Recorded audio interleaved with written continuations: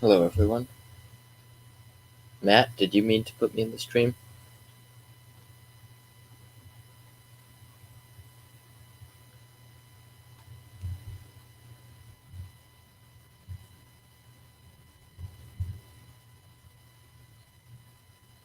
Maybe I have to bring me in. Hello, can you hear me now? Yeah.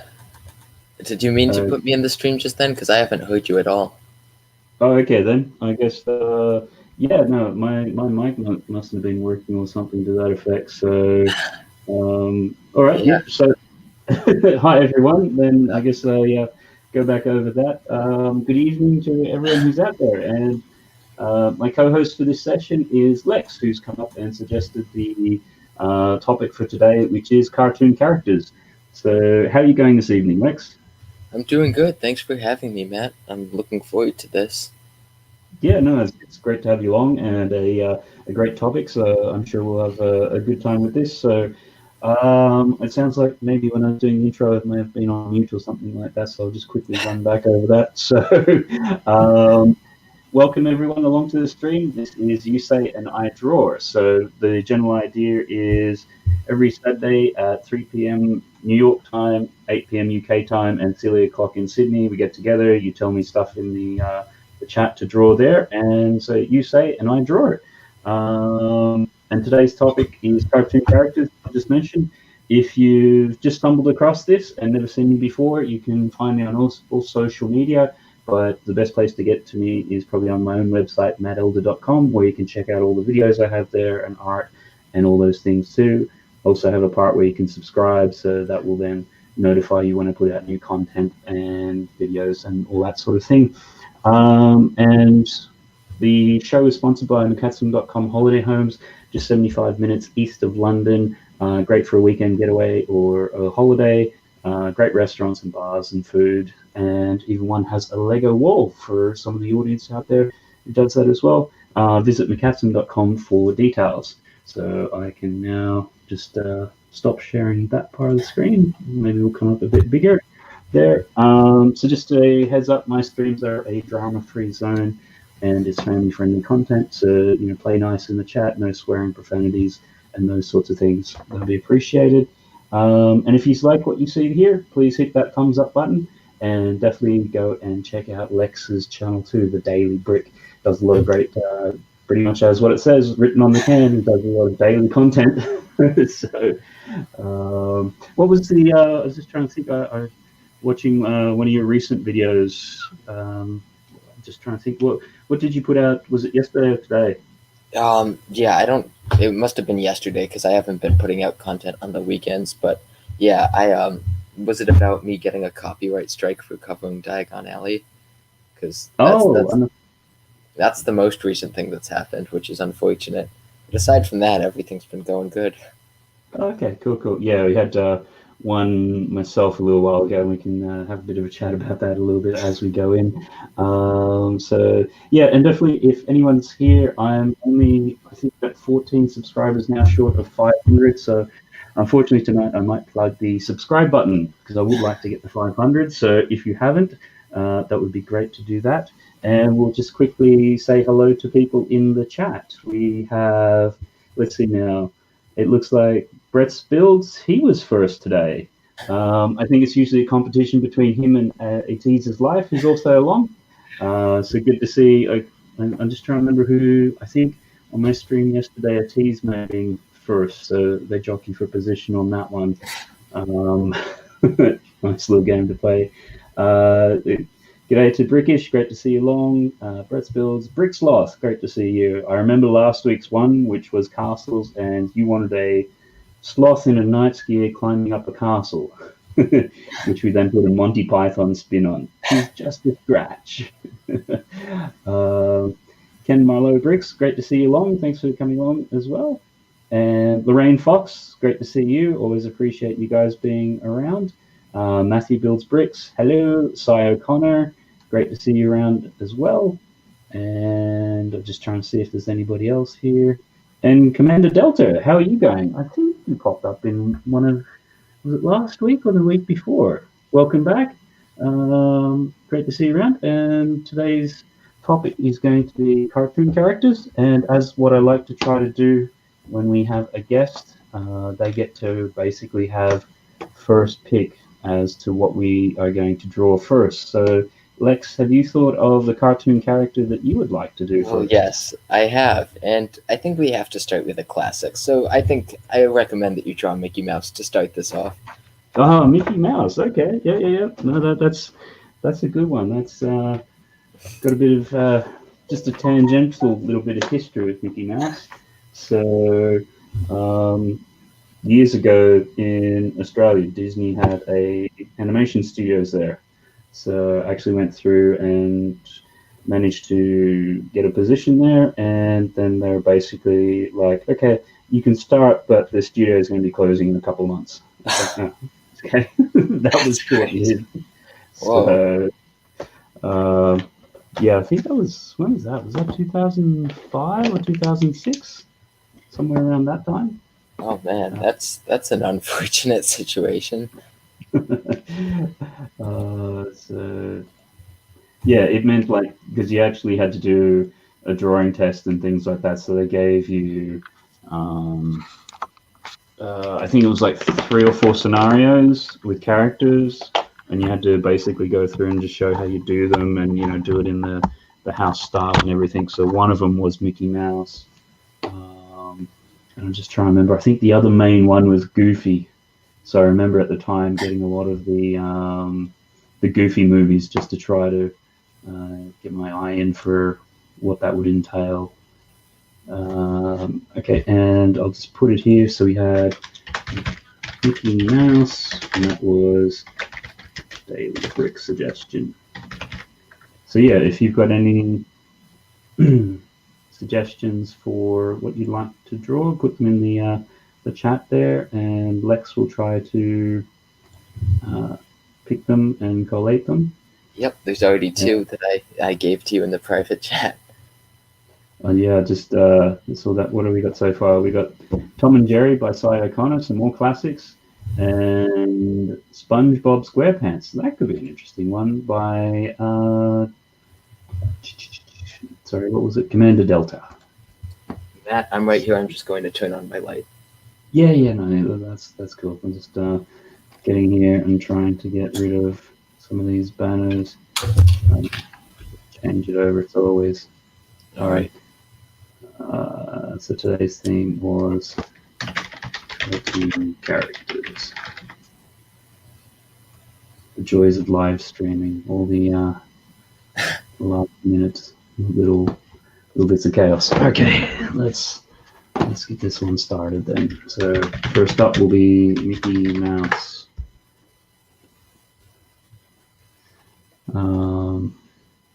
So do we want to have a little bit of a chat about your strike, or you prefer not to? I mean, I can Oh say no, what. that's totally fine. Yeah, it was because the Lego group. I don't know that it's interesting how they deal with leaks and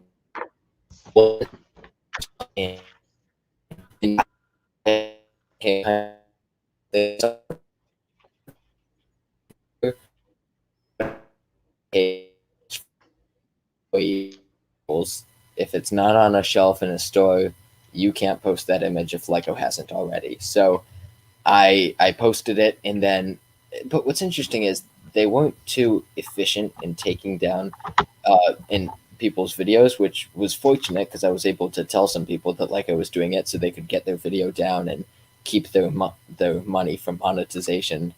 So that was the only good of it, but it's kind of annoying. But apparently, after 90 days, it'll go away. So I won't get another one in that time.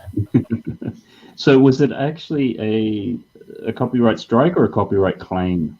It was a strike, so yeah, Okay. which was I checked and it said, oh, the Lego group uh, reported this video, so that was unfortunate. So but luckily, like people like BFAB were able to get their video down in time and Brick Clicker, so it wasn't too many people I think that actually got a strike. And I'm curious about the Lego group, like how they actually look for all of the videos. Yeah, I mean, I'd be speculating, but I would imagine it's a combination of searching and also bots as well. Because there's, yeah, the one which I had was a copyright claim, which was interesting Mhm. because I had a live stream a couple of weeks ago, and as part of that, one of the people I had, one of the guests, um, they knew somebody who had built what possibly is the world's largest bat cave. So it has like 75,000 pieces, or Wow. yeah, it's really really impressive. So they dropped in a link. I pulled it up on screen, and you're just going through playing a little bit of video to see what it's like and everything like that. And then within an hour or two of the stream finishing, I just got the notification, hey, you've yeah, this other. It was like it was a third party. I was just trying to remember. It was like one of these media groups or something, and it's gone through, and it was basically close to a 3 hour stream. And it's like this 40 seconds had their video in it, and I'm denied for quite a while. So like, what am I going to do with this? Because I just looked at it and it's like, Mhm. it's fair use. It was commentary. The most ironic thing is that we pulled it up, but because you're like doing a live stream at the same time you're trying to play a video and everything, the quality on it was like really really choppy. Like it's one of those sorts of things where you're playing it and like you're only getting a frame every 5 seconds, and that's why I just in the end tried to play it. And after about 30 seconds, it wasn't working, so then killed the video and everything. So I looked at it, it's like, I could just, because YouTube gives you tools for the videos where you can actually just trim out the offending bit of the content. Well, that's Um, nice of them. But so what happens if you get a copyright claim? Because if you get three copyright strikes like in a segment of 90 days, like because after 90 days, each one goes away. So if you get three, then they shut down your channel. I think two, yeah. one depending on the circumstance, you can lose live streaming or monetization and things like that. But I don't know what happens if you get just a claim. Okay. Well, what the claim did is basically if I'd been monetized, then all the money goes straight to them because they basically say this is our little thing. So even though it was 30, 40 seconds in a 2 hour live, almost 3 hour live stream, they would then get the revenue off the whole thing. Oh, But it did give you an option to dispute it. So it's not at that point where it's a strike, where it's really really bad and that sort of mhm. three strikes out sort of thing. Um, but from what I could see, because obviously I went through and was speaking to a few people who've been in a similar sort of spot or having issues with it, and it seemed to be that if you then disputed it and it turned out that you lose the dispute, then potentially it can go as a copyright strike. So if So it's unfair of you to say that it wasn't your fault, that they can say, "Oh, okay, now it's a strike." But if you had reason to go against them, you might lose the claim. yeah, you might lose the claim, but I don't think it's an automatic sort of thing. But it's again trying to find the information on it is really difficult. Yeah. And they've also changed the system like recently. I think it's all been part of that, when they've upgraded from the classic version to Mhm. the newer version as well. So it wasn't 100% clear, but I just sort of looked at it and it's sort of like, for me, it was fair use. Like I'm offering commentary and a critique on something which somebody had done. So, it's in the public domain. I mean, as an aside, it's quite ironic because the person has basically then also given the video to Beyond the Brick, and they've basically taken the whole thing, put it on their channel, monetized it. Like, they Yeah. haven't even topped and tailed it. I think they did the usual Beyond the Brick where they have the brick arm sort of thing in first. Yeah. Um, so, yeah, anyhow, I went through and I thought, you know what? I want to see what this process is like anyhow, in case, like, I believed it was fair use. And I thought, it falls within the guidelines, it's commentary, it's critique. and it's such a small thing, and the video quality wasn't even great to begin with. Not that. So you go through, and within it, you can go, okay, I'm going to. You've got some actions there. You can click on the video. So I just went through, and it's like dispute it. You then had to do like a tick box to understand that just because you gave a link to the original creator or whatever, like those things are not sufficient enough to dispute Yeah. it. So then I agreed to that, and after that, it asks you then basically on what grounds you're disputing it, and then you had to, because it gave you a couple of different things. It was like critique, parody, fair use, educational, and some other stuff. And then once you did that, they then had boxes, like 3 or 4 dialogue boxes where you could type in information. So you had to write why you felt it went into whatever category it was that you were claiming it. Jeez. And then there was another box which is there also then going, okay, is there any other information that you want to provide? So very much it's sort of like, okay, right, well, Mr. Copyright Holder, you're acting on behalf of this individual who's actually known to the person who provided the original link. So it's sort of like, and that's how it all came up. So you press the submit button on that, and they've then got 30 days to respond to it, because once you get the original copyright claim, it seems that you've got 5 days to actually respond or do anything. Mm-hmm. And then from that, I put my appeal or counter claim in.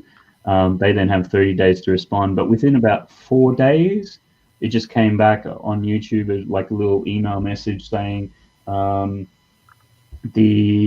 basically the copyright claim has been released, and you're back to normal, sort of thing. Oh, that's good. So yeah, it was good in that regard, just to finally get there, because it did feel like it's that's why when you mentioned it at the top of the show, it's like, okay, let's let's just have a little chat about this, because yeah, it's not 100% clear, and there's a few people I reached out to, and they weren't 100% sure on it either. So Yeah, I don't know. I feel like when I was reading through the rules of what happens if you get a copyright strike, just it's not very clear. They don't elaborate on things, and you don't really fully understand like what you can do from that point. Like, but I'm thankful that in 90 days it will go away. You had to do something called like copyright school, where it asks you a couple yeah, questions, and if you get those right, it's like all right, and then if you get a strike, it goes away after 90 days. So I'm just not covering leaked images for the until November, so that shouldn't be too hard to do.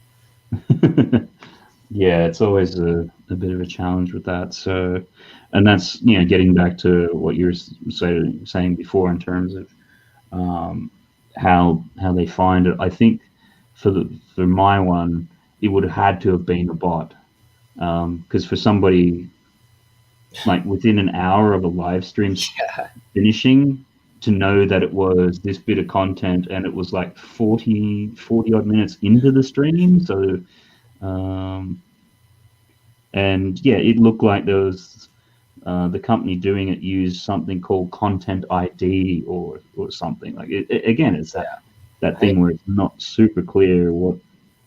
Yeah, it's interesting. I'm like I don't know how effective their bots actually are. Just for like even when they're how sometimes people might get their stream shut down, and I don't really get that. Like, do they judge it off the frequency of the voice? I don't understand how a bot could handle something like that. Yeah, because I think the classic one for us was when Cafe Con was first doing her first couple Yeah, of ones. Um, I think the stream should go up for like 40 seconds and then got shut down. And it happened like 3 times yeah. within I 15 minutes that remember she was that. trying. I think that was because someone was reporting it. Because I don't see how a bot could have reported that. But I don't know. They don't seem to be great at their jobs that they were programmed to do. Yeah, I think it's also a bit of a bulk thing. It's that Yeah, there's so much video being uploaded every second, um, and obviously with the the whole copper, or however you want to pronounce it, um, they're probably a bit more vigilant, or a bit more looking for some of those sorts of things, or if there's an area of grey in whatever gets reported back, they're sort of like, okay, let's side on Yeah. let's err on the side of caution. So I don't know.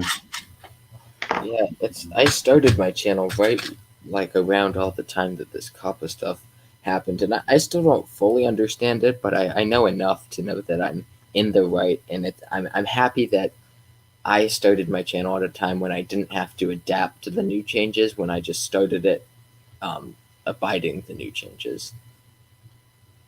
Yeah, because um, I mean, it started at our channel back in June last year, uh, but it was one of those sorts of things on the sides, like you'd upload a video Hmm. once every 3 or 4 weeks, sort of thing.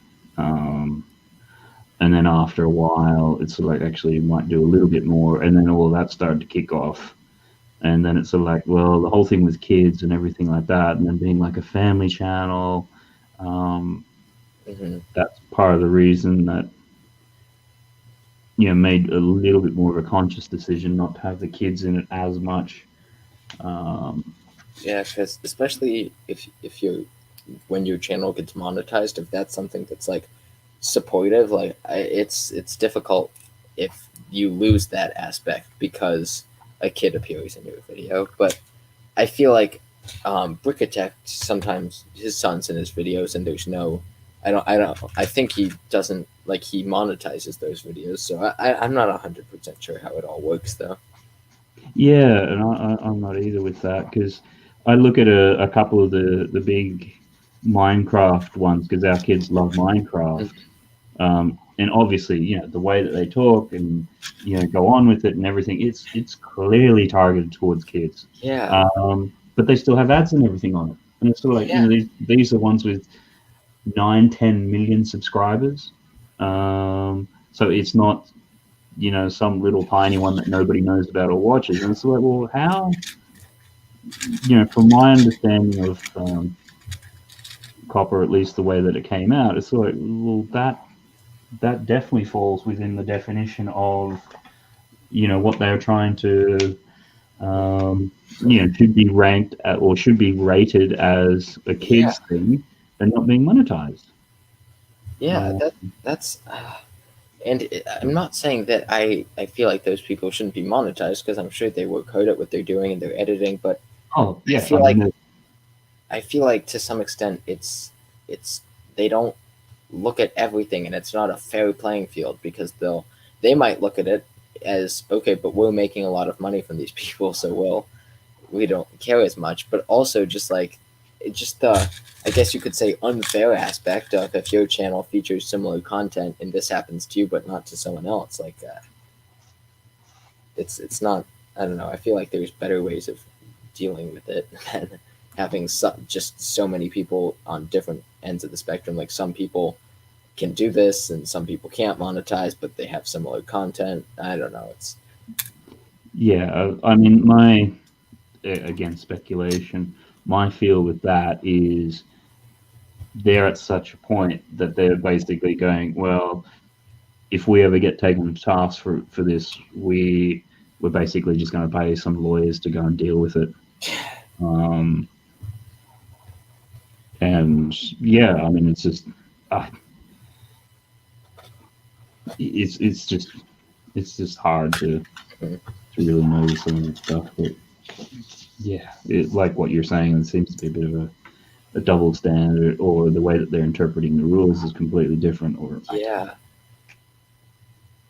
So, and I think part of it too, when it first hit, potentially there was a lot of people just not so much scaremongering about it, but I think there was a lot of things which were brought up as unintended consequences, and I think the FTC who was involved in it yeah, then was a little bit more pragmatic about it, and at least by all that stuff being brought up, then they did start to have a bit more of a think about it.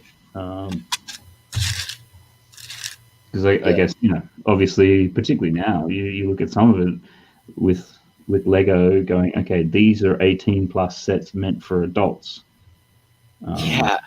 Oh man, At the time they weren't quite there, but there's a lot of stuff that falls into that category of, particularly collectible statues and things like that. Like, statues which are getting up £800-900, $800-900 or over $1,000, yeah, but they're based upon comic book characters, Batman, Superman, like all that sort of stuff. And it's like, well, you know, within your definitions, it will fall into that as being a kid's thing, but no kid generally is going to be purchasing these items.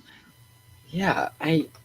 The 18 plus line. I'm curious if Lego has attracted a larger adult audience through marketing it more towards their age demographic. Like, I really want to know if this is helping them at all. But because I feel like the way I'm looking at it is a kid's going to go into the store with his parent. They're going to go to that, and the parent's going to be turned off because it says 18 plus. So they're like, well, I don't know what this could contain to make it put it at that Yeah, price. Like, I don't know. I'm wondering if it's helping them as much as it could be hurting them, because I don't know if it is hurting them, but it seems like it easily could be. yeah, it's because that's the common thing which comes up. Was that a cultural thing that 18 plus to an American audience or Australian, Canadian, Mhm. an English speaking thing, generally means it's of a content that should only be accessed by an adult. Yeah. And Um, that's just whereas, not the case. I mean, they want to attract an adult audience, but they shouldn't market it as if it's only meant for them. I guess that's the best way for me to phrase it. yeah, it's an interesting one because I mean that didn't really kick off until, was that February or March of this year? Yeah, I was I think it really started when the A Wing came out, because I feel like that was the first black box set with the 18 plus writing on it. It was the first one that people paid attention to because I remember this was the thing when all this was going, and then I've got the 1989 Batmobile. Oh yeah, When you go back and you look at that, it's got a very black box. I think it actually says 16 plus on it. Like it's all in that new font and the way that they do that. I think everybody at the time just went, "Oh, it's Batman. Of course, it's black." yeah, yeah. That's how I was looking at it, because it just was the color scheme fitting for the set. Also, that set is definitely a really nice model. Like, sorry to go off topic here, Yeah, but no, no.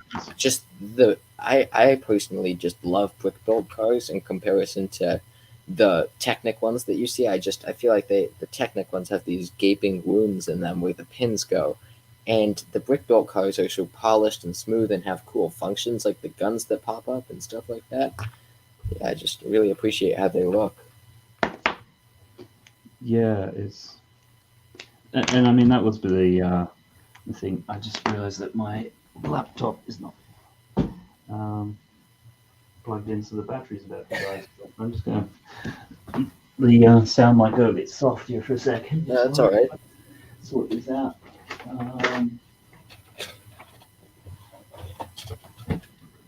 But yeah, I mean, I've spoken on different streams a lot about that Batmobile and being one of these really nice builds and everything.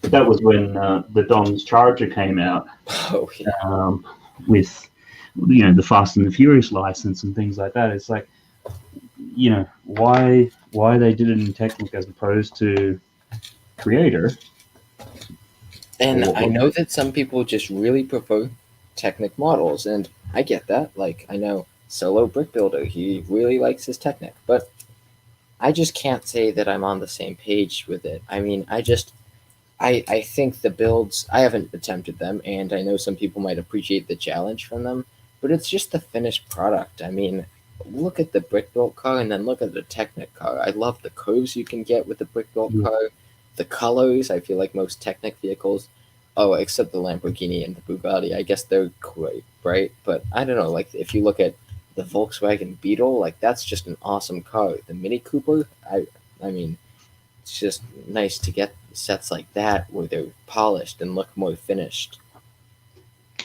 yeah, and it just goes to, for mine, it's the heart of the license. It's like you're getting the license to attract, you know, the Fast and the Furious fans who probably by and large are not going to be Technic orientated. Hmm. So it doesn't, and Technic is its own animal.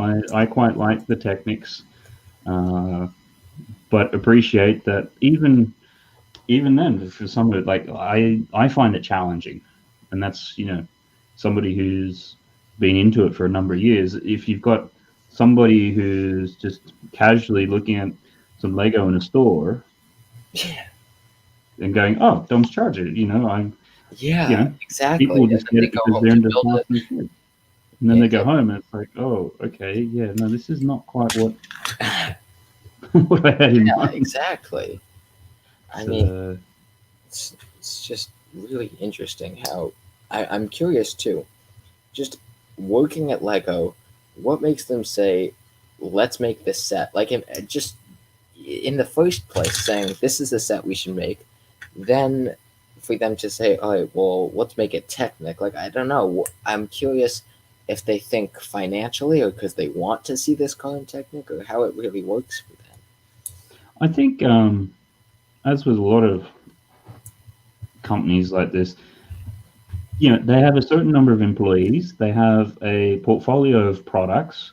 You got your Star Wars, you got your Technic, you got your Friends, you got your City, you've got up and coming licenses in terms of the Super Mario slash Nintendo.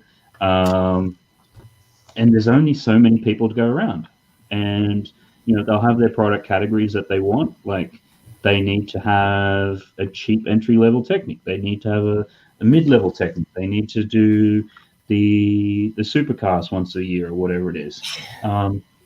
And I think they're just going to have a combination of slots, because you're still then going to have for each slot, you need somebody to design it. You might need the graphics person to do some stickers, And the box art, figures. some figures. Yep. So I think, from what I've seen in other companies, you have a portfolio mix or a matrix of what things are. And um, that one might also be a weird one, because they've got that's done with Universal, which they also have recently done or announced a partnership. I'm trying to think if it was with Universal in terms of like doing music type Lego sets.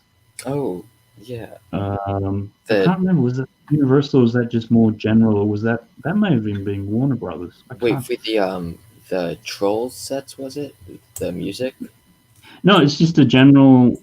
It's going to be like a new sort of theme, like just Oh yeah. music, Oh like yeah, yeah, yeah. That's right. as like the mosaic art is a new type of theme or something like that. Um, so maybe there was something there. Was there meant to be a Fast and the Furious movie come out this year, which then got reslotted or something? I Yeah, thought there was. I don't know, but I feel like that would cause like the Lego group to make a set, but for it, I don't know though. So I think there's a number of things which, yeah, if that movie got delayed, but basically because sometimes they bring out stuff in advance of movies a little bit, and then so that came out, and then you had the or was announced, and then COVID and something Yeah, other. Uh, anyhow, so I think there's that element of juggling a whole bunch of resources internal to the company, um, which we probably aren't as privy to see, because you see occasionally with their videos and things like that, like um, mm, they've got a, particularly with, I think it was when they did the bookshop, like the modular, they were talking about bringing back, I think it was the teal color or something like that, oh and yeah, they had a certain budget, but because they did the color, they couldn't do this. Like, so I think there is then the designers are given or allocated something, and they've kind of got a bit of a budget to go, right. You can have, say, 2,500 pieces, and it's going to be $150 or something like that. So they're then working within that and going, well, if I bring back teal and we get approved there, then we can't do this other thing we might like to do, which would seem blatantly obvious. Um, yeah. I I, that I, that's I forgot about them bringing back the teal, and yeah, that's really interesting when you think about just the process of designing a Lego set. Like, first of all, the process of actually designing the set, but all of the other stuff that it entails, and then getting the set approved, and like I don't know, bringing it to your superiors for them to see or whatever. I'm not sure how it works, but it's interesting. I'd love to see the day to day operations of the Lego group. Yeah, I think that's. Although sometimes I think with having worked in other organizations or creative ones and research and development and things like that, it looks all nice and shiny on the outside, but internally it's organized chaos. Like, Yeah. I feel like especially the Lego group, because think of how many sets they produce, and I don't know how many designers they have working on products, and they have to plan in advance for all this stuff, and then when you have to design technology for something like Mario, it's just a lot. yeah. So I think quickly call that one. Maybe if what am I looking at here? Oh, it's one of the comments. So yep. Let's pop down here. If I hide this and then get rid of that, and sort of yep, there we go. So first one Looks there, awesome. as suggested by Lex, Mickey Mouse. So I think might just quickly go back and have a little bit of a look, see what's happening in the chat. Bricksloth, I'm about to leave for work. Okay, great to see you around when you were here. Just got people saying hi. Hey, Ken. Brickish as well. Let's build a teaser's life. Maybe I'm going back over some of the other ones that we're seeing here. Everyone's saying hi. And then, yep, I'll do this again. Almost at 500 subs. So if you aren't subscribed and you are enjoying what we're doing so far, please do consider hitting that subscribe button. We'd really appreciate it. Commander Delta, how's everyone going? I think we're going well, just settling in. How are you feeling at the moment, Lex? I'm doing good. This is really fun to do. I love seeing what you can draw in this time, and it's just nice talking with you. Yeah, excellent. And Commander Delta, I got 2 501st battle packs today. Yay! Oh, that's good. Commander Delta, whereabouts are you? Are you UK based or USA based? I know USA they're starting to filter out, and there's still a bit Yeah. of a challenge to get. So we got some there, and Pinky in the Brain, Disasterly. This is just looking through some of that there. Mickey Mouse is where, SpongeBob, Brick Sloth. My vote is an original Sloth superhero, but I have to go to work. I'll keep that in mind if we if we get a bit of a chance. Yeah, if there's some extra time, then yes, we might make it. Have you ever tried to do a Lego Man drawing? That would be cool. Yeah, I may have done a couple of minifigures and things like that. Is there anyone in particular you might be thinking of? You might be able to see that. Or your profile picture. Yep, I did do my profile picture one day. That was actually during COVID. So it has nice long hair, and then got a haircut with the kids. So I might have to redo that. J Studios, g'day. How you going? Good to see you around. And Louis 2x4, great to see you around. I think we saw you last week as well. Welcome back. Nice. Good to have you. Brett just put in a nice request. I'll put that in the private chat. Yeah, cool. Brett's Builds, love the shout out vid 2x4 Louis. Great. Brigadier, great to see you along. Thanks very much for popping by. And same sort of thing I think we covered. How's everyone weekend so far? I think it's been quite good. And yeah, do you have any requests for something to do, Bricketeer? Let's see what's happening with that one there. Okay, next one, moving along. What do we got here? I think for the next one, we might go.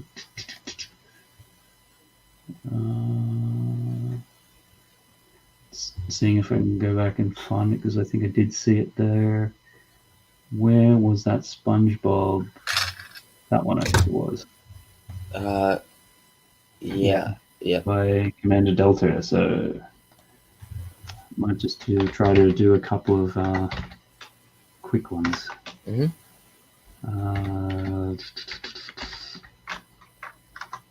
Just trying to remember SpongeBob. Well, I remember SpongeBob, but the exact one for it. So okay, I think I've got something here. SpongeBob, let's go.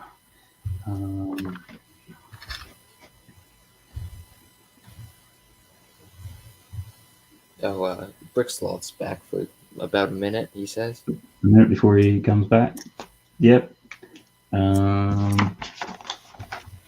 Hopefully you're, because he was heading out to work, I think he said. Yeah. So yeah, hopefully that's okay. It'll be all cool. Quickly do SpongeBob. It's one of those sorts of characters which. Have you ever watched SpongeBob? I've seen maybe 2 episodes of it. It was never something I really got into, but I mean, I do really like the Lego sets. The box art on them is so colorful. I think I'm going to get one at some point. But it's not something that I can say that I am very knowledgeable about or have seen much of. Yeah, it's one of those properties you're aware of, but like what you say, you've never really seen. Kids are really into it, so occasionally if they've got it on, it's so popular. It's really interesting. Just I don't know. It's when you think about what the concept of the actual show, a spot like I it's just so obscure, and I can't even begin to imagine coming up with that idea. Yeah, I know what you're saying with that. It's that sort of thing where you just start to feel a bit old with some of this stuff. It's like, okay, you've got a sponge which has pants under the water, and like what you said, it's crazy popular. Yeah. Or at least it seems like it, it's been around for quite some time. Yeah, I don't know when that show came out, but I know it's been around since at least 2006 because that's when it was the sets first came out for it. Oh wow, okay, so yeah, it's because I'm trying to remember. I think one of my younger brothers was into it, but it was around the same time where it was that, and there was another one. I think it was called Samurai Jack, which had just come out, and that was quite big. I remember that one in particular because then they did the initial, like some really short Star Wars Clone Wars in that Samurai Jack sort of style. The original Clone Wars show that I don't think is considered canon, but that I've seen the art for that, and that's really interesting. Yeah, it's basically the guys that did Samurai Jack did that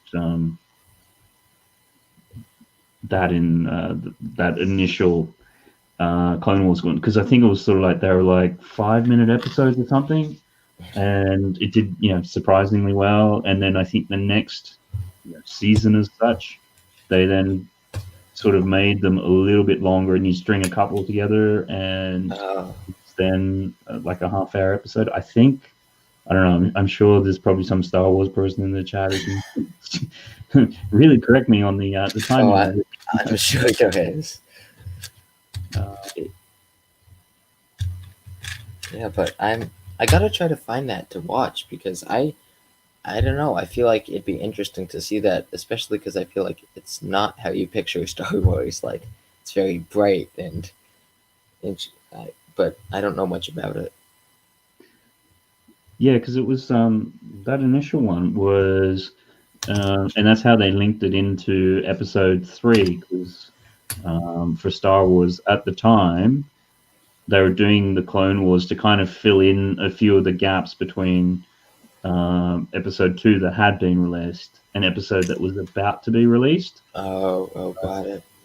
And Oh, so then because they late in production on the film gave Grievous that sort of cough, they then had in the cartoon basically explaining how that happened. So there's like an episode where Obi-Wan and that are fighting, and I think it was Obi-Wan, and he did like a force kind of choke on Grievous's.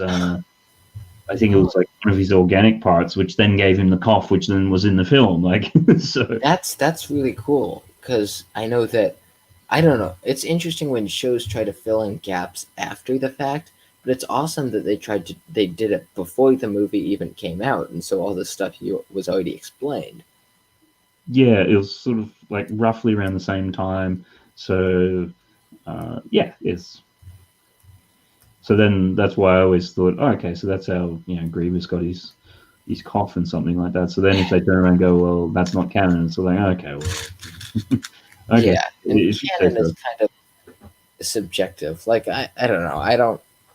I just watch it for the show. I don't look into Star Wars, and I'm not like, oh, but this conflicts with this. I'm just watching it for entertainment. But I know there's a lot of people that do not feel the same way and need everything to align with everything perfectly. Yeah, yeah. I try to take things at face value, but then um, once they brought out, particularly the last Star Wars film, which we won't keep going on too much about, but there was just so many things in that, and it's just like, oh, okay, this is a bit of a stretch. Oh, okay then. Oh, okay, all right. Can we Yeah. forget about these sequel films? Oh man, yeah. I still haven't finished the sequels. I've seen episode 7 and half of episode 8, and I watched half of episode 8 like 3 months, or maybe 6 months ago actually, and I just still haven't seen it. Yes, it might work out best if you don't, and just fill in the gaps in your own imagination. You'll probably come out with something better. Oh man, yeah. But I'll probably watch it at some point if I just want something to watch. Yeah. But what's nice is there's been a couple new shows that I've been watching that are really popular because they just came back to Netflix, and that's Avatar: The Last Airbender and The Legends of Korra, which is a show that follows it, and it's a pretty good series. Okay. Yeah, because I hear so much about whenever anybody says Avatar, my mind instantly goes to the blue people like James Yeah, Cameron. that's how I originally thought, but now that I've seen this show, Avatar: The Last Airbender, that's right where my mind goes. Goes now, yeah, and I keep on hearing, hearing a lot of good things about it. So if it has come to Netflix back or whatever, it might, if I ever have time, which generally Yeah, don't, might be yeah, something worthwhile checking out. So yeah. It I think it's international, at least Avatar, but the sequel show to it uh, that's isn't international yet. It's only in the U.S., not even Canada, and so I don't know when that will be coming out to other countries. never quite sure. So here we go. There's actually no, one little. It just felt to me, it's like, no, I need to just quickly do a couple of these Oh sponge yeah, bowls. It's like, otherwise, it's like, no, that's not SpongeBob. Okay, that feels a bit better. So, yeah, nice. so quick Whoever SpongeBob that was Commander Delta. I don't know if and the he's still Delta. here, but Yep, hopefully. Okay, so we'll do that one there. And okay, let's quickly move along to the next one here. I'll just quickly see what's happening in the chat. Bricksloth, yep, that's where you're saying hi. Bert's Builds, Bricketeer. How about your take on Monkey Kid? Yeah, actually, that might be another good one to do there. As we got that in the one, and just build it. What about Tom and Jerry? Yeah, I think Sai also mentioned Tom and Jerry as well. Yeah, so I think we might do that one. And just go back and find it. One of the old sort of classics. It's always a matter of trying to go back. Okay, so that was Sigh, Ho. Sorry, everyone, just trying to. Yeah, it'd be nice if you could like delete comments in the private chat so we could clean up all the suggestions, like the ones that we've done. Found it there. Yeah, it's. Let's see the sort of thing with this. So, I'm still here. I just am grabbing something. So we'll do Tom and Jerry.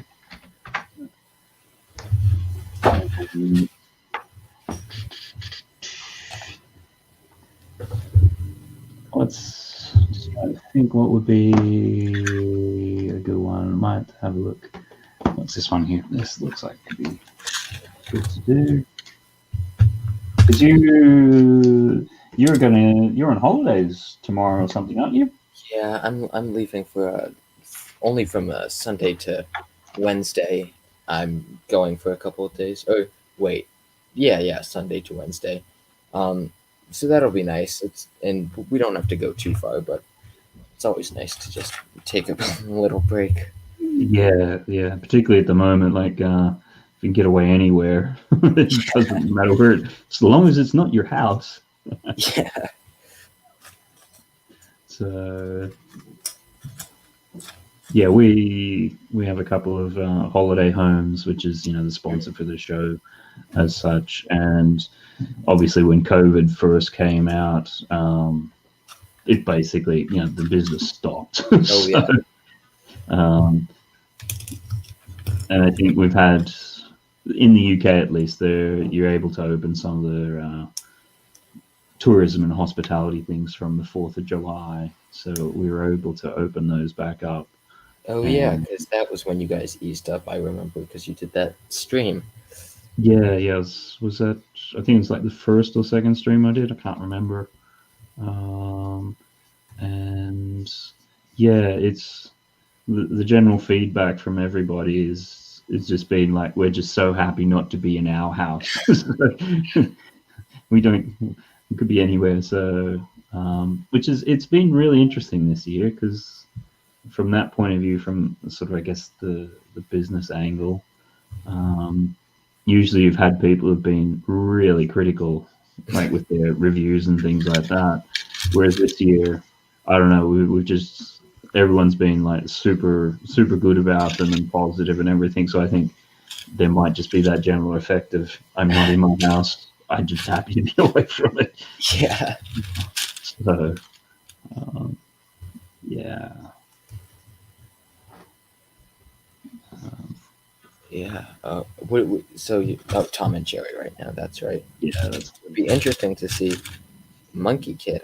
I'm thinking of trying to watch that show. I don't know if it's in English yet, but it is. They did a dub for, I think it was Malaysia, so it is in English, like fully in English. Oh. At least the first 2 episodes. And the first 2 episodes, the way which I saw it, they were basically joined together as one.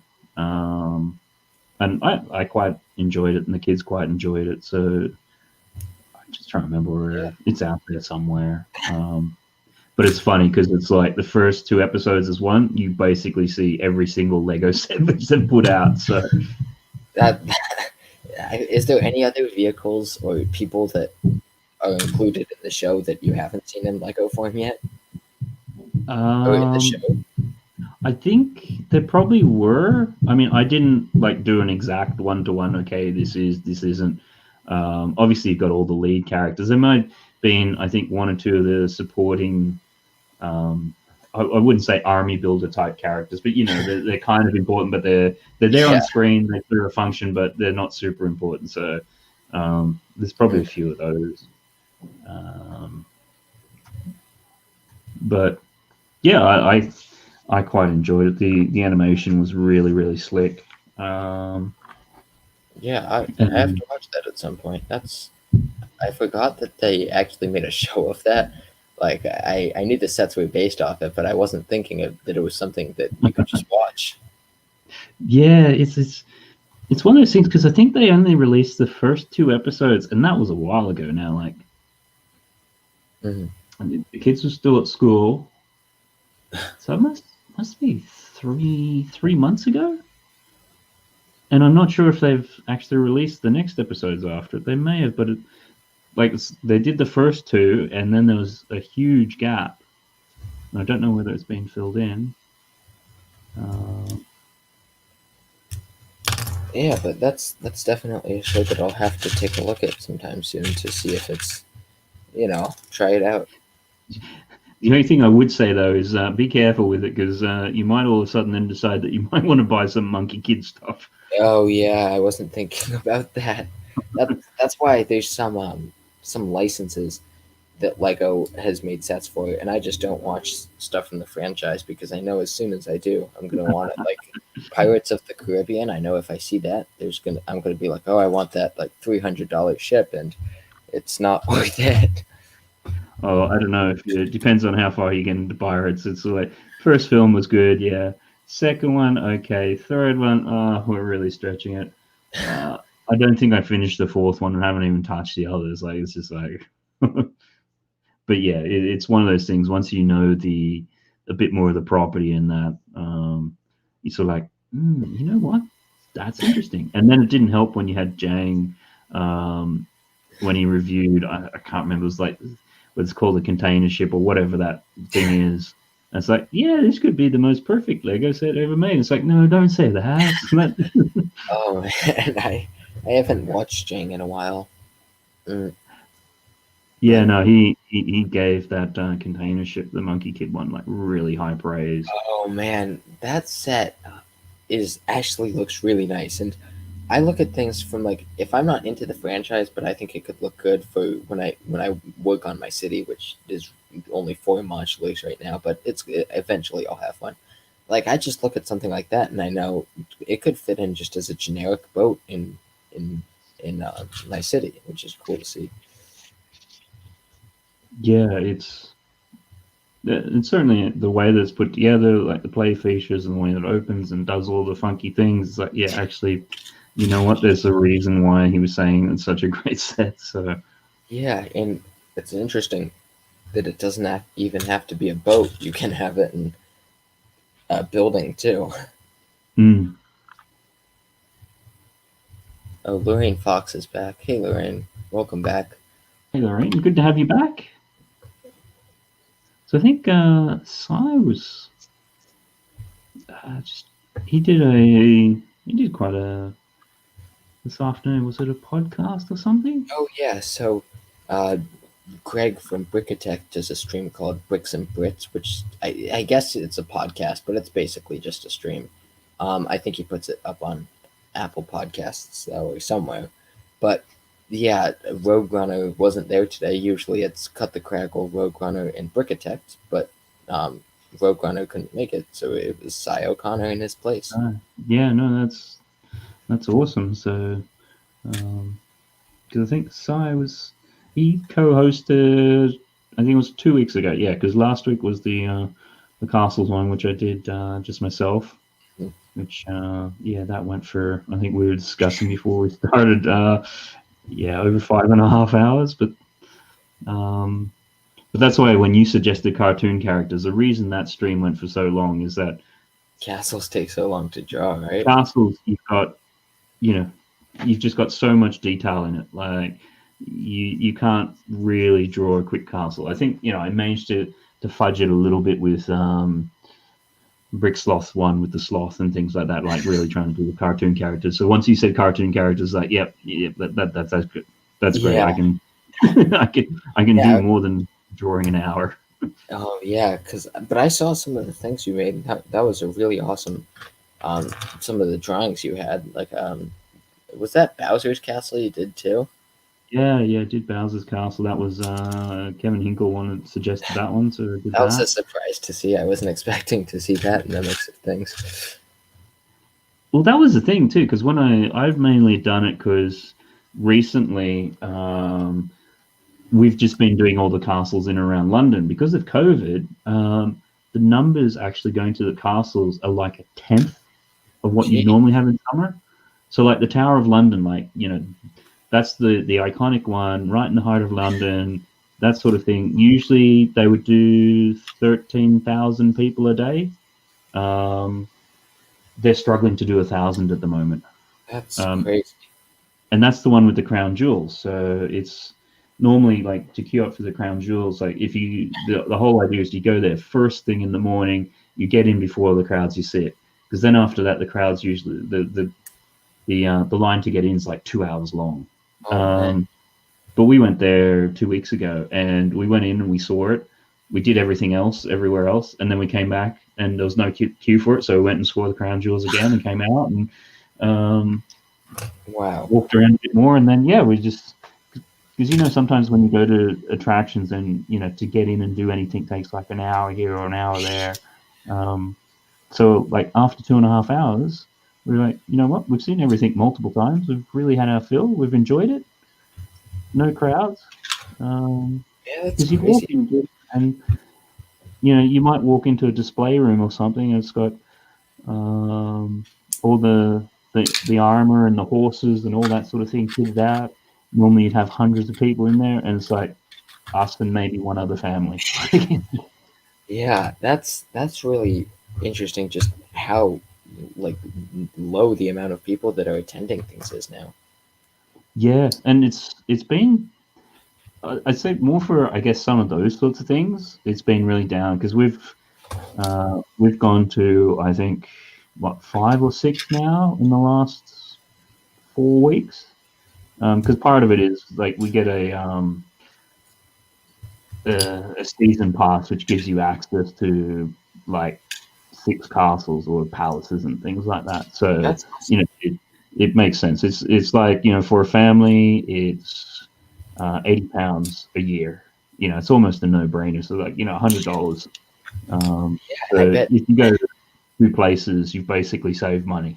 So Oh yeah, because if you think about it and actually break it down, if you were to just go the amount of times that you do, but pay the one-time admission fee or whatever, it would add up quick.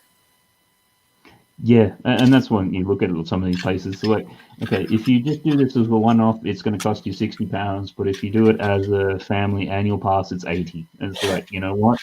We only need to go to one other place Yeah, once in the next year, and we're in front. So yeah, we'll do that. yeah, yeah. Even if you go twice, it's already worth it for the amount of money you spent. Spend for it, yeah. But that's where things are really, really scary because like nobody's going. Like I think the Castle London, and because it's been closed and everything like that, they are now at I think they're on their website. They're now 95 million in the red so far this year. Wow. So it's just like you know, and even talking to the beef eaters there, which are the guys with the big, they're usually in black and the red coat of arms and things like that. And they're basically like, if we get closed down again, this place might not survive, sort of thing. It's like because it's kind of like a charity and everything. So um, Yeah, yeah, that's really unfortunate. it's just yeah, quite a sort of yeah, if it goes that way. So yeah. Anyhow, I've as an aside, I've been also just making like time lapse walkthrough videos of all these places. So even if you're not local, you can do like the Tower of London and London Bridge in about 5 minutes, like through the time lapse video that I've done and things like that. So yeah, Yeah, backdoor plug. that's a uh, good thing to post because then people can have the opportunity to see it, especially now. Like that's a really appreciated thing just from home. Yeah, yeah, you just go through and do it. And the thing is, because there's like minimal crowds, it's not like, you know, you're doing a time lapse and you're just seeing people and people and people. It's like, okay, you're doing a time lapse and okay, there's a person there or there, but generally there's nobody in the way, so you get to see everything. And Yeah, so that's so anyhow, that's a long way to get around to saying. So after that, then I wanted to do the stream on castles. And when I was thinking of it, I was thinking very much your traditional type castles and things like that. So when people then started suggesting like Bowser's Castle, I'm like, actually, no, this is going to be really cool. So, Yeah, no, um, it's funny because I wasn't. I was thinking the same thing when I saw it was castles. I was just like, oh, like there's going to be some really cool ones, and then I saw some of the suggestions, and I'm like, whoa, this is awesome. yeah, no, there's some really good ones that come out. So, and some of them, like I think there was it Lorraine or Cy? They suggested like Dublin Castle, which it's an island which I've never been to and never even seen that castle before. So it was good just to check that out, Yeah, uh, and that was funny because then later on when I'm drawing Hogwarts Castle, there's a lot of details that you could pick up on in there, and it's like, oh, okay, they're referencing this architecture style from the Dublin type castles and things like that. So it was really cool like that to be able to sort of see where some of the influences for the Harry Potter stuff may have come from. yeah, Um, yeah. The Harry, I feel like the exterior shot for the Hogwarts castle was based off an existing castle. Now, I'm gonna look that up because I feel like it's like they used something for reference to make it. So, uh, yeah, I'm sure the concept designers working on that they would start working from what are real castles and things, because that's why sometimes, particularly when you watch alien films or like films with aliens, not so much just the pure um, Ridley Scott type alien, when they have things and designs which are just so unfamiliar and made up, mm, they can really uh, like really provide a bit of a disconnect with the audience, because there's nothing for an audience to like hook onto and go, okay, yeah, that's um, that's something familiar. So I think you always need to have things grounded back in what people are familiar with. Otherwise, um, it just gets too far out there, and people don't have that way of getting back into it. yeah. Um, Oh, the Bricketeer says that a shameful plug, but my Lego idea hit 100 supporters today. Woohoo! Only 900. Sorry, 9,900 to go. Yeah, yeah, cool. Bricketeer, I'm just trying to think. If you want, pop a link in. I don't know. Yeah, happy to give it a plug. It won't work for him, but then if I pick it up and Oh, you can see it still. not sure, we'll try it there. So there we go. Cy O'Connor, Tom and Jerry. Hopefully you like that one. Um, and Lorraine Fox is back, and Bricks here. The animation style looks really good. Yeah, I'm assuming that you're talking about Monkey King or Kid. Um, yeah, it does. I'm not too up on some of the anime styles that they have, but it looks very much like, I think somebody's saying it's done by the same guys who do Dragon Ball Z. Oh, really? I didn't know that. I mean, I don't know anything about Dragon Ball Z, but I know that it's popular. So that's it. I'm curious, like, um, what kind of people Lego have working on that, and what even made them think, you know what, this would be a great show. But it seems that people do like the show, and it probably helps them sell the sets too if people have an interest in seeing them on the screen. Yeah, I think Lego for the most part with some of their themes and research, they're not silly with it. So my sense is very much they're targeting an Asian market with that. The property Monkey Kid or Monkey Kid, yeah, I remember growing up as a kid, and there was a version of it, like they had a live action version, which was always really well received. So I think they tapped into a mythology angle, which has a track record. Hmm. And then also too, yeah, they've gone out to an animation house and gone, what is a great animation house which visually has a great style? And gone, right, okay, you guys, right now you're in. Like it's just like it's uh, Yeah. it's really picking off a lot of those giving it the best chance for success from the outset. Um, and then Cy O'Connor referring to the stream. It was a great stream. Add that there. We had fun on your marathon stream too. Yeah, I'm going to try to keep this one, try just to 3 hours.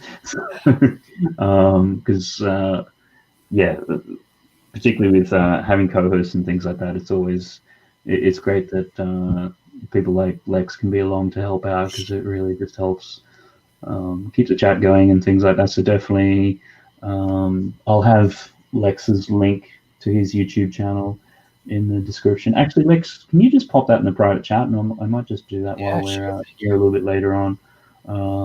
So yeah, definitely check Lex out and help out there. And yep, we had the plug for your Lego ideas. I don't know if you've put it or it's come back. Because if it's not somebody who's hosting, I don't think if you put any link in, it will actually work properly. But anyhow, and then the live action was hilarious. Used to be on Channel 4 in the early hours, if I remember correctly. Yeah, I remember back in the day when you had VHS tapes, we taped the first 3.5 episodes because it hit the length of the tape. So I never ever saw the end of the 4th episode because it was one of those things. It was on once for some reason, just recorded those episodes, and then that was it, and just watched those to death. So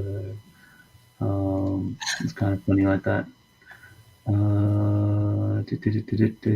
Just having a look here. Matthew Builds Bricks suggested Dick Dastardly. I've never even heard of that. Do you know what that is, Lex? I didn't know what it was, but I looked it up to make sure, like, to see what the cartoon character is, and it's a cartoon character, but not one that I'm familiar with.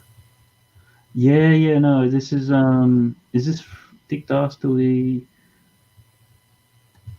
The style looks like Rocky and Bullwinkle. Let me see.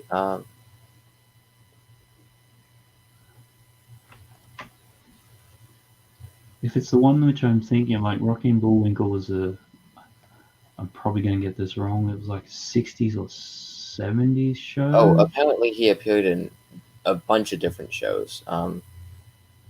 He was in. Yeah. Okay. Yeah. He seems it's recurring antagonist from many Hanna-Barbera television productions, which is why I look at it and think 60s. Yeah, no, that looks like a cool one to do. If I can just find now. Okay, so we did Tom and Jerry.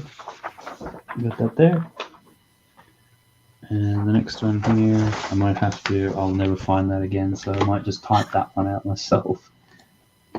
Yeah. Your Dick.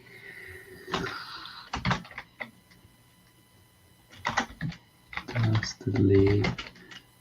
So, Matt, did you see the some of the Comic-Con set that I'm pretty sure it was going to be a Comic-Con set, but now it's on Lego Shop at Home. At least in the US, it's a Wonder Woman set. Yeah, I think I saw that BFAB had just posted on Instagram a couple of hours ago, basically saying that he managed to nab a Wonder Woman set. So I would imagine it's that one. Because I think, didn't they release like some of them? I thought they released a set or two, and it may have even been Cafe Con who was building one on her. Yeah, so there was a Wonder Woman set released I think it was a month ago maybe, but this one was just revealed yesterday. But it's a really interesting set. It has how those Comic-Con sets have the very like comic book cover type box art with the Lego figures. Oh, yeah. I remember. Yeah, no, I have seen it now because I'm sorry. It's got that cheater and the cloud sort of weird Yep. build. Yep, Yeah. yep, yep. So Yeah, I don't think you can buy it in the UK, and it's available for pre-order in the US. So yeah. Like there's a few things like that. Like you've also got and I think you're right very much that a lot of this stuff was slotted for San Diego Comic Con, but obviously that didn't happen. So, yeah, and you've got the big DC fandom thingy. yeah, So yeah, you've got the Supergirl from the CW, apparently season 5, and that's going to be in kind of one of these quasi sweepstakes, but you can only be an American to enter it. mm, Then there was the Wonder Woman that you had, and I think the other bit of news that I saw was the next game in the Batman Arkham series. It's called like Arkham Knights. There's a trailer for it on YouTube, which has just gone up, oh, and I mean, you can watch it, but it starts off. I don't think it's really going to be a spoiler because it's a trailer, but it oh, it's all starts right. off, and the whole premise of it is Bruce Wayne has been killed. So then it's basically passing the legacy on to the 4 other main characters, which is like a version of Robin, Nightwing, Batgirl, and the Red Hood. So you're playing those 4 characters doing whatever the storyline is for it. So That's interesting. um, yeah, have you ever played any of those Batman Arkham games? No, I haven't. Yeah, I haven't played them either. Obviously, super aware of them, and again, it's one of those things. If you ever had time, like probably get into them. But I think they've done the 3, and obviously each time they've done it, they've expanded the world out and what you can do in it. So Yeah, I guess it's the next natural iteration is playing as some of the other uh, Batman family characters. yeah, Um, that's cool that they're doing that. I'm curious if it's going to be popular. Like I don't know if how many I'm people sure do that. it, Yeah, it will be like it's the 4th one in the series sort of thing. So because it's quite like over the years they've obviously done Batman games, but I don't think until they really got to the Arkham ones they actually really did it quite well. Like, there was some interesting beat 'em up ones and different movie tie-ins over the years, but then there's been some horrible ones like the Joel Schumacher, I think, Batman and Robin, and what was the third one? Batman Forever. Those were kind of like they wanted to be Mortal Kombat digitized sort of style, but it wasn't done well, and they're glitchy as. And yeah. yeah, I got it. Um, I mean, there have been some. There's been 1 or 2 good ones. Like I think when they did the animated series one on the Genesis or the Mega Drive. Well, I'm not sure what the different countries call it, different regions. And it was like, I think it was like on the Genesis, it was a good one version, but on the Super Nintendo, which is at the same time, it was a bad version. Like it's. Um, Yeah, and so back to the Comic Con sets. I know the Bespin Duel. I think that was also supposed to be one. Are you guys getting that? Do you know? no, I think that again, that's a. Um, Again, I think BFAB may have done a video on it, which was. Um, is it BFAB or maybe it was somebody else? But yeah, I'm it sure was. BFAB covered it. Sorry, I said I'm sure BFAB covered it. yeah, but somebody was. It's sort of one of those things where it's an exclusive, but it's kind of like an exclusive to Target and maybe Lego, but only in the US or something like that. Yeah. So, I heard um, that it was a North America exclusive, but I don't know if you've seen it on your Lego shop at home. I because I'm trying to think like you get some of those emails come through in the last couple of days, and they've been doing weird things like you've been able to do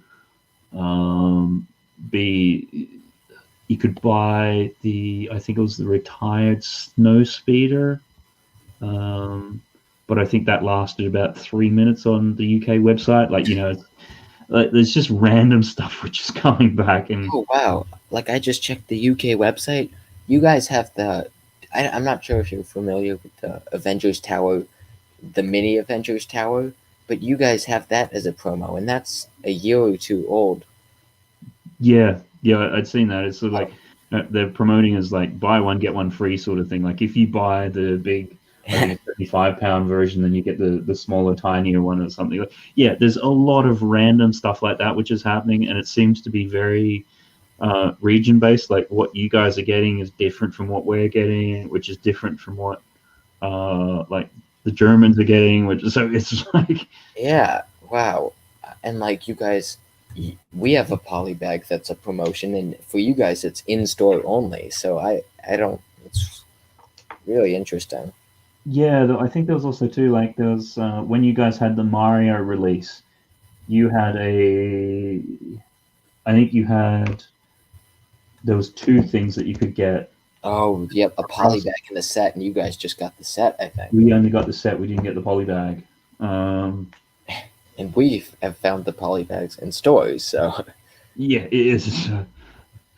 I think it's just at this stage the way that COVID is and everything, and yeah, it's pot luck, and it's, like again that snow speeder thing because I think I got the email right as it came out, and I looked at it. And then I think I went to tell somebody else about it, and then by the time I came back to it, which was like 4 or 5 minutes later, it's like no, sold out or whatever yeah, it was, no longer available. So, um, but it's funny because I've been thinking about like the best bin and some of those sorts of things. On the one hand, you look at it and go, why can't that be the May the 4th? Like that's yeah. actually looks like a really good set or something. Like do that as a special, not that other thing that we got. Oh Um, my God, it would be a really nice set on May the 4th, and to get that as a set that's released, or on um, at Star. Oh, I think it was supposed to be a Star Wars celebration thing, so I guess that makes sense. I don't think it was Comic Con. I think it was Star Wars Celebration, which is a place, another thing where we get exclusive sets from. right. Um, yeah, it's that sort of thing. I do wonder sometimes if the only reason that that we moan about the exclusivity and things like that is because it is exclusive. Like, had that come out as a normal set, people would be like, "Yeah, that's cool, I buy it." But but the Yeah, fact that you can't get it, then people go, "Okay, right." Because I think the sea spray was very much like that. Like, I like my Technic and things like that, but I'd seen that coming down the pipe, and it's like it's not a construction vehicle. It's not something that flavor. So for me, it was never really, oh, I need to get that or look at that or whatever. And I think a lot of people fall into that camp because they've tried the non-construction stuff with, I think, they had a catamaran recently and things like that. Like, it's good that they're trying it, but I don't think, that's for me, like, Technics are things that you can have and they'd be like remote controlled and stuff like that. Like, there's kind of that element to it. Whereas a plane, okay, yeah, I get it. You can turn the engines on and stuff, but yeah, but it actually had a lot of functions that it had. So there were two propellers on the sides, like the plane would be here and the propellers were on either side, and they could lift up and down yeah, and spin, which was cool. And the landing gear would flip down, and I think there was another function too. yeah. I mean, they had those functions, but it's the sort of thing like it's not like the thing's about to take off and go anywhere. Like it's kind of like, okay, that's cool that you have the functions, but it's almost like they're just there for show. Whereas at least if you have, like when you've had some of the Volvo excavator and that, like it would actually drive and bucket lifts up and down, like you could do stuff with it. I don't know. Maybe that's just the way that I view it. But to me, it just seems like people only really wanted that because they couldn't have it. Like, Yeah, I'm sure there's people who went out and bought that more on the speculation side of things. Because obviously, if you could get your hands on it, you could sell um, it. Yeah, I I don't think they really appeared in the U.S. at all, but I know that like Brick Clicker got a couple, but I don't think they showed up here at all. yeah, I didn't hear of any Americans getting them. I know there was a couple of New Zealanders and Kiwis. I don't think I've heard of any Australians getting it, but yeah, they popped up in a few of the UK stores Hmm. that I'm aware of. I must admit, I did have a look for a couple of places. There was one of our uh, uh, it's kind of a little bit the equivalent of what you might not even remember what Sears used to be, Hmm. Oh yeah. called Argos. I remember seeing it on their website, and literally about 10 minutes later, their website had crashed and it wasn't back on there again. Oh So, my goodness. um, Yeah, I know I've heard of Argos, but that's not something we have in the U.S. no, it's. I think we were having a chat with. Can't remember who it was, but it seems that when your stores do clearance, like your WalMarts and things like that, they do clearance. Oh yeah, but it's like I feel like sometimes you guys will either get sets before us or get better deals on the sets themselves. But if we wait, lots of them go on sale. Yeah, that's what. Particularly when I've seen people doing the pirate out videos and things like that. It's like, oh, we went to Walmart and got this set for £2 each when it's normally 35 or something. It's like, oh, Yeah, geez, like I can't even begin to fathom. Like, yeah, that's crazy. Some of the deals that we can get here, but I've never really taken advantage of them. yeah, I mean, like I think most places, you can always get, a crazy Lego Movie 2 set that nobody wanted anyhow for next to nothing. Like, Yeah, oh man, those the Lego Movie 2 did not sell well from the set standpoint, as far as I can tell. yeah, I was really surprised with it. Like the Welcome to Apocalypseburg, which is that Statue of Liberty one. Just because I like the Statue of Liberty sets. That came out in February and it was gone by November. Yeah, It's just like, okay, yeah, what? that set was such a cool set, and I think it went on sale on Black Friday. I'm gonna Yeah, pull that up right now and try to check.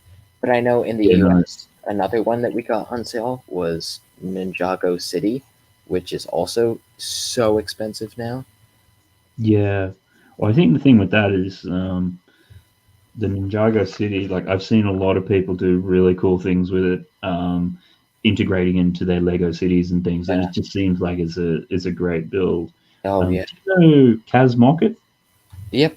I'm familiar with her. I don't really know her, but yeah. Yeah, yeah. Because she's got some stuff in the Lego house at the moment, and her Lego city is it's crazy. It's just, and she's got that, and I think out of that too, she's got like now a whole Ninjago district, and it's really you can see where she's taken the cues to build up because obviously with a city you run out of space very quickly, so going up is then the next best thing. And the way that she's integrated that, and then taken some of those Chinese New Year sets and put them in there, and Oh, I've got to look that up because that's awesome. Yeah, Welcome to Apocalypseburg was a really cool looking set, and it's kind of like chaotic, and I really like the clean aspect of modulars, and but I think it looks like a cool set. yeah, it's one I did manage to get tracked down, um, and I think it probably has been probably my favorite build of the last 12 months. Wow, and Um, I just looked at Ninjago City now. That's going for like $500 in the yeah, U.S. So, yeah, it's just going for a silly sort of. man, it's just I can't believe it was down to like I don't know 200 something in the U.S. on Lego.com. And I didn't get it, and I had the money for it, but I got the corner garage instead, like the next day. Yeah, it's. I mean, hindsight always makes you either super smart or Yeah, kick yourself with it. yeah, but it was also because I was thinking, and I wanted to have stuff to expand upon, and like with modulars, so that's why I went with that. and I didn't know how long Ninjago City had actually been on the shelves, so I thought I'd have the chance to buy it, but that was the last hurrah for it. Yeah, I mean, I wanted to pick that one up, but again, it's that sort of thing. I saw it in the shops and that there, and it wasn't cheap. Yeah. I think even here, I can't remember. I don't think it was quite £300, but it was like, Hmm. it's much like the Millennium Falcon, the UCS one. It's like, yep, I would like to get that. Can I justify spending £650 on it? No. Like it's I don't know how that's gonna sell when it's retired. Like, I feel like there's gonna be those people who just never got the opportunity to buy it, and then they're gonna want it. look, I think it'll be retired for a bit and then it'll come back. Yeah, maybe. I don't know. I could also just see them making another UCS big UCS set, to kind of segue the people who wanted that to buy the new product. And that Star Destroyer, I was at first I was like, oh, but the piece count. But then I realized that thing is just simply massive. Like, if you look at the pieces, it doesn't matter that there's like 5,000 pieces. It's huge. Yeah, I mean the problem I have with that is, um, amongst other things, in the states, your I think the Star Destroyer is slightly cheaper than the Millennium Falcon. Like I think it's about £100 cheaper. Yep. Sorry, $100 Yeah, cheaper. yeah. I don't know what the conversion rate is, but yeah, $100. Whereas here, it's the exact same price as the Falcon. Oh, really? Now, So it's what I want to know is your Falcon a better deal than ours? And if you got the two, it's roughly equivalent. yeah, I don't think it is. I think it's the same because it's £650. Which how much is the Falcon It's in the States? 800 US dollars. Yeah, which would be a rough conversion of being about the same. But then you've got the Star Destroyer, and that's like $700, isn't it? Yeah, it's 700 here. I'm gonna try to put it in my cart and see what kind of tax has put on it, though. Yeah, so then it comes down to where you live, but Yeah, and then it's just little things like the minifigs for that one. It's like whatever. There's like yeah. I you don't know know. surely a From set a, like that you could have done something a bit better than that. okay, so for the Falcon and the Star Destroyer, the tax is, at least for where I am, it would come out to um, $93. So almost $100 of tax. Tax, yeah. Which I mean, it's always hard with that stuff because it's sort of like, well, are you up or down? How does the conversion come out? Um, Whereas we just have it already there in the price. You're already paying your 20% tax on it, so Yeah, um, I You know what's interesting? I was just on Bricklink and I've realized that I don't know if Bricklink used to put sets up before they actually came out, but I think under Lego's control, they can't do that. yep, So you don't see of the any sets that are going to come out available. yeah, no, that was the one of the changes that they made on their no changes, nothing's going to change. Oh, um, I know they said that. Jeez. the chief marketing officer, which is one of those things where as soon as they said that, it's like we both know that's not true. Like, why are we even pretending otherwise? Um, where are we good? Yeah. So anyhow, they came out and they basically said if now it can only go up once it's hit the street release date. Um, And so, which in the UK, did you guys have the Harry Potter sets last month on Bricklink or no? Do you have to wait until everyone has it to see it on Bricklink? I don't know because I'm. Oh, that's an interesting point. Like, where if they're talking about a street date, whose street date is it? Because obviously at the moment the US street date for some things is a Two month or two days. behind. 2 more days until we get Harry Potter and Star Wars.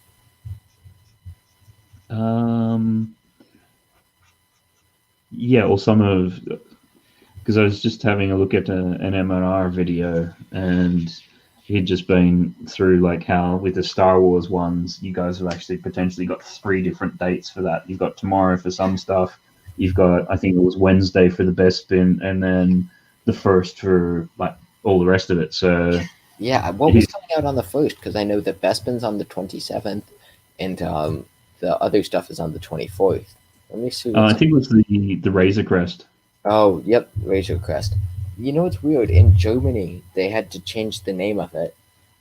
So for everywhere else, it's still called the Razor Crest. But if you go to Germany's website, their Lego.com, Yeah, it's let me look up exactly what it's called. But it's called like here it is, the Mandalorian Bounty Hunter Transport, which is yeah, I know. Like I'm not fully across all the German sort of stuff, but obviously coming out of um, World War II and those sorts of things, there's some things that they just can't have names of and stuff like that. Like my understanding is that there's a bit of a hangover from that. So some things they're very careful on the naming, or they just don't like to name it because it's too close to something else previously, or I don't know. I might even be making it up, but yeah, they can have some weird things. But I know when I was working for years ago for a company which used to release a lot of products into the Asian markets. You'd have one name for the English market, which would be something quite tame, and then when it got translated into like the Asian markets, it would be like superhero mega donkey or something. Like it was always funny seeing what the translations worked out to be. So because there was a cultural element to it and things, and yeah, so yeah, that's funny. There's a I don't know. It's just it's so interesting how staggered the release dates are. well, yeah, I think that was the point that M&R was making. Is sort of like not only you're staggered, but you're changing it like at the last minute. Yeah, I mean, to be fair, they are changing it to be sooner, but even so, it's I don't know. I feel like they definitely could have handled this whole situation better. Well, that's like I sometimes look at it from a business logistics point of view. It's sort of like if you've got all these shops which have got a ton of product in it, why would you want to hold it for another 4 or 5 days? Yeah, But from a consumer point of view, like if you want some of the stuff which comes out on the Monday, and then you want the Bespin, and then you want the Razor Crest, potentially you're making 3 different trips to the store because, particularly at this point in time in the States, like you can't wait until the first because there's a good chance all of it's sold out. But the other stuff. hmm So I don't know. I can speculate at both sides of the argument on that one. So and there we go. So that is then Dick Dastardly. it was That awesome. Matthew Builds Bricks suggested. So we'll do that there. We'll just do a quick recap of what else we've done so far.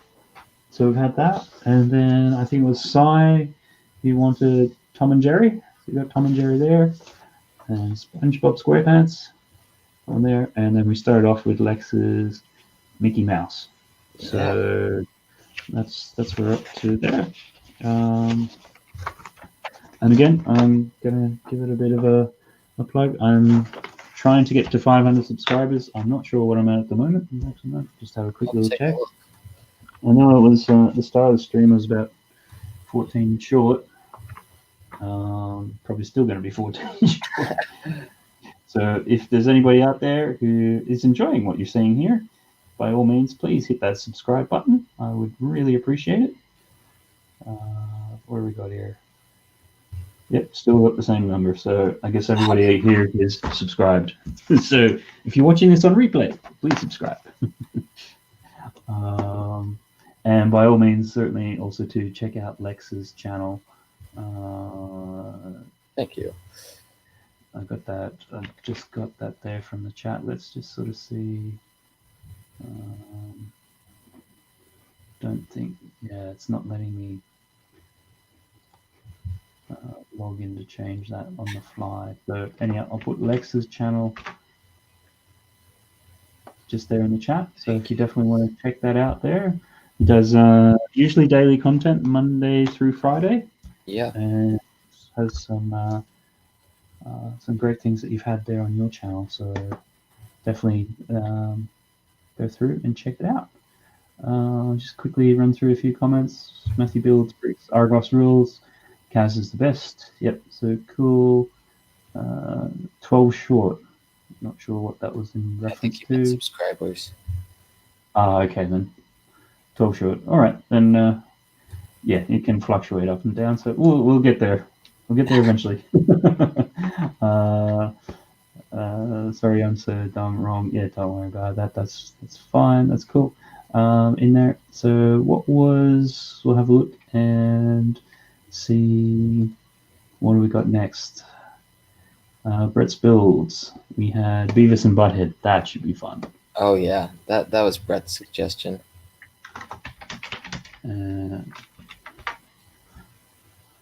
Although it's funny because when I typed it into Google, you know how they do some of those suggestions?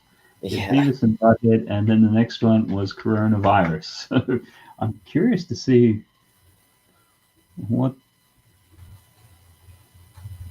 No, it didn't. When you do that as a search, doesn't seem to really make a huge difference. So,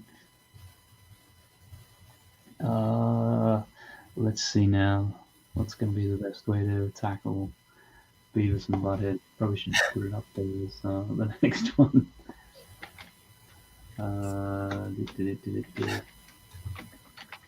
Beavis and Butthead, and that was Brett's builds.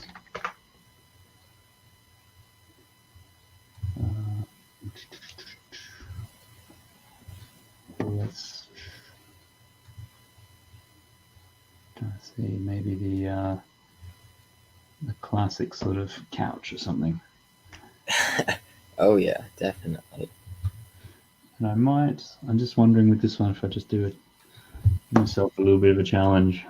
I'm going to do it just straight with no underdrawing. So this could turn out to be a disaster. We'll see. See how it goes. See, have you ever seen Beavis and Butthead? I have, yeah, and I heard that they're making a new one up soon. Where wow! Fathers, so we'll have to see how that is. Yeah, because I think originally I want to say it came out in like the early '90s. Yep, I think that is when it came out. Yeah, but it's a really interesting show. Yeah, I guess that's the best way of phrasing it. The only thing I particularly remember from it is just the way that they used to just laugh at each other. Yep. Exactly like that.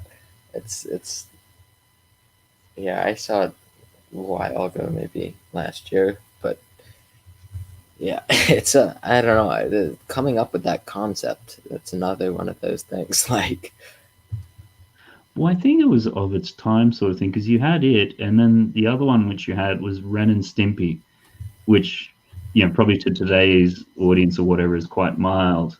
But back then, some of the things that they were doing with it, the grotesque, over-rendered graphical art, like, it was really, really out there for the time.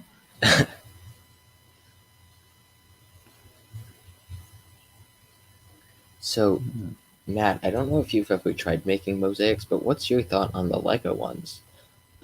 Yeah, I have tried making mosaics, actually.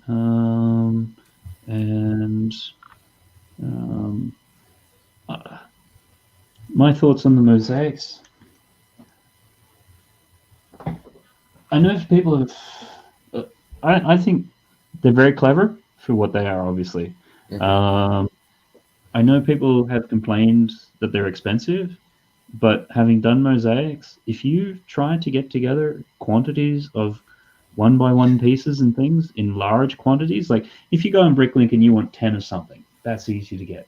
If you want 500 of something, that becomes a lot more of a challenge. Like, so you can, if you look at getting 10 pieces and they might be, 1 cent each or whatever it is. But then if you do try to get them in like 500 units or something like that, then they can be, they might be 5 cents each, which doesn't sound like much, but when you're doing it 500 times, Yeah, um, yeah, because so Bricklink can get expensive, and so people have an issue with the price, and that's always to be expected with Lego. But I don't know. I feel like you're getting a lot of elements, and even though people are like, but they're these small elements, they're hard to obtain in large quantities in another way. So I think it's helpful, even just for the fact that they introduced those new plates that they're on. yeah, I mean, I don't have any of the sets, so I have to go off what I've seen. I think doing it on those plates, it's a really clever idea. Obviously, they then pre-built and hang because the stuff which I've done at large scale, and when I say that, it's sort of like 96 by 96 stud wide, so quite big things. So you're usually generally using 48 by 48 base plates, like 4 of those, Mhm. and when you're doing it off your own designs and you've got 48 rows across and 48 columns, like it is quite a challenge to manage that and try to get Yeah, it all together, because a lot of the ones which I've done have had 7, 8, 9, 10 colors in it. So it's, I think the way that they've done it in those smaller grids is really, really smart, because it makes it more, it's easier to do it because you're not trying to manage massive things.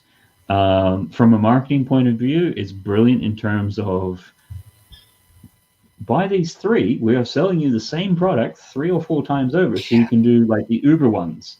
Um, yeah. like I think they look really nice, but I mean, they get expensive, but they're really big. I mean, yeah, it's and for those people that want to use those plates, you could always get base plates to actually make the mosaic on, and use those plates for your modular city or something. Because I don't know how expensive they'll be on Bricklink. Because I feel like there's going to be people just trying to sell them for a lot, knowing people desire them.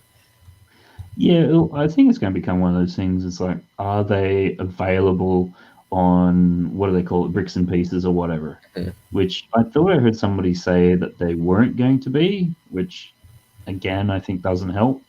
Um, Oh, I and can then check bricks and pieces right now because it would already be up there if that's an option.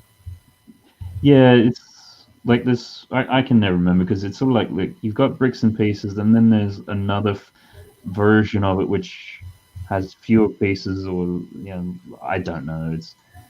I've generally found that there's stuff on, like, trying to get some of the stuff off there is like really challenging. Like I don't understand their website. It's just Yeah, um, but I'll take a look right now. yeah, no, it'd be interesting just to have a bit of a look. So yeah, I like that. I think when people are going and complaining about, oh, they did 4 beetles, so I can only do one at a time, da, da, da, da, da. It's sort of like the market has become so conditioned to single use designs, like Yeah, and I don't know. particularly with Technic and things like that. Like, you used to always have like a B and a C model, and you didn't hear people complaining, oh, look, if I want to do the crane, and then if I want to do the B model, I'd have to go and buy another one. Or if I want to do the Yeah, C model, I'd have to go and buy another. Like, to me, that just seems a little bit silly. Like, I come on, feel like guys. people would have a lot more of an issue if it was a what $400 something dollar set, and you would get all of them. People would be like, "Why wouldn't you have split it up? I only want one of them. I only, and the fact that you can get more is, I feel like, a great option to have. Yeah, so um, the fact that they've gone through and done that, and from what I can see, it means then if you only build the one, you've then got a lot of additional pieces. Like, you're only using, I think it's 2,300 pieces, and you're generally being supplied with 3,000 pieces so that you can do like the other versions. Um, Oh, so it looks like it is on Bricks and Pieces, but it says Oh, that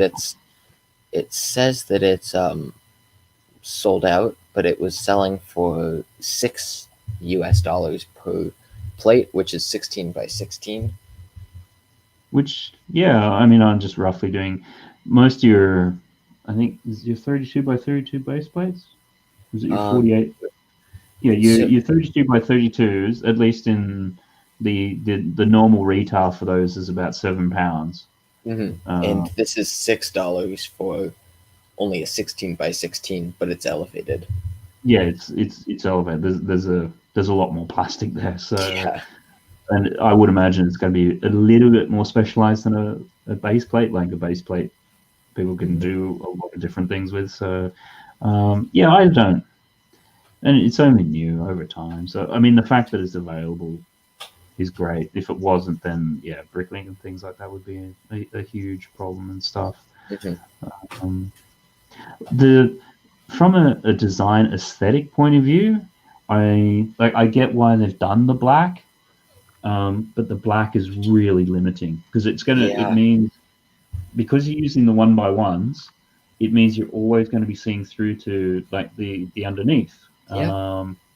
which inherently it's black. And when I've done um, I've done mosaics which have been like portraits and things like that. Mhm. So and because I paint traditionally, you usually always start off with the base being of a warm color, so that because people generally have flesh, so if you're starting off with a warm red or pink or something like that, it adds life to them. Mhm. Um, so in going with the black, it's always going to be very dark and very muddy and very Yeah. whatever. So like I get it in terms of Darth Vader, it works well. For the pop art thing, it works well. For Iron Man, you can get away with it. Um, I'm hoping if the line continues though, they do go for either a white base like a white 16 by That 16, would be good. because I think it's just going to be more versatile, or a warmer color, whether it's a red or something like that. But again, that's just Yeah, personally what I would like to see. That I don't see how they couldn't do that in the future. I mean, I feel like they might end up just selling them individually at some point. I don't know if I could see them doing that, but I feel like it's a possibility. yeah, I think it's one of those things. Like I think we only recently got, is it a white base plate? So you've got the gray, the green, the blue, and a white. So Hmm. if it's taken them X number of years just to do basic base plates, like Yeah. unless they do it for some specific reason in the set, uh, I won't be holding my breath for them to come out in a variety of colors. But yeah, when I've done those mosaics, because I like to have the red or a pink or a warm color, which Hmm. obviously because Lego only do the blue, the green, the white, or the gray. I haven't been using Lego ones. I've been using third party ones, which I don't. Yeah, I don't have an issue with that sort of stuff. It reminds me. Somebody made a comment like, in any other sort of hobby or something like that, like particularly with building, like people kit bash stuff. Like you take elements from this brand and you take elements from that brand and you whack them together, and that's just seen as the done thing. Whereas for Lego, it's almost like, no, no, no, that's it's taboo. You can't do that. Um, Yeah. Whereas, like, I get it for the brands which are pure knockoffs, like they knock off the packaging, Oh they yeah, knock yeah. off I'm like totally. that sort of stuff. Yeah, no, that is completely. I have a real issue with that because but for other people which are making um, similar products, which then have a comparable quality, and I mean that's always a challenge. Like when you pick up stuff and it's like, yeah, stuff is not going to stick to this. Mhm. Um, but yeah, if you get the comparable quality, which I've managed to find some of these red base plates, and yeah, I don't have an issue with that. Yeah. And it's not from a brand which is going through and doing Like ripping knockoffs off of, like completely. Yeah. yeah. And so, wait, so is it red? You said you're using red base plates? Yeah. Because I think Lego does have red base plates, but I think they only came. The only set I can picture them coming in is the Palace Cinema. So I bet they'd be expensive. Yeah, I mean that then becomes the other thing. Like I just uh, finding it like I think for and then again it's like I think for that one project I needed 8 of them. So it might come with the Palace Cinema, but it might be 20-30 pounds each. And it's like Yeah, no, like yeah, whereas I think I managed to get a pack of was it a 3 pack or a 2 pack, and it was I think it was about £12. And it wasn't so much a base plate; it was more like a normal thickness sort of plate. oh, So it's yeah. 32 by 32, and you could actually put things into the bottom of it if you wanted, which Oh, then meant that's because it was a thicker plastic, again, like base plates can bend really easily because it's really quite thin, whereas these ones, um, they were much sturdier. I mean, I do have. I think on my channel there's a video there where I go through a bit of the process because I have gone through and then looked at a number of the different um, software solutions out there to like take your own photos and be able to generate mosaics out of them. Um, yeah, and they do different things. So yeah. I've always wanted to just have like make a mosaic, and I don't know that I'd be able to mock one because they're quite difficult. But the fact that there's these sets now, it's really nice. yeah, and I think anything which brings it's much like the Mario stuff. Once people started seeing it, like you've then had a plethora of mocks come out of It, Mario of all different shapes and yeah, sizes. So I think anything which brings attention, pieces, different ideas, like in this case, so 16 by 16 base plates, um, hmm that's always a good thing. So would I go out and buy one of these? Probably not. Um, just because if I'm probably going to do a mosaic or something like that, like I know how to do my own, and I'd probably do it of a subject matter which might appeal to me a bit more. yeah. I do hope they expand a little more in what they do because there are some other franchises I'd love to see from Yeah, these mosaics. I'm sure. Look, if and it's the usual Kevin Hinkle thing. If it sells well, of course they're going to do more. Oh yeah, I'm Um, hoping it sells well because so even though people complain like about the price, I know people are going to get it. I mean, it's a really cool product. yeah, and I think that's the thing. It's like people keep on saying, it's too expensive, da, da, da, da, da, but then go out and buy them all. Yeah, It's like, the proof is when you open up your wallet. Is it expensive enough that you are not going to buy it?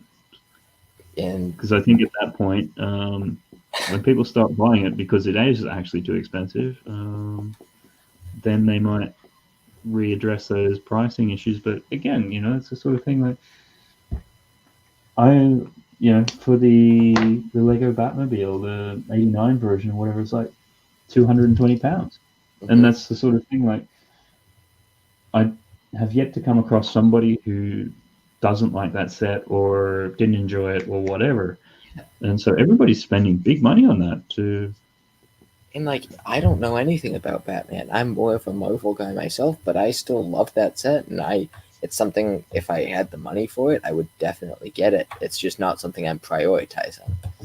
yeah, I mean that's the sort of thing. I think when you were talking earlier, you mentioned like the number of sets for this year, and I think it's somewhere like they're releasing something like 800 sets this year. Because I was asking somebody before about that, and like, well, I think it was if you go to Brickset, then they basically will tell, and you do a filtered search or whatever, it tells you the number of sets they released in the year, and it seems to be relatively consistent with the last couple of years. So Yeah. maybe it's just a thing, you know, maybe as we are getting into it more, we're just paying more attention to it. So it's been, so for us, it feels like there's a lot more being released, but Yeah, compared to previous years, it's probably on par. I But know, but if you look at actually the stuff that's coming out, I feel like it's such a high tier. Just it's so good. Like look at the NES and the like the even the crocodile locomotive. Like that wasn't something I was expecting to see. In this summer, we've just been seeing all these new sets released, and they're all. I mean, they're all kind of pricey, but they are so well built. yeah, the design that they're putting into them is it's Like really really good. even the piano, I'm not a really big fan of that set, but it's sold out right now. I mean, it's doing well. It looks good, and Yeah, the NES, I can't wait to see custom levels of that built, and I feel like that's a market Lego could really expand upon, because I know that people, because if you look at it, the bulk of that set is the TV and the console, and then the actual course isn't that many pieces of the set. Now, so they could just sell those individually and make these courses, and if you have the NES, you can put those in it and have different levels. yeah, I've already seen somebody do a duck hunt mod, which was the back in the day when you bought the original NES, the second generation ones came with the double packing game, which was Mario Brothers and Duck Hunt. So obviously you've done Mario Brothers, and then Duck Hunt was you'd also get like a what they call it was like a light zapper or light phaser, so it's a little tiny gun to shoot at your screen. Which the technology for 1985 and 86 to be able to do that, like it's kind of mind blowing to think of how they achieved that. So yeah, somebody's already done that. And the thing was, you'd go through and you'd shoot the birds, and then you'd have your foxhound dog or whatever at the end who'd pop up, and if you missed or whatever, then he'd laugh at you. And somebody's done it where the birds fall down and then the dog pops up from the bottom. It was brilliant. So Oh, I'm gonna look that up later. yeah, it's I saw that and that came out within a couple of days of excuse me, somebody doing that. And yeah, it's an interesting one for me because I had my Lego ideas, which is still up there, which is basically using that rotating mechanism, and it's it's eerily similar to how Yeah, that I saw NES your is. ideas project, and as soon as I saw the NES, I was like, "That's really similar to Matt's submission," and I really do like how that works. And what I like about it, I really like how it's executed. Both of yours. I mean, I like how yours has the stuff in the front too, so that you can see it like spinning around. Which you used a dots bracelet for that, right? Yeah, yeah, use the dots bracelet because Yeah, that sort of came out of that yeah, idea. that was good usage of that. And yeah, if Lego were to make that, I feel like they would like put a frame around it so you couldn't see the other side of the workings, and it would be a really cool set. And now that they're doing that, it's nice that you can say, well, I made this, and Lego might have been in production of their thing before I made this, but no one knew that. So Yeah, yeah, and that's the sort of thing. I've had a few people once the NES has come out. They're like, this looks a lot like yours. And it's like, yeah, yeah, but it just the time and everything like that. I just think it was two ideas which happened to be done in parallel. So, which for me, that's why I think like people have been raving about that set. And I don't have it. And I wonder whether it's because of that rotating mechanism. Whereas for me, because I've designed and built it, I don't see it as like this wonderful great thing because I've already like I've had to problem solve to be able to do that. So yeah, it's nice then to actually see the way that they've achieved it, and then because like from an engineering point of view, you can look at it and then go, okay, well, what are some other clever ideas? And the way mhm, that they did the internal thing, which is the way which I struggled with for quite a bit. Um, they just ended up using these Technic square box things. And as soon as I saw that, it's like, actually, that's a really cool and quick way to be able to do that. It the way which I've done mine, it enables you to scale it up and down really easily because you yeah, basically just put more pieces. Whereas yeah, theirs, you might have other constraints. But anyhow, it's just interesting to see how mhm, different approaches to arrive at a very similar solution. And then they've then come out with a specialized piece for the tracks to attach it, whereas I was just using the normal. Oh yeah, you just had to use what they had, and they can make new pieces to accommodate how they want it to work. Yeah, so and I was just using the half pin Technic pieces, which they do the job, but then the way that they've done it, built on I think it's like a 1x4 or 1x3 or whatever. You have a new part out of it, which that's cool with that. So anyhow, I mean I think it'd be really interesting to get that set, just for me personally, just to sort of see whether I get it.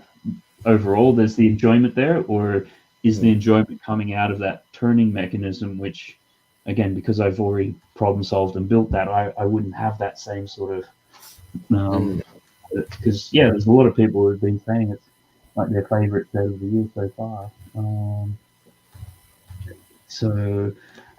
I think getting a little bit sidetracked. So anyhow, Beavis and Butthead, is that That's there? nice. It almost makes me just want to do it. It's like,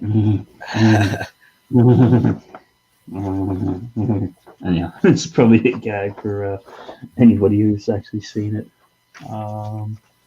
So let's have a look. What do we got up next? We have a bit of a quick little look in the private chat. We've pulled something up there. And we had the Monkey Kid one. Oh yeah. Monkey Kid. Yeah, we'll have a look at that one. If Bricketeer is still here, was there any particular one out of the Monkey Kid that you were interested in any particular character? Oh yeah, because I don't know all the characters in Monkey Kid. I think he said just meant Monkey Kid, but I don't know. Yeah, it's hard because Monkey Kid's kind of like the actual brand name across the whole theme. Mm-hmm. Whether he just meant that in general or he did actually mean Monkey Kid itself. I'm just trying to think because I did one on one of Family Bricks streams a while ago. It's one of those ones that. Yeah. Oh yeah. Sorry. Oh, I was just gonna say. So earlier we were talking about Bricks and Pieces, and that's not a service I've really used. I don't know if you have, but there's like two on there, at least in the UK. There's like two different ways that you can buy parts off the Lego website, and I think one's called Bricks and Pieces, and then one is called something else. Pick a Brick. Is it? Yeah, it might be Pick a Brick, and it's sort of like one of them only has like the most common pieces, whereas the other one has got some more rare ones, but they're harder to get, and I think you might actually get lifetime limits. I might be making that up. Yeah, I don't know, but I know Pick a Brick is just some really simple pieces, but through Bricks and Pieces, I'm sure you could get some cool pieces. I was thinking of checking to see if they have that little 8-bit Mario piece. Yeah. Somehow I think not. That they could do, but I would imagine that's one of the carrots to get you to buy the set. Yeah, because they oh wow, they sold the 16x16 plate for $2 USD. What that from the set, apparently there's a 16x16 plate, just a regular base plate, and that's on Bricks and Pieces, but it's sold out at the moment. What color? I think it was gray or black. Black. 16x16. Or gray. Wait, I can't really tell. It might be dark gray. It's hard to tell from the rendered image, but yeah, because I know. What did I get these for? These, so it'd be one of these. Is 16x16. Is this what you're talking about? Yep. It's either that in gray or black. Which because when I was doing the that Lego Ideas thing for mine, I needed to get a lot of these, which they It's not that they were really expensive, but they weren't super cheap either. Um, but the issue I've always had with the Lego website, um, I don't think I've ever ordered anything off there, and it's taken me less than 2 calls to customer service to sort it out. It's just like so I, that's why when we went into COVID, it's like, oh, okay, you've got to buy everything off Lego.com. It's like, right, this is going Oh, to be a cheap lockdown for me because yeah, I haven't really had any issues, but then again, I haven't really ordered that much from a Lego shop at home. I haven't ordered too much because after the first couple of problems, like, because you ring up customer service, you explain everything to them, and you're on hold for the first bit and everything. Like, each phone call's an hour. Yeah, and Um, especially because the chat function, like it doesn't, it wasn't available because of COVID for quite some time.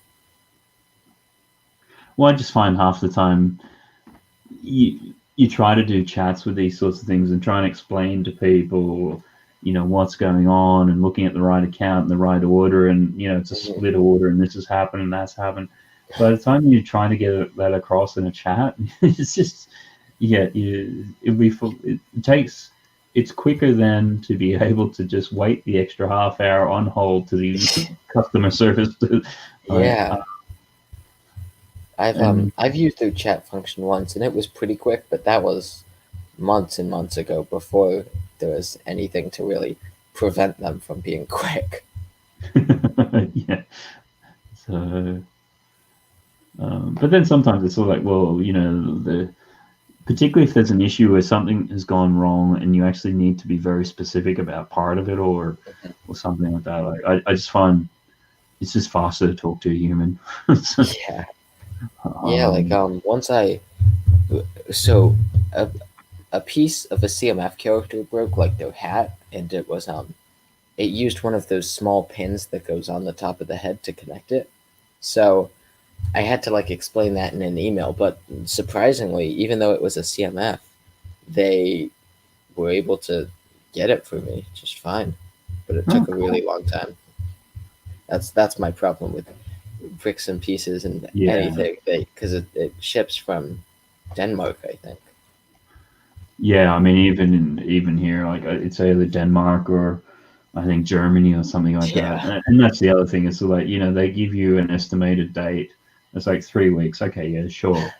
And then you get to 3 weeks, and then there's a problem, and you got to talk to them, and it's another 3 weeks before something else goes wrong, and then you got to talk to them again, and it's Mhm. just that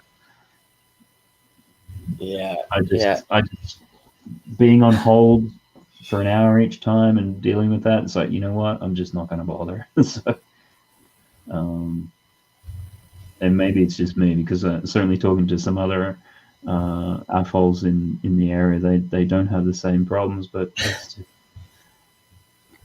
Uh, So I'm just trying to. So did he never really came back on which bit of Monkey Kid? Oh yeah. I would just Uh, draw. If you want to draw him, just draw. I'd draw.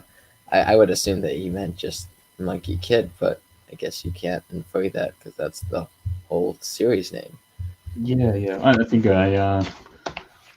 there's a nice sort of group shot of them. I'm not going to do the group shot, but I think if I maybe I set it up so that on other streams I can finish off the rest of the shot. That might be the way of doing it. Hmm. Because that was the other thing with the castles, is that there's a number of those drawings which I did for that one, and then I got to the end of it. It's like, I actually want to paint these now. It's like, I never had time beforehand. There's no way that's ever going to happen. um, just wonder if there's a. That's the only thing with group shots, is then they're so small you can't see them quite properly. Oh, sorry off that one. We probably should put that in there. So, was it Bricketeer that suggested Monkey Kid? Um, I I believe it was. Here, I'll try to check. Uh, yep, it was. Well, it's Bricketeer.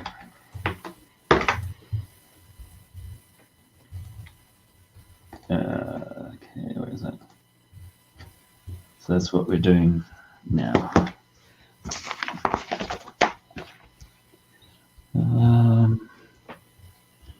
No, I'm still not happy with that version.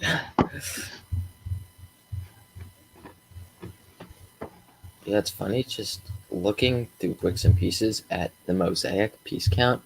It's funny to just see how little variation there actually is between the pieces. Like, there's not that many different pieces in the set, which is obviously to be expected, but it's just funny to see in such a big set. What you mean? Like there's only like 4 or 5 colors and that's it? Yeah, yeah. Yeah. It's.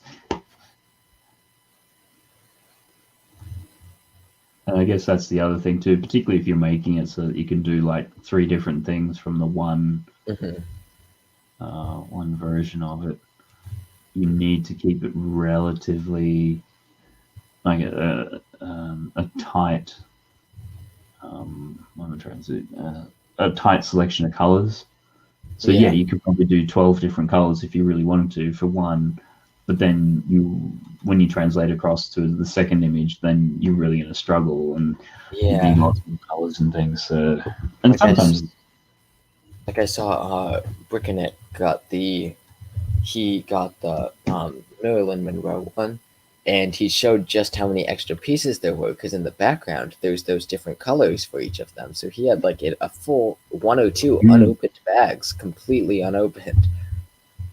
Yeah, I think it's the thing. Like the mosaic itself, it only uses 2,300 pieces or thereabouts.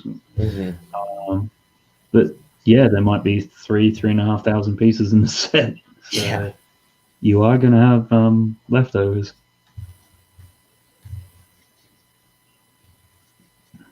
I'm actually looking at the pieces that it'll take me to make this smaller mosaic, and I don't think it's going to cost me that much, which surprises me. Which mosaic? What, one of the ones that you've done? No, it's and well, the thing is, I guess it doesn't take up the full base plate, but Cafe Con Lego made a mosaic of something from Avatar: The Last Airbender, and I was looking at it. Yeah, Yeah, and that in the background. Yeah. I'm thinking of making that, and she's going to send me some images so I can see how many studs are needed. But I'm going to make it a little different from hers, because she used um, plates but with studs, and I want to do it the way the mosaics do it, where they're just rounded and tiled. Yeah, I mean that was the other clever thing which they did with the mosaics, because the mosaics, when I do them, I usually do square tiles. Oh man. But if you make a mistake, that's painful. Yeah, and it also makes it less pixelated, is what I've found out, if you use the rounded tiles. Less pixelated? Okay. Why's that? Is that just because you're seeing so much of that black? Yeah, I just saw a like I just looking at the two, I realized that, like, and I heard someone say that too, and after them saying that, I was like, oh, that's true. Like, they had said, if you look at it, it causes it to be less pixelated, and that may not be. I don't know if that's because they're tiled, or if that's because they're like tiled as opposed to seeing the studs, or if that's because there's a little separation between each. Yeah, it'd be like the actual pointillism art where it is all just dots. So you then see through to it. Speculating or just guessing at it, but that would make sense. Yeah. Because that's the real challenge with. You think about it, and sort of like you only got. What are they doing on 48 by 48? That's the thing. I don't know what's they might be 32 by 32. Yeah, I have a funny feeling it's 32 by 32, which is why you get that 2,300 number. Anyhow, the point being that even if it's 32 or 48, that's, by the time you do that, that's actually not a lot of pixels to play with. Like it's surprisingly very few. So, and that's the other cool thing I like about what they've been able to do with that is you don't have much to play with in terms of design, but they've done some really cool designs, like with the Iron Yeah, Man ones and things. I love the Iron Man ones, and what I also really like is how they achieved the backgrounds. Just it's a little mix of black and blue, but it looks fantastic. Yeah, it works. So Yeah, mosaics are just such a cool thing. I found out about a couple mosaics that even Bricklink doesn't have up, so I submitted things so that they'd put it up, but I forgot to enclose images, so I have to redo that. But redo it. Yeah. it's these two promotional Harry Potter mosaics from 2018. You had to spend like 400 or 600 United States dollars Oh, on it to get them both, but they're two full mosaics on 32 by 32 or 48 by 48. okay. So yeah, they would be. But I gotta show you how they were achieved because it's really interesting that they made these mosaics, and I don't know. It was just kind of an obscure thing to happen. I gotta try Yeah, to find what kind of pieces they used because I feel like they just used like a bunch of just one by one square plates.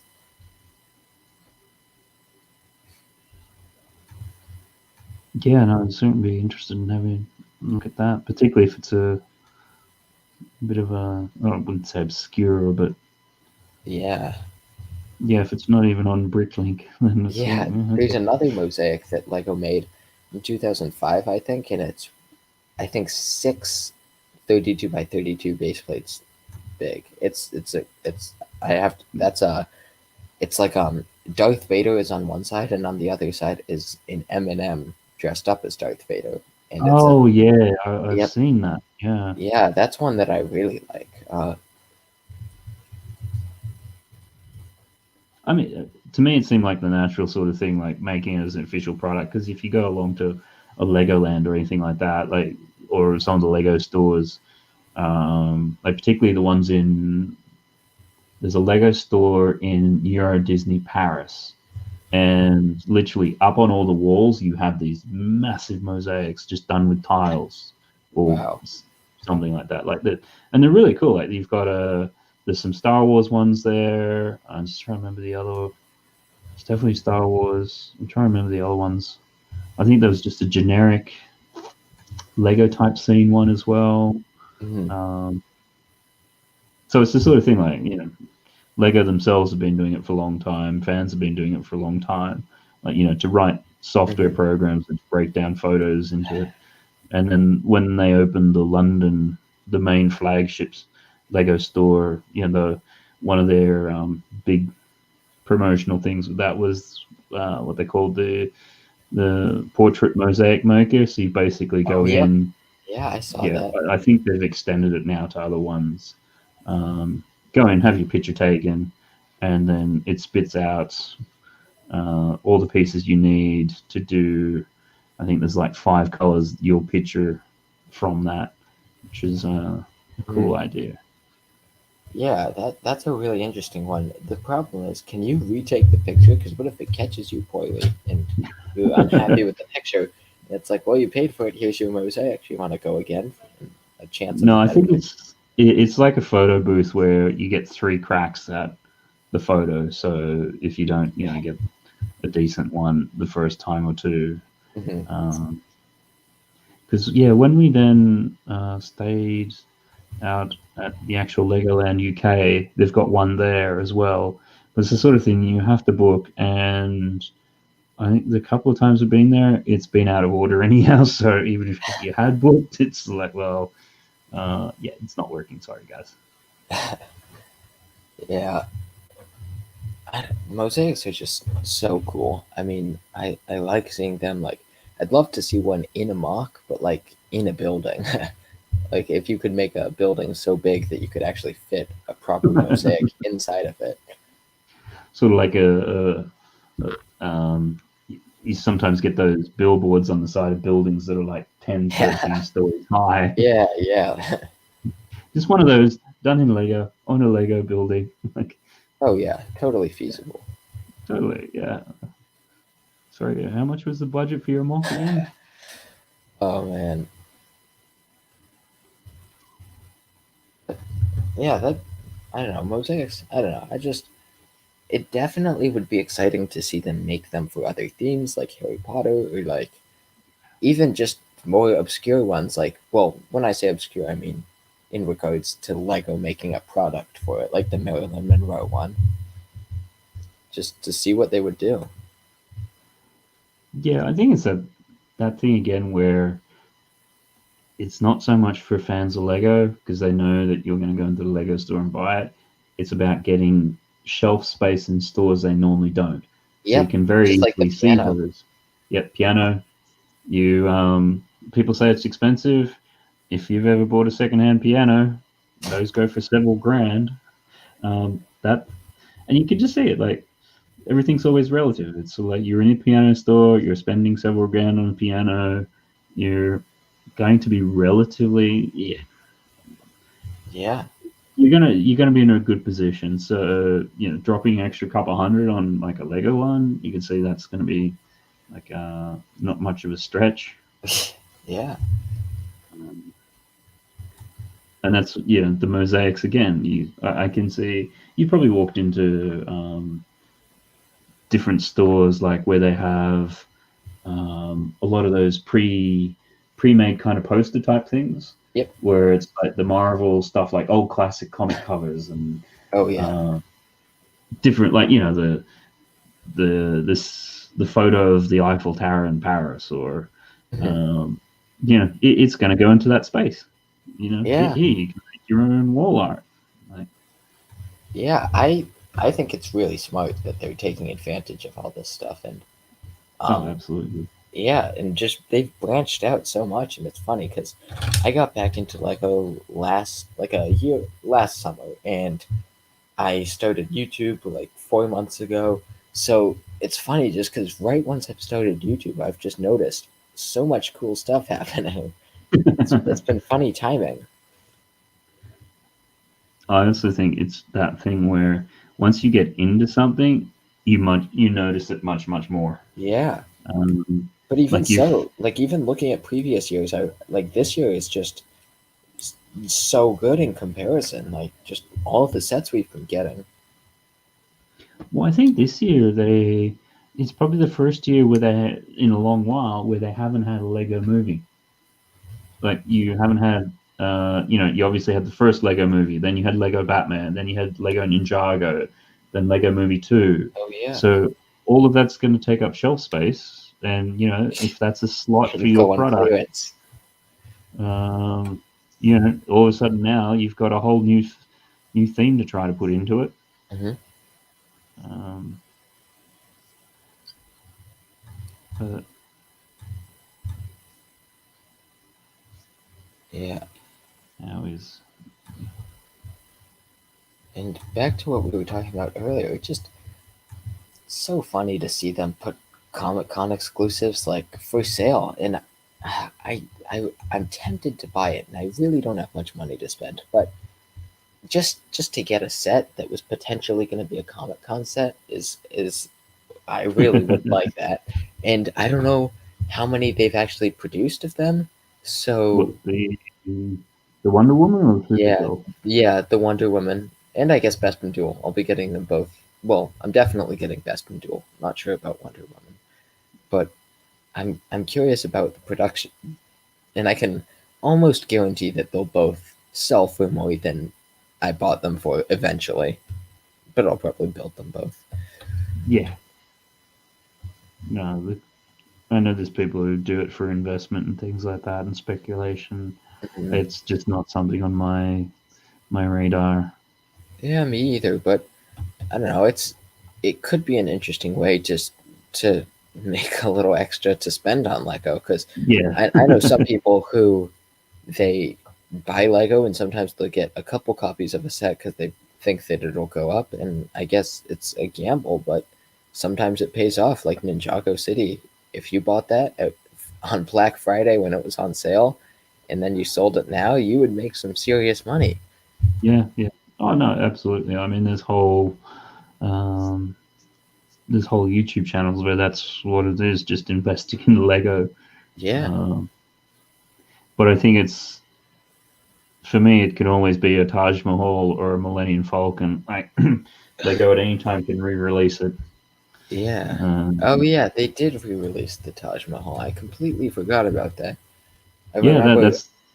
Yeah, that's a big reason because it was going for like $3,000 on the secondary market. Um, because at that stage, I think also because it was the moniker of the biggest set and all that sort of stuff. yeah. Um, I'm. I don't know. That was a very interesting choice of a set for them. Do you have any idea what prompted them to make that? Because I mean, it's not like we were getting architecture sets around then, where we would get these landmarks when that was originally released. um, I mean, I think it was still at a obviously the beginning of the 2000s is when they really struggled and they almost went broke. Hmm. But they were trying a lot of different stuff then. Like you look at like the early 2000s, like there's so much different stuff. But even within the Star Wars ones, like you'd have the bust of Darth Maul, and then you'd have the Yoda one, which obviously they did a complete update last year. Hmm. Um, and so it wouldn't surprise me if it was still that continuation of trying different things, and that just happened to be one of the first ones. Hmm. And then, of course, because it had the piece count, which made it the biggest, um, and then maybe, and it's the usual sort of thing. Like the more expensive sets, the less people can afford them, the less that are produced, and Yeah. then later on, it's not like a $3 poly bag where you can't give the things away. Yeah. Um, Yeah. And also I remember. Well, I don't remember, but I remember hearing that the Millennium Falcon was up, I think, for pre-order right when it came out because they didn't think anyone would like. They didn't know how many people would have interest in it. yeah, no, that was a uh, Kevin Hinkle. He was talking about that a week or two ago.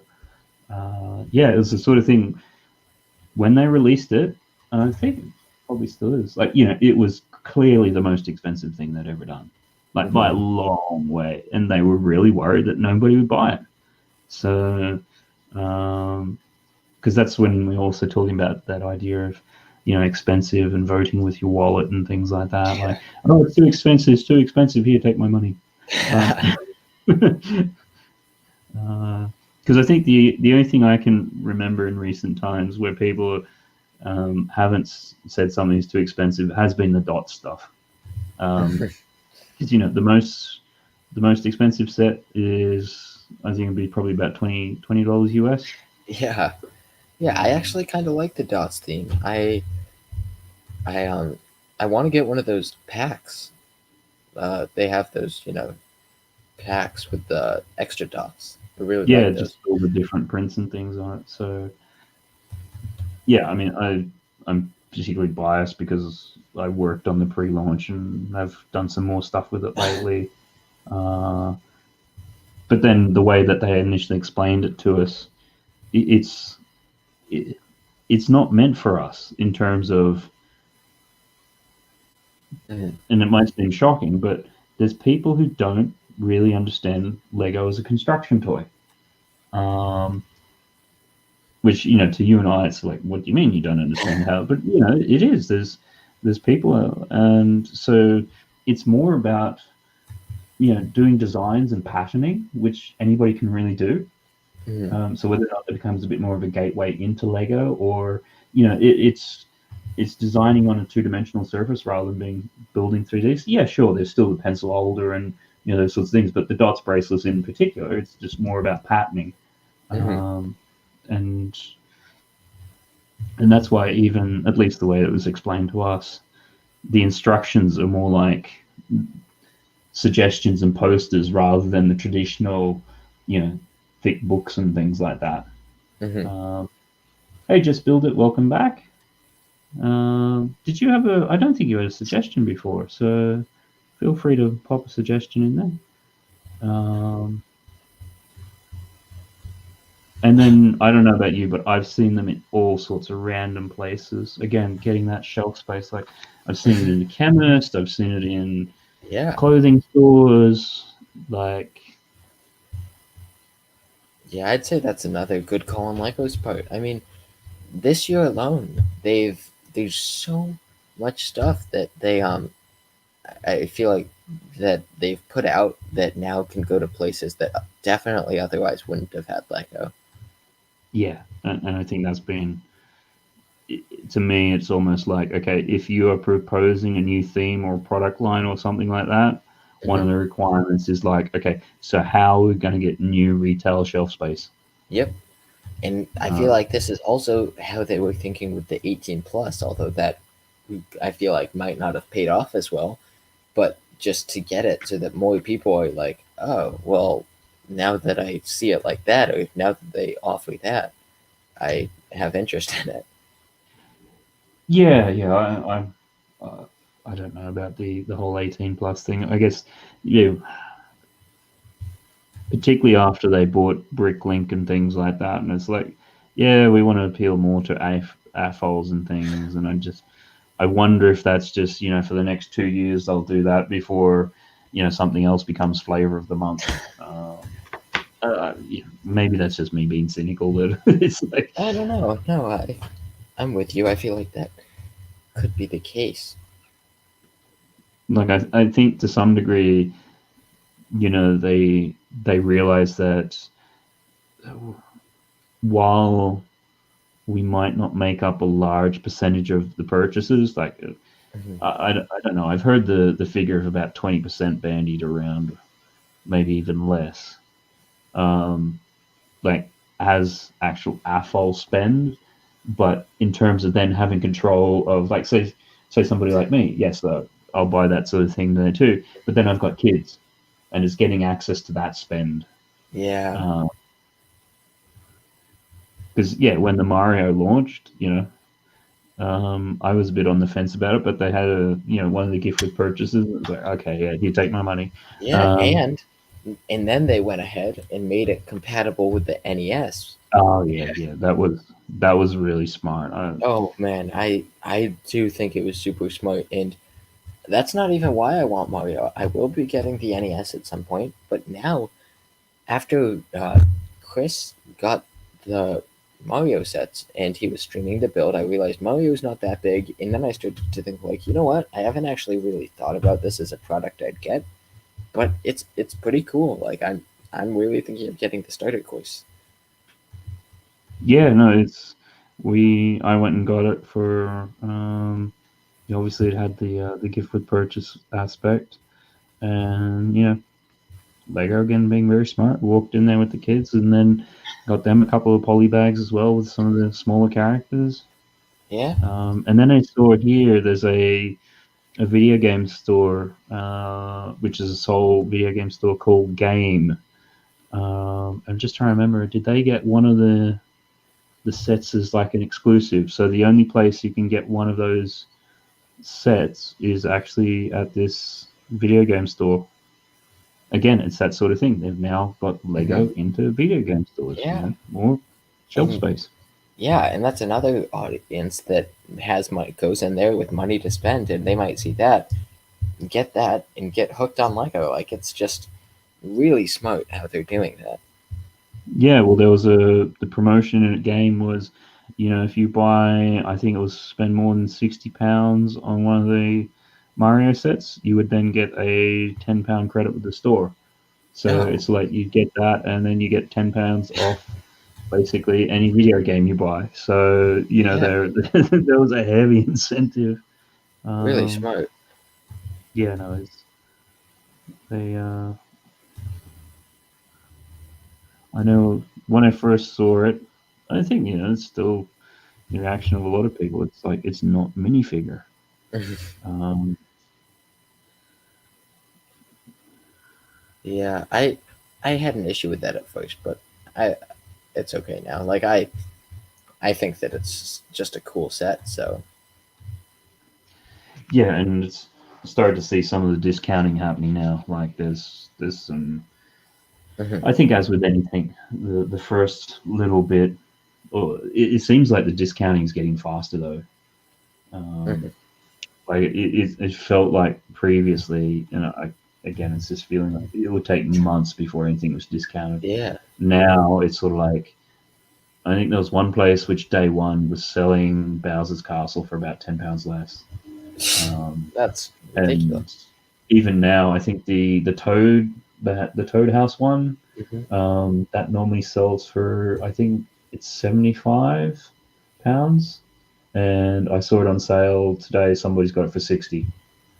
Jeez. Um, so yeah, it is like, and we're only 22 days away from when it was released. Yeah, and I know that the Amazon is a place that really discounts stuff quick. Yeah, I Like think that the we're, yeah. one of the first days of Privet Drive being released, Oh yeah. Amazon had it released uh, lower at a lower price. Yep. No, I saw that here. I think the observatory tower. What was the one which just came out? Oh, The astronomy tower. astronomy tower. Yep. Yep. Day one, Amazon £10 off. It's just like, Yeah. it hasn't even been on the stores, and you guys are already discounting. Okay. Mhm. Yeah. I mean, it's just. I mean, I appreciate it from a consumer standpoint, but it's just really interesting that that's something that's happening so fast. Yeah, and it's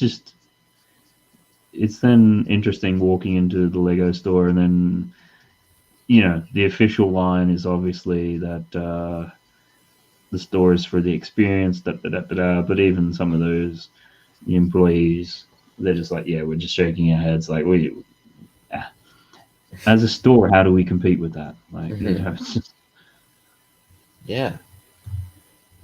um, Yeah. I mean, I, I just I do appreciate, but I also like buying from Lego, and this is something that they've done to hook consumers, and I appreciate it. And that's VIP points. So, but I do compare, like, let's say Amazon's deal is cheaper than me getting a set and the amount of VIP points I would get. Sure, I'll go with Amazon. But if through VIP points, it's technically like I'm getting more value, then I will get that as opposed to a cheaper set.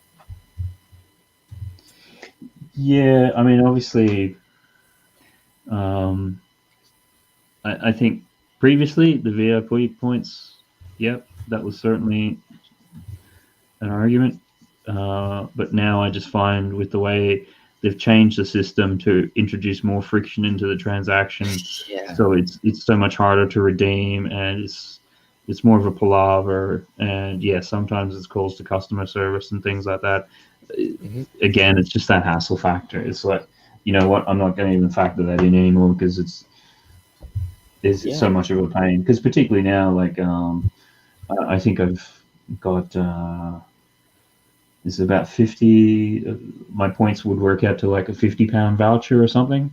Yeah. Um, but if I'm going in and like I like to get the large pick a brick cups and things like that, but they've been doing dumb stuff like that. It's like, oh, you can only get three, which then I've made a couple of videos, and from what I've heard through the grapevine, people have gone into the store and going, hey, there's this video out there which is telling us that we can only get three, and it's like, oh yeah, no, that's not right. It's only three if you don't want like if you're not trying to go, I Yeah. want a bit of this and a bit of that and a bit of that, and so Hmm. like, and so this has come back to me, and so like, well, you need to tell your staff that's what's happening, because I just go in there, that's all I want to get is like a full cup of this, a Yeah. full cup of that. So if I go in and redeem a £50 voucher, but I can only get £36 worth of product because you're artificially limiting what I can buy, like That's really unfortunate and annoying. I mean, I don't see why that would happen.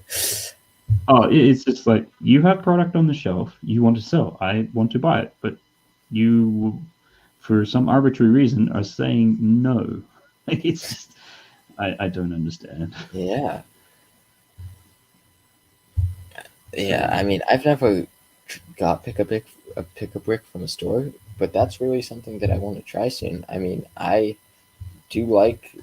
I'm starting to like want to mock build. I got this to organize some pieces, and I just think it'd be awesome to, and especially if I want to do like make like a custom mosaic, it'd be so easy to get the pieces from there. yeah, and you need to. But it's just the other thing too, particularly if you're looking down the road to do a city, then some of the pieces which pop up rarely are going to be the things you want to get. Like sometimes the different um, blue trans or semi-trans clear tiles, either light or dark. Like if you want to do any water, like Oh doing yeah. Nintendo docks or things like that, like when they're on the pick a brick wall, you're just getting cups of it. Yeah. Yeah, like And I actually just needed a light trans um piece. I just put it in my cart because it's part of that CC's mosaic, and yeah, it's 3 cents per piece, and they're the one by one round tiles. So yeah, it's and I've generally found when you get the stuff off the pick a brick wall, by the time you come back, if you were to do the equivalent off Bricklink, it usually works out to about a third the price before postage. yeah, So it's kind and of like Bricklink shipping is expensive sometimes.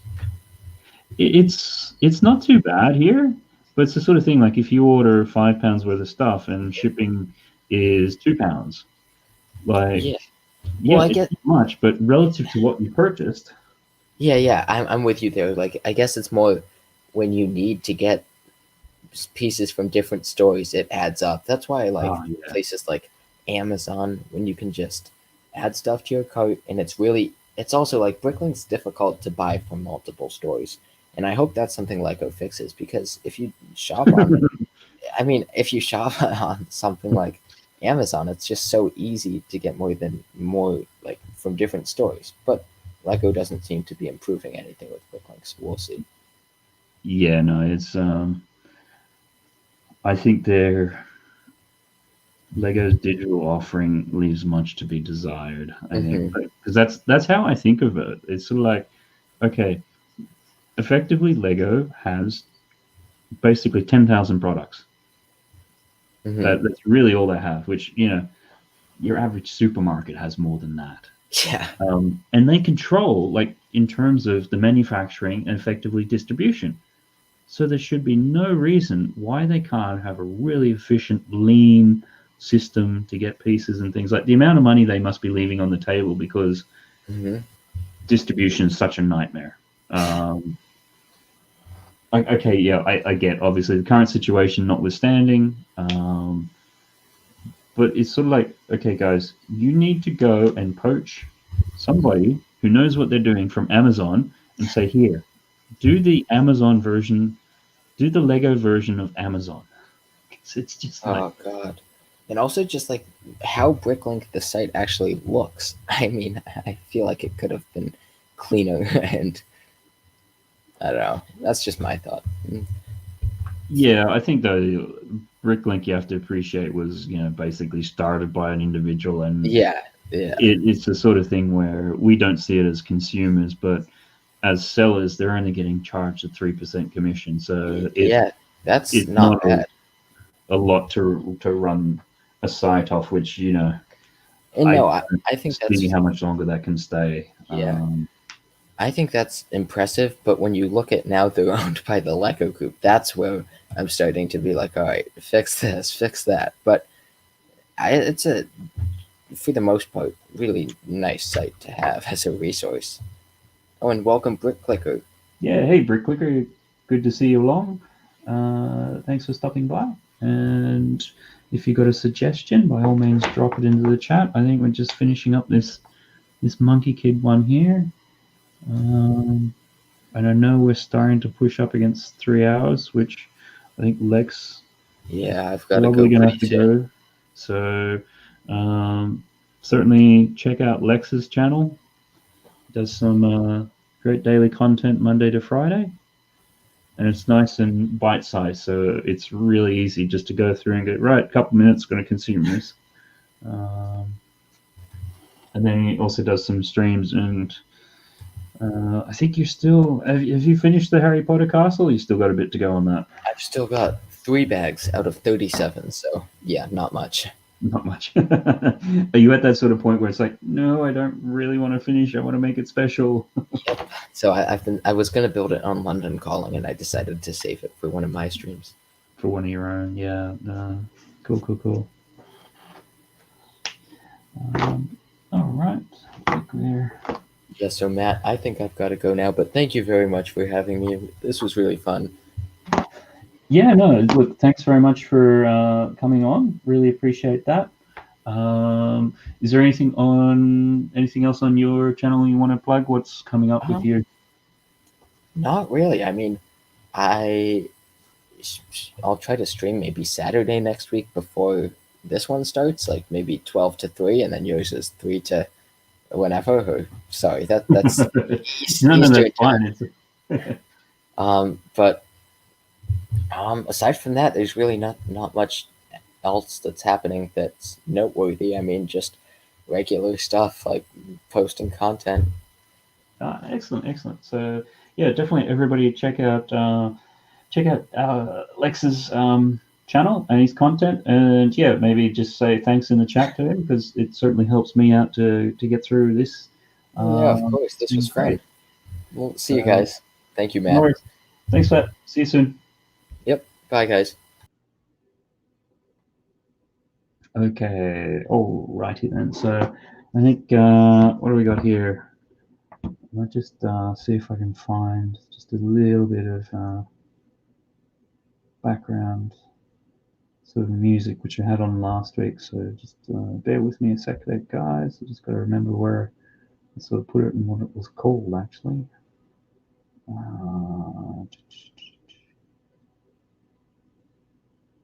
It's always a bit of a challenge.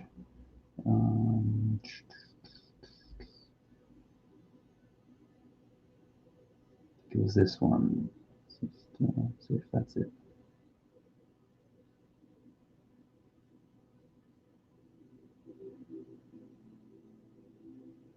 I might have to do it through.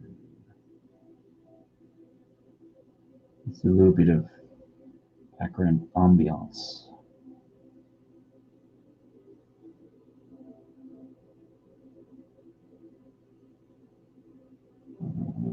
Just do it through that one.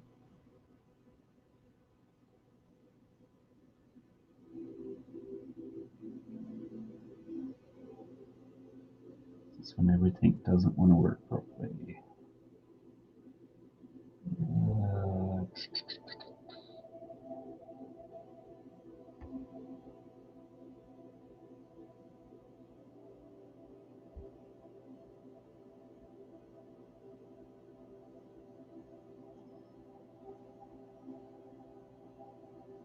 Okay, I think that's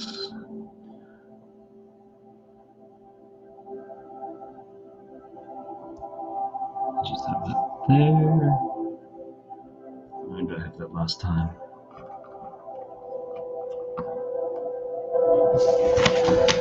All right, I think we'll just finish off this Monkey Kid one. There's just a few little bits and pieces. Just tighten up there. Let's make that good. The staff color is just bugging me a little bit. And then I think we can call this one pretty much good and done. How's this gonna?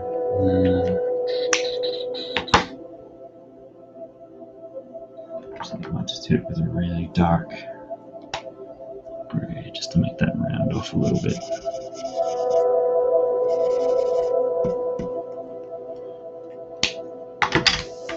Okay, there I think we have that one. Bricketeer wanted Monkey Kid.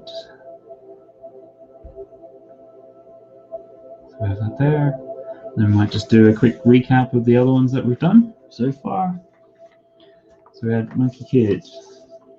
Then we had Beavis and Butthead. Then we had, oh, what was that? Dastardly. That's a good point. Dick Disastedly. So you might just want to write that one down because I know I'm not going to remember that one. It was a Hanna-Barbera sort of antagonist in a lot of their cartoons.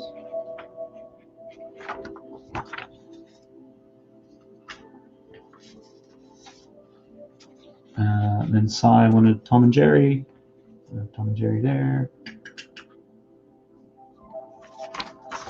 And SpongeBob SquarePants.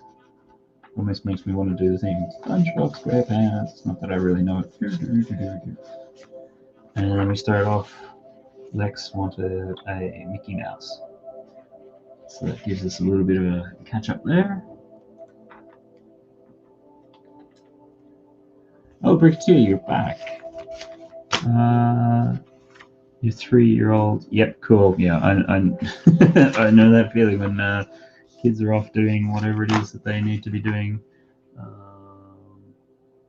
That's right. That was the Monkey Kid one that I think you requested, which we were asking whether it was just Monkey Kid as a general theme or you wanted Monkey Kid itself. So at the end of the day, I just went with Monkey Kid itself because that's from the main promotional shot. So maybe in time I might put the other characters off to the side and build it out. Because that could be a fun one to keep working on. So there we got with that. Probably still good to do a couple more maybe to see if there's any other suggestions out there. I think most people have done one of so far.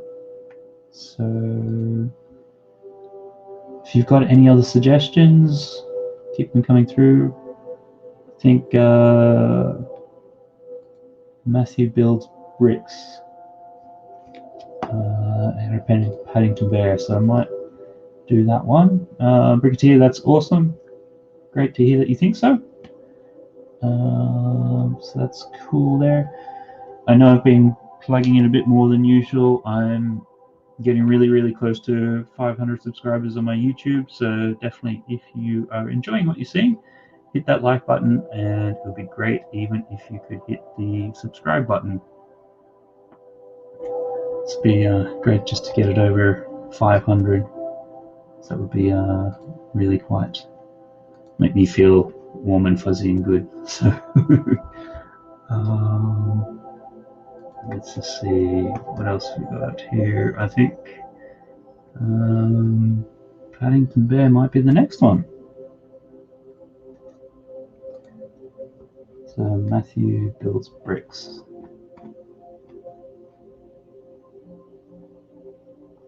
Get up there. Okay, cool.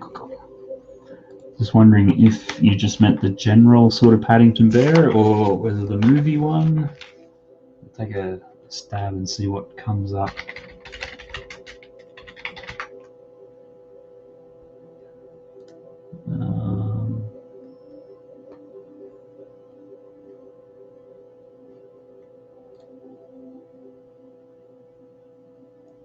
Just trying to see what we've got. So we've obviously got the sketchy version from more the cartoon, or yeah, sort of what they seem to call the original. Just trying to think what might work well for this version of Paddington Bear.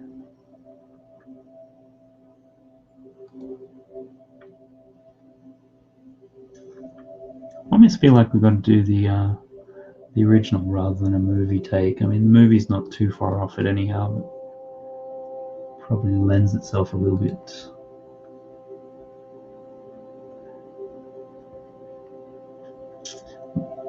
Movie version lends itself more to my sensibility of overcomplicating things that don't need to be overcomplicated. So maybe just go back to the illustration version.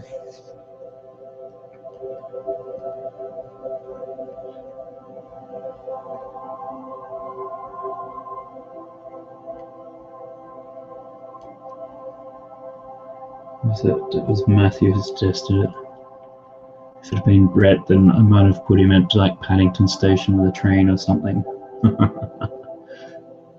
You'll probably see Brett light up in a minute. Oh, speaking of which, Brett, I guess Roadrunner and Wile E. Coyote. Oh yeah, no, that's a good one. We'll have to definitely do that.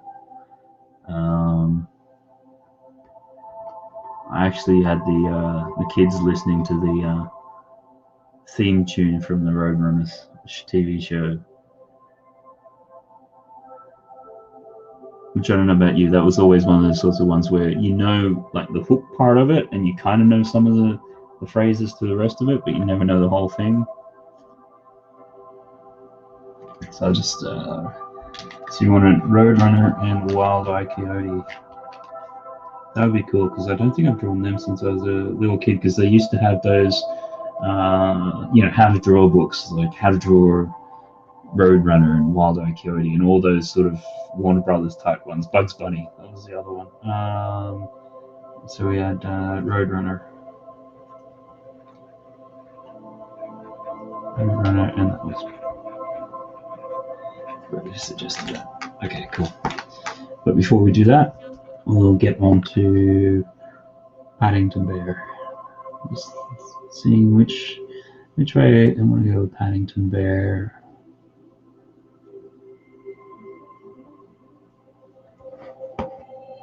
Maybe we'll do the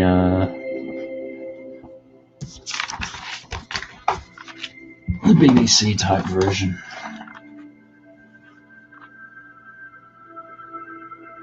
Request above. Cool. Unless I've missed something, which it's quite possible. So I don't want to do this one.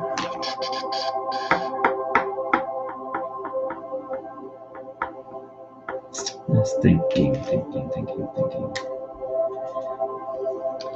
I might just do not so much a quick one. Something which a tad little bit faster.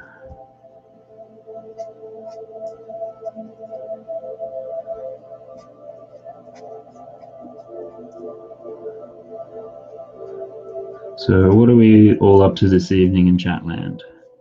We're just chilling, watching this while watching something else, or it's got this on in the background? What are we doing? So I would imagine for at least people based in the UK, it's now getting on 11 o'clock at night, and some of the Americans, I guess it's around dinner time, sometime, something like that. G'day, Just Build It. Good to have you back. Can't remember if you had a suggestion earlier. If you do, drop it in the chat.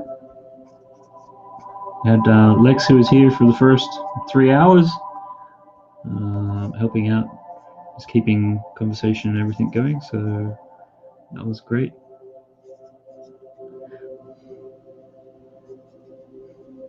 It is always a bit of a challenge to try to focus on drawing something that should look like what people are used to seeing it. Keeping a bit of a track on the chat and everything else. Excuse me. Bricketier's come back designing a halo array from Halo in Studio. That sounds interesting. A halo array. I've never, obviously I know of the game Halo, but I've never played it. I know, please don't dislike the stream instantly for that.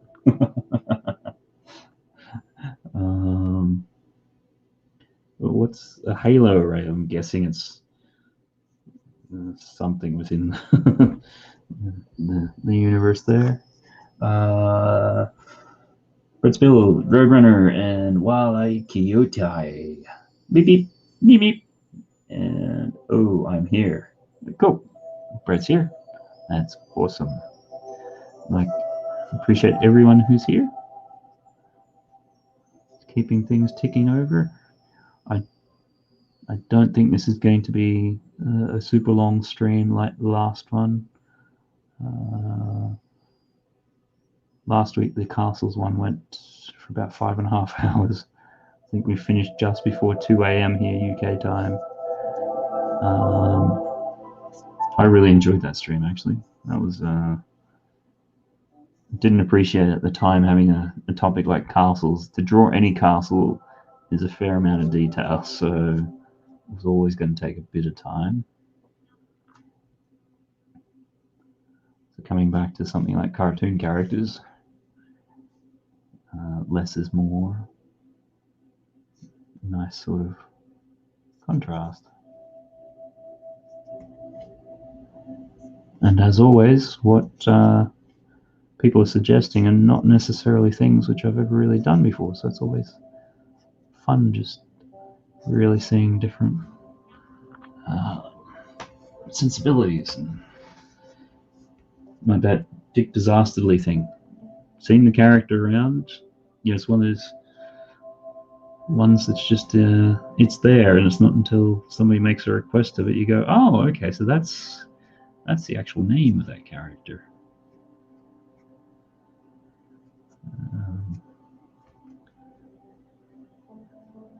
Now I just want to get Paddington so he's a bit walking. Although I really do feel this could be one of those ones where just having the character by itself is probably not going to be enough. Probably need something else.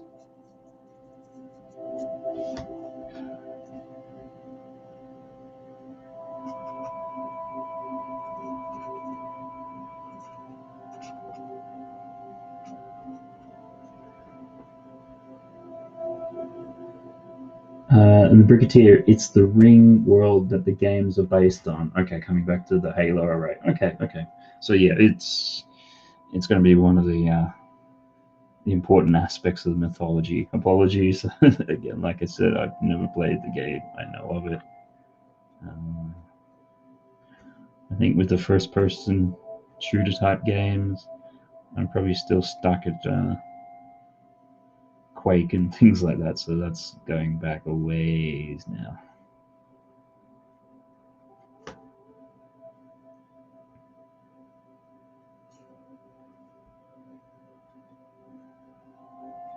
So I guess Bricketeer, if you're designing something from Halo, is that your favorite first-person shooter? There are other ones that you like? I guess that's a question for people out there in the chat. What is some of your favorite, or maybe your favorite video game? Can be across anything, whether it's PC, Xbox, PlayStation, Nintendo's, Sega's, however you want to pronounce that.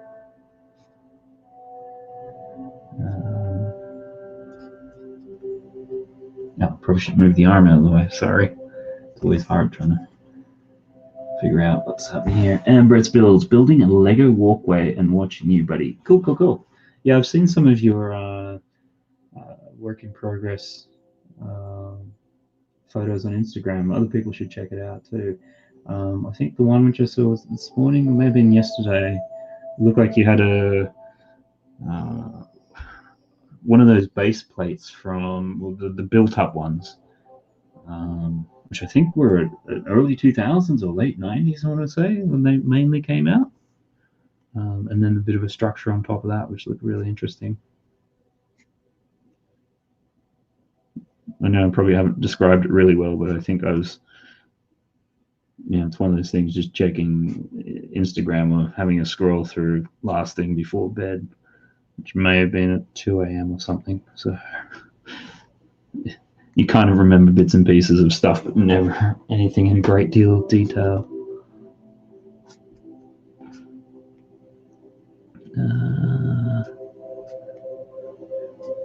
Now I'm just wondering, with Paddington, should I do him at the train station, or should I do him wandering around the streets of London?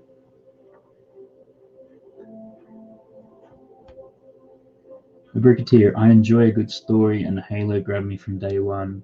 Yeah, it seems from from what I can remember when they launched that, because that was back with the original Xbox from.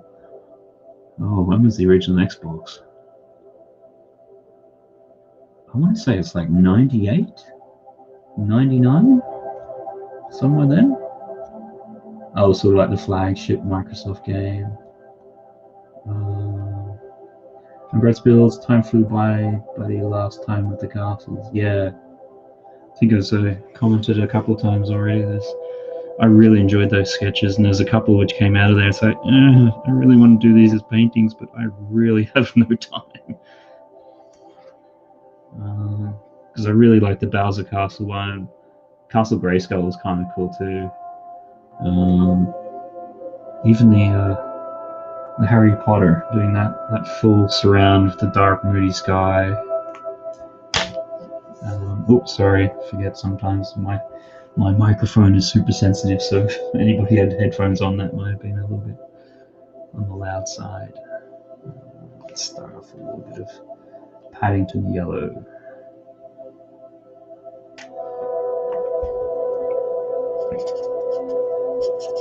I think for me, favorite game, I really liked, it's going to sound weird, Tetris, the original Game Boy one. It's just one of those things that you just sit there and it's super addictive.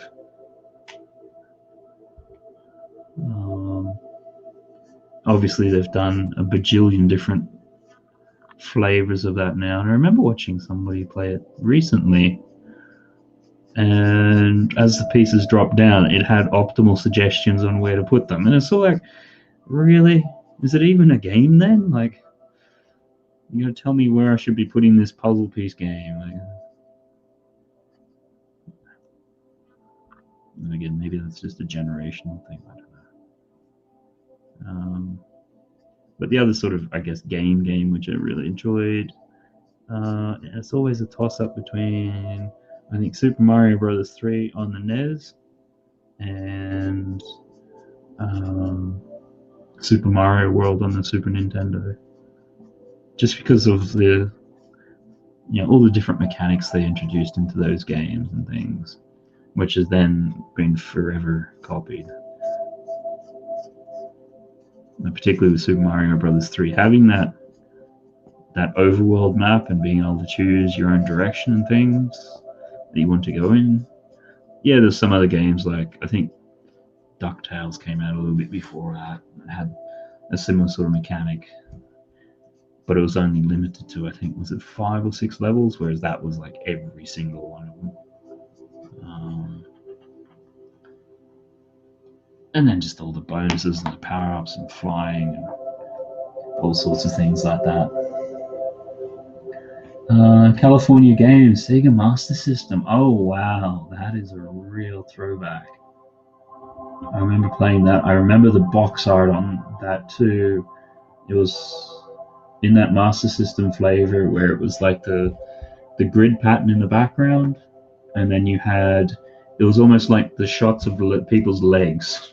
Because you'd have, I think there was like a basketball on the ground, and you have a surfboard, and you'd see like from the waist down on people.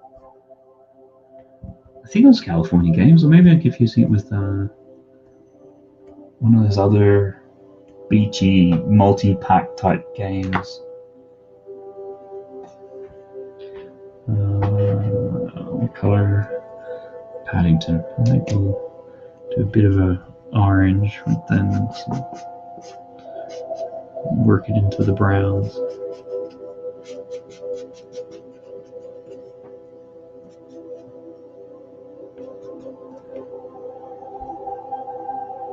The second is GoldenEye N64. Yeah, I played a little bit of GoldenEye on the 64. I think because I played some of the first-person shooters, obviously Quake and that sort of stuff on the PC. Like, it was an interesting game, but for me, it wasn't that revolutionary breakthrough sort of thing that everybody else seemed to make it out to be. I think the multiplayer on it, though, was from what I remember, was one of the best things. And then I've seen a lot of people doing it, like retro reviews on it now, and some people really love it and think it stands the test of time, and others are very much no. It was very much of its time, and it's difficult to play again today. Have you played it recently, Brett? I'm curious if you've played it recently and think that it's still held up, or it's like, yeah, actually, I'm remembering nostalgia more than I'm remembering the game.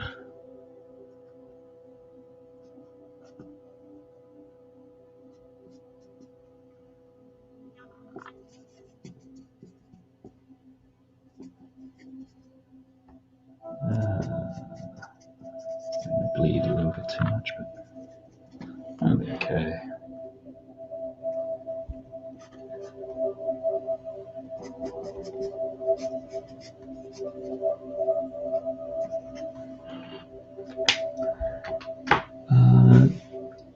Ice Palace Buddy on the vintage plane. Oh, Ice Palace Buddy on the vintage plate. It's that time of night you start losing sight of words. Gauntlet on the Sinclair Spectrum. Yeah, it seems the Sinclair, it sounds like was very much a UK sort of based system. Can't remember it making it to Australia. But then again, that's at that point in time, anything making it to Australia was a bit of a miracle. Although we did, Amstrad was actually really big in Australia. I remember that. My eldest sister had one, and one of my cousins, and it had the tapes to load things, and oh, they were painful. And be like, okay, we want to play a game. Put the tape in, press play. We'll come back in half an hour when it's loaded. You come back in half an hour, it's loaded. You play it for 5 minutes, crashes, and you got to do it all again. But we thought those things were wonderful at the time.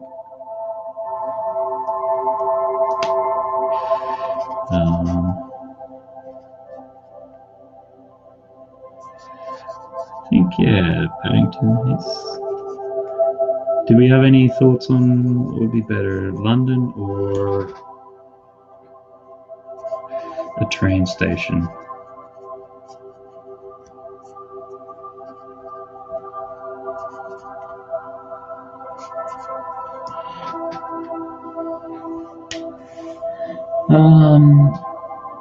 North and South on the Amiga, okay, over the Master System and game as well. Check my Instagram. Let's, yeah, just have a quick look there.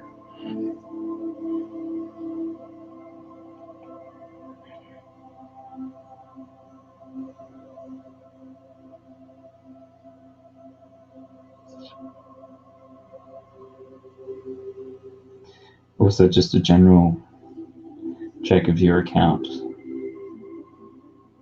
Because if you DM me, I did. Yeah, the base plate. Let's see if this comes up. Can it focus? Oh yeah, it's getting a bit of focus. So this is one of the mocks Brett's working on. So yeah, it's got these old funky base plates, which is, for me, they're funky because it was during the dark age for me. And only now starting to see them in different flavors and bits and pieces. So Bricketeer is also coming in. I had North and South on the Atari ST, loved it. Okay, so there's a couple. What was North and South? Never even heard of that one.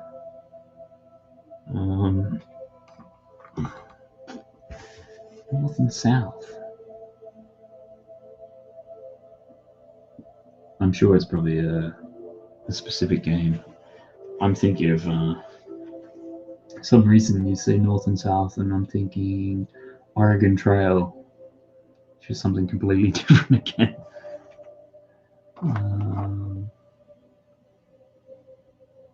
We've got our Paddington. We might just do a quick little torn on this one. Do I do a bit of a train station or some poles? Train station, some poles. Train station, some poles.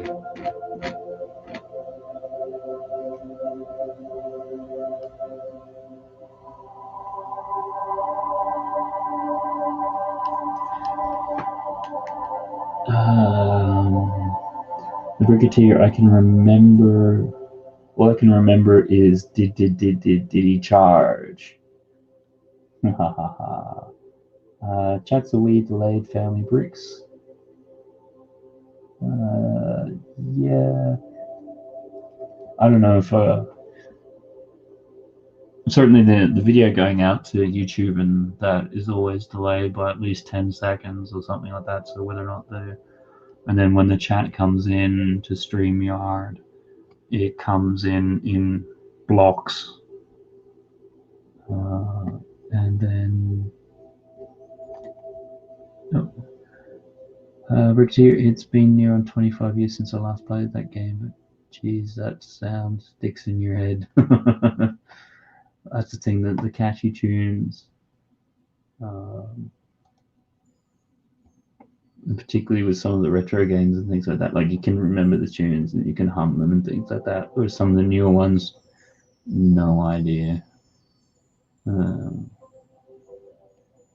Something about those sort of 8-bit midis or whatever they'd call them.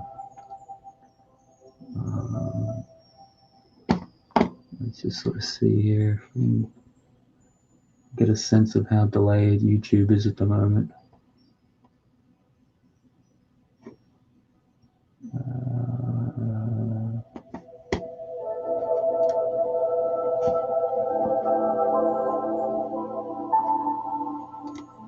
And then Brett Spills as Brigadier, I have the Master System by my feet with a D-pad and 2 buttons, LOL.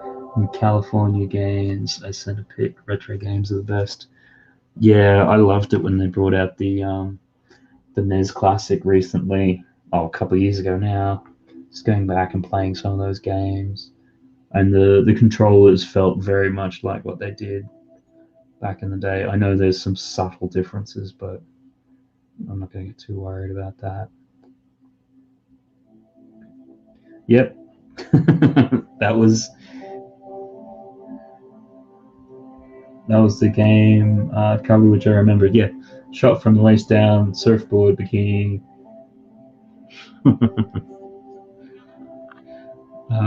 And yeah, that old checkerboard pattern.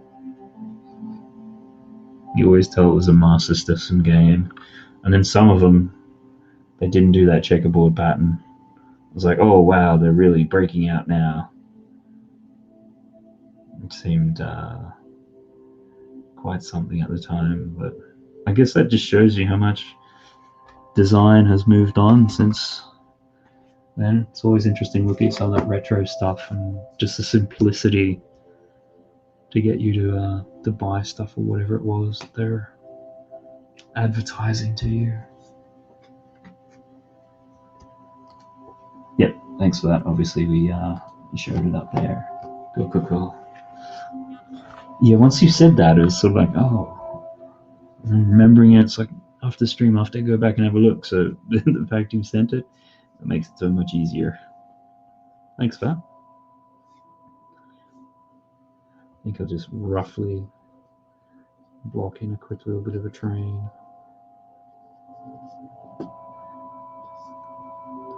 Otherwise, if we make it the focus or get too detailed into it, we could be here for quite a while. Trying to think the last time I drawn a real train. That'll be going back a while now.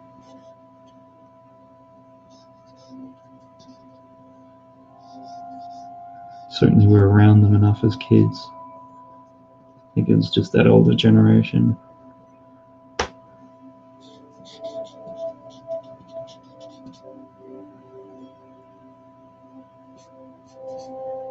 Think back when you could understand how stuff worked.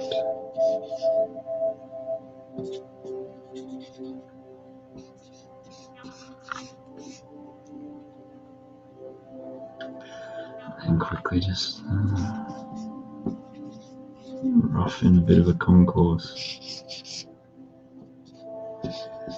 Really go to town on some of this stuff, which might start getting away from the cartoon aspect of the theme.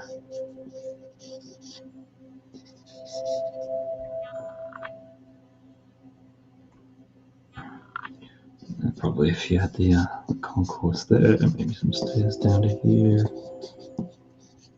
clock up there.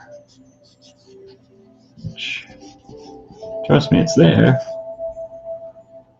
Which I'm sure some of you might be struggling to see at the moment. Okay, I'm gonna call that one.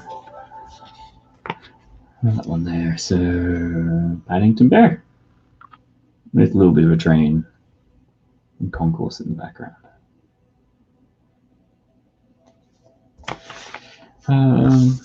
All right, might just take a quick little wander back through what we've done so far. I have to remember if I did this last drawing. I now have a funny feeling I did. Yeah, we did it last time. So, Monkey Kid. Beavis and Butthead. Every time I see that, it's like, probably. Oh, please stop. Dick Disastedly. Tom and Jerry. Just trying to remember the theme song now. How does that go? Remember the Looney Tunes one? SpongeBob SquarePants. I think that's the only thing I know from that one, having never watched it. And of course, starting off with Mickey Mouse. I think one of the nephew and niece. It's always Mick Mouse, Mick Mouse.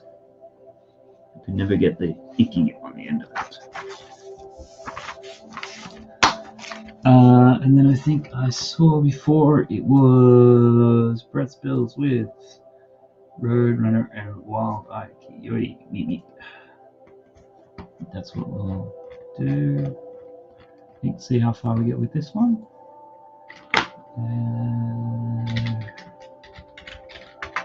Might be the last one.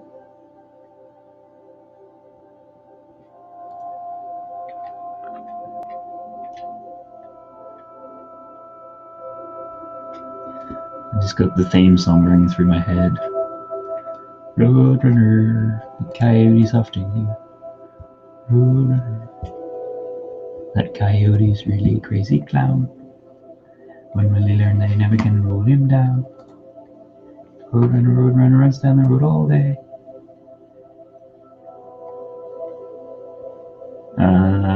Brett Spills, I have the mini NES next to me for Mario Kart. Oh yes, the original Mario Kart. Wasted many hours on that. That was the interesting thing with that mini classic NES and that. Between the NES version and the Super NES version of the Mini, they're the exact same hardware. They basically just changed the games on it. So it was interesting that they had enough foresight when they did the Classic to make it so that you could do the Super NES on the back of it.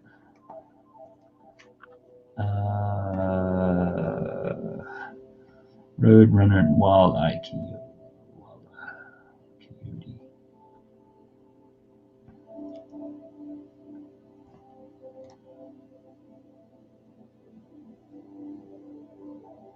I'm just trying to see a good shot with both of them. Okay, I think I found it.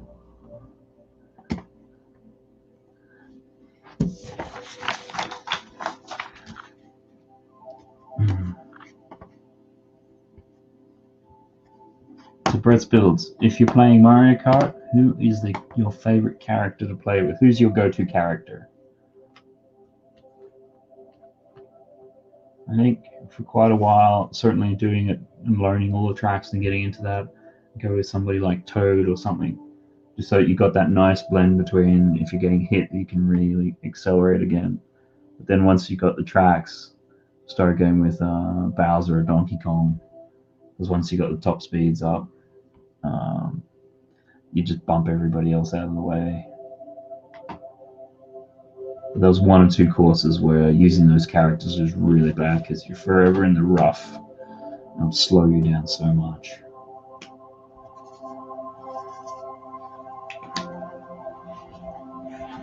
Okay. All that Coyote and Roadrunner.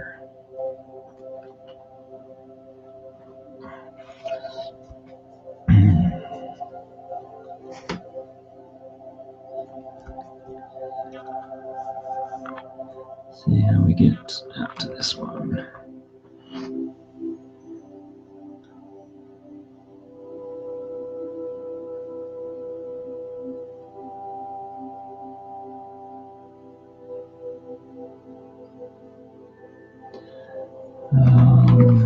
Okay.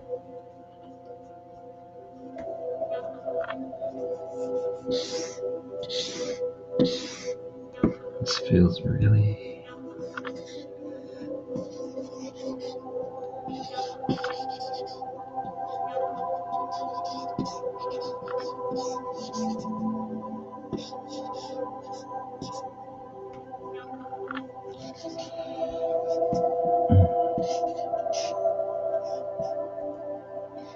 Certainly when we were a kid, this was one of the few cartoons that was on regularly.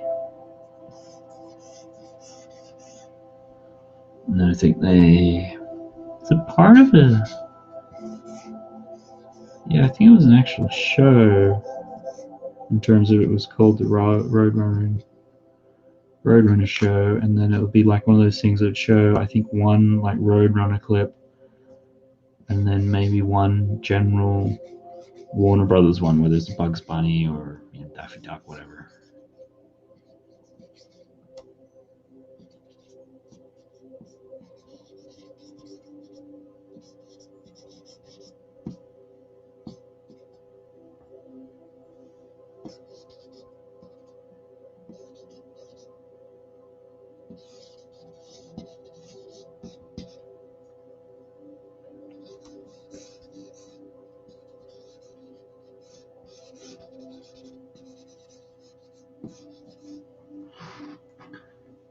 So I guess if we're talking about cartoon characters, I mean, obviously we've gone through and drawn out the ones that people suggested. Well, what are some of people's favorite cartoon characters themselves? Not necessarily have to be the ones that we've drawn so far. Are we sitting in a Disney camp or Warner Brothers or maybe there's some other property?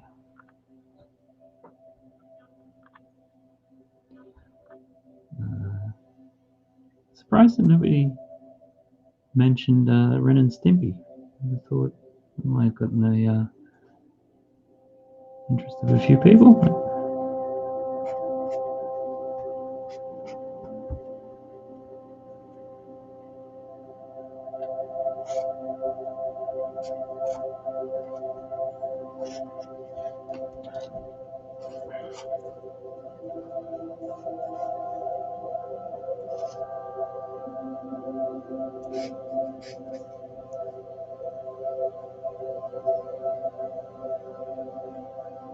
Let's build Luigi. That would be for the Mario Kart. Wow, is the chat really that delayed? I don't think it just popped up. Just have a... no, I didn't want to do that. Okay. Have a quick chat over here. Luigi. It's still coming through. On the slow side.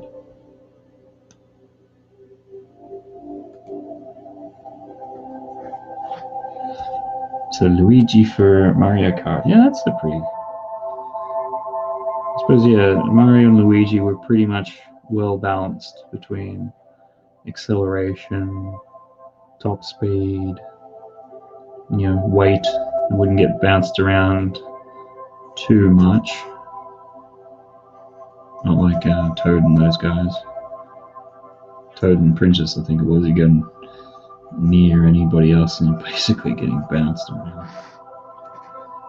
So obviously not a problem if you're in front and everybody's way behind you, but you've got to get there first.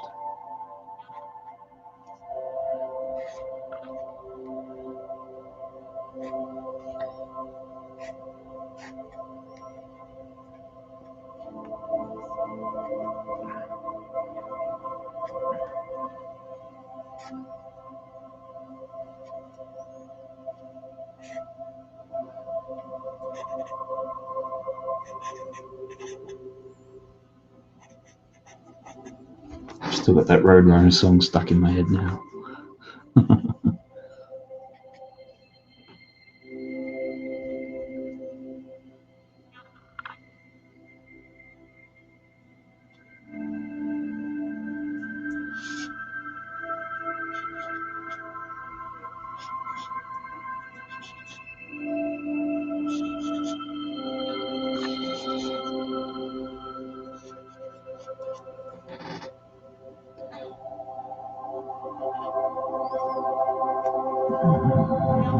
Let's get that bake a bit better shape.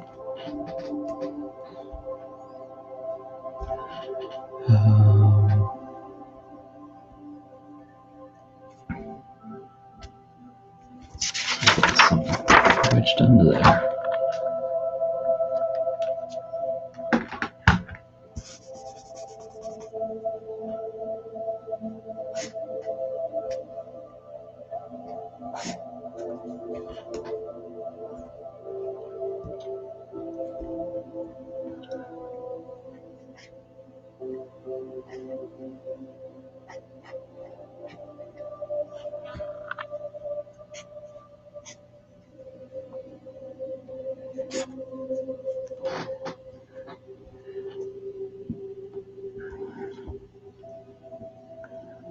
Mr. Wahabi Coyote.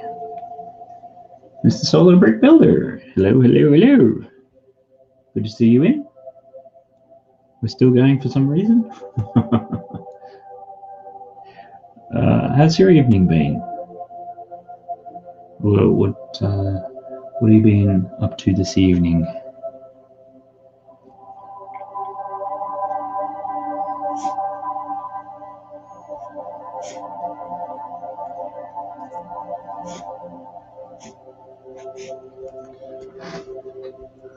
I just obviously been doing the cartoon characters, and as you probably see there, the request for Wild-Eye Coyote and Roadrunner. Being very, very busy. That work-wise or just general busy? Because I think you were doing a recording for 2x4, or was it 2x2 with Greg and a couple of the others?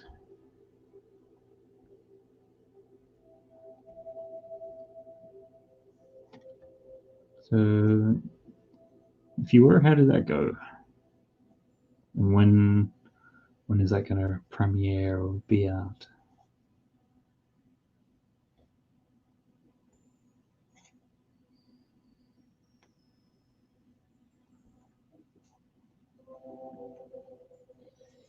What we're doing here, just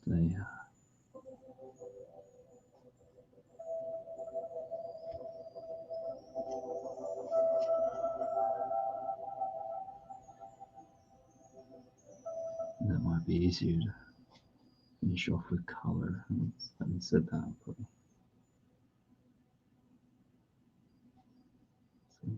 It's a weird little arm, but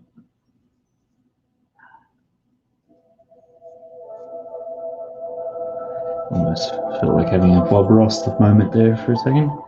Oh, it's a happy little arm. Right near some happy little clouds.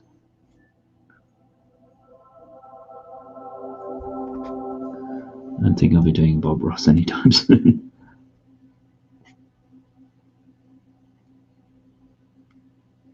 And for anybody who's wondering what drugs I'm on and what that's all about, Bob Ross was he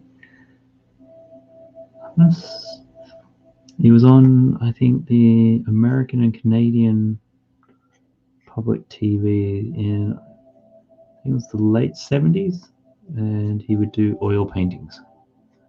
And he had such a calm demeanor to him, which then shocked me in later life to find out he used to be an army drill sergeant.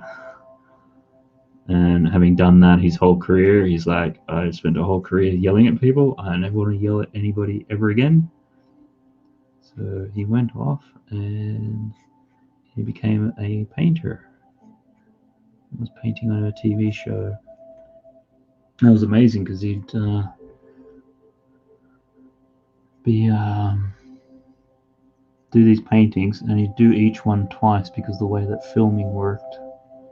One is a bit of a mock and prepare, and then a final version. He just had such a calm demeanor and a big hairstyle. So if you ever saw some of the Deadpool film promotions, Deadpool, he was knocking off his big hair and everything, and the palette he used to carry when he was doing all of his paints and everything on it for when he's painting on the show. This is going to seriously need some color because it's getting a bit of a struggle to read. I've got Tweety Boy, draw my icon. Your icon appears to be about 5 pixels high, so I can't really see that. I'm guessing it's going to be Tweety Bird. Solid Brick Builder. Yeah, I was called into work just before. Okay then. Didn't think I was going to make it, plus helping someone move house as well, plus I still have got to make a video. Yeah, I guess if you're getting called into work, that's going to throw lots of things out of the way if you've got a busy bit of a day to begin with. Tweety Boy, awesome. So Brick Builder, I have no idea. That's probably a 2x2 release. But I've decided not to make my video for tomorrow. Okay. Yep, no worries then.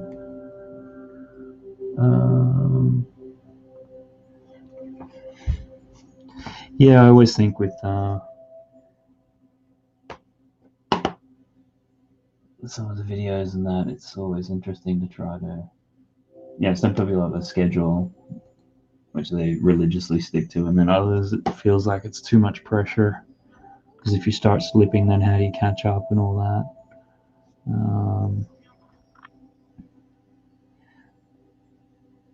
I think for me, I try to do the 2 live streams a week, which this one is obviously drawing and illustrating, and then usually it's a Friday morning, more brick building sort of one, which for people who've been on, brick building one's always a little bit interesting.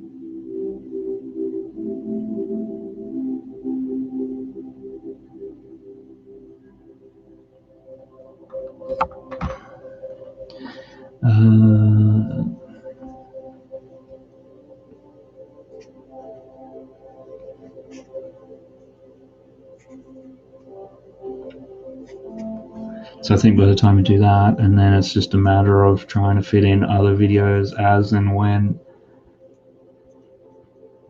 And sometimes you just hit on a topic. Like for me, been doing a lot of the castles and theme parks and things, because at the moment you can get to them and nobody else is there, so it's making great to shoot. And then I like to generally, if I can, for those sorts of things, have bright sunny days, or at least good looking shots, which lately been able to do. to make hay while the sun shines.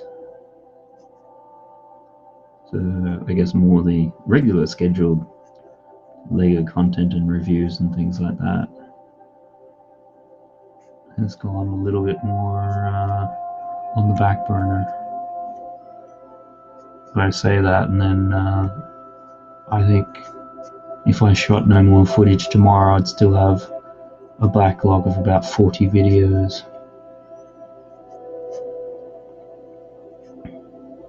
So to some degree I've given up, not so much given up, but I don't think I'll be doing too many reviews in terms of just pure Lego sets like I was before.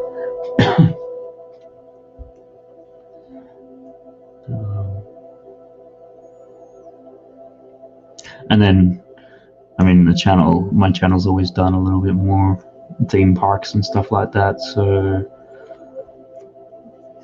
I certainly noticed once we went into lockdown, all those videos, all the views and everything dropped off a cliff. You can just sort of see it, like you look at watch time, COVID-19, nothing.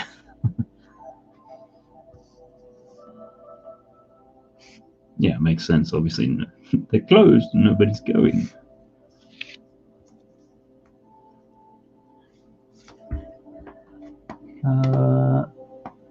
Tweety Boy, okay, that's fine. Can you give me some tips? Drawing tips? Yeah, sure. That's another thing I've been thinking of doing, some videos on drawing tips and things like that. Can you draw a bird then? I love a turquoise green checkered condors. I'll have to have a look and see what that is. I don't even know what type of bird that is. That's always cool to check things out. Solid brick building, it's mostly just editing and some reshoots. What happens to Daily Bricks when he co-hosts Time with You today? Yeah, but Daily Brick was here for about the first almost 3 hours, which, of course, I can understand he's got other things to do. I'll just get this one finished and then I can go back and do a bit of a recap to see what was here. But no, it was good having Daily along, just keeping things ticking over and everything like that. Much like when you helped out on I almost want to say the first one of these that I did on a Saturday night. I get confused because I can't remember I did the Lego Pictionary one, which then had like everyone doing half-hour slots, which was a lot of fun as well.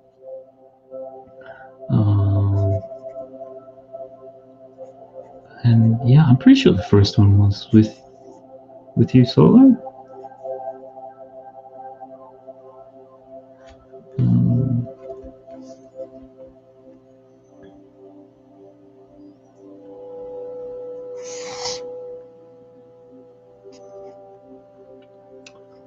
And then, so we had solo, you did one, Sai did one. I think last week's was the one I just did by myself.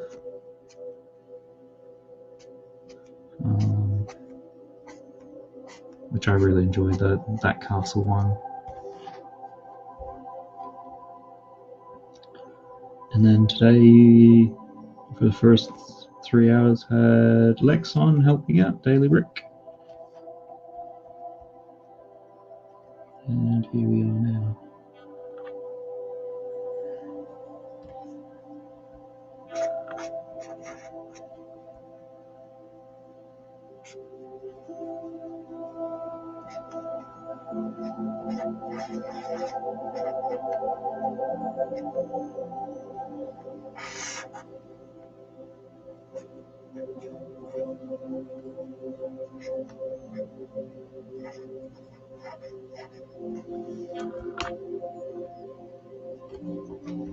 Okay, I think I got most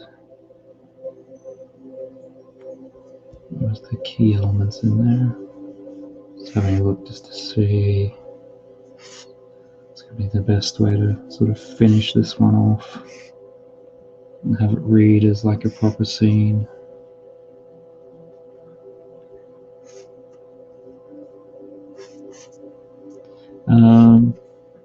And Tweety Boy, in terms of drawing tips, is there anything in particular that you're after, or do you do a bit of illustration so you know the basics, or you need some help with that, or is it proportion? Is it just you want to draw birds in general? You want to draw? Is it for your own icon, avatar? Just anything you can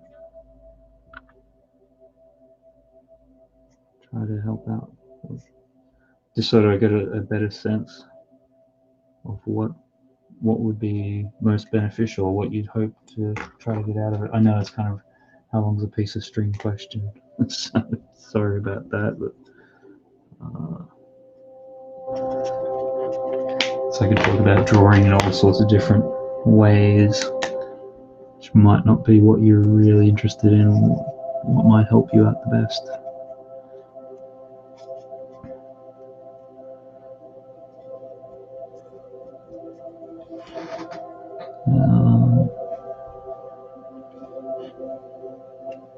I think next week's one I'll probably just do again by myself. So that said, does anyone have any ideas for topics or themes? I haven't really thought too far ahead with that.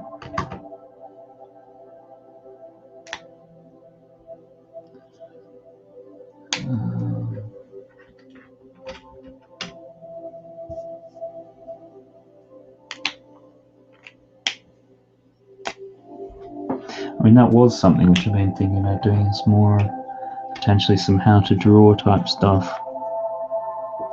How to draw a minifigure, or I don't know, does that sound of interest, or just always trying, not all, yeah, trying different ideas, seeing what might be beneficial to others, or others really enjoying.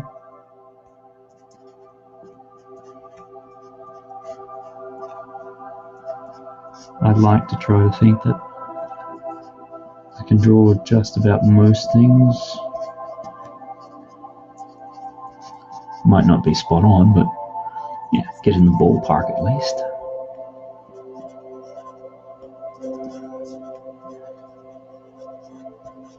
Which seem to think that's what's happening with this coyote roadrunner. Hadn't turned out as best as what I hoped.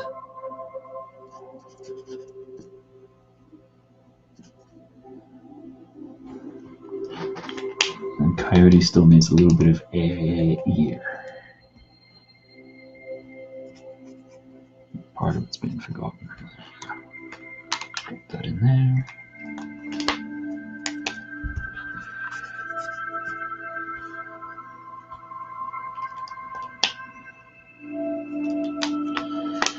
Notice a little bit more.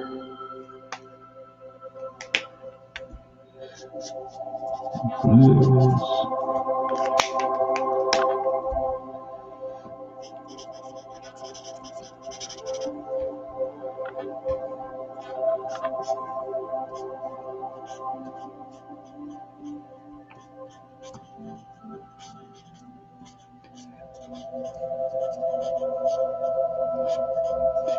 And I'm sure, I think I've said it a couple times tonight, maybe at nauseum and driving people a little bit crazy. Just getting close to the 500 subscriber mark. So if you're here and you like what you've been seeing, it'd be greatly appreciated if you could hit that subscribe button, or give a thumbs up at least. I don't know, there's just something about that 500 number. I don't know what it is. It'd be good to get over it.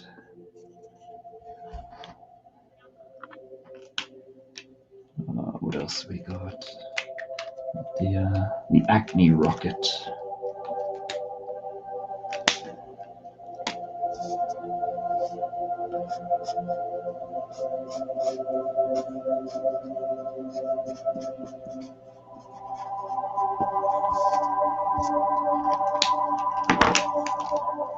Bounce it off with a bit of brown.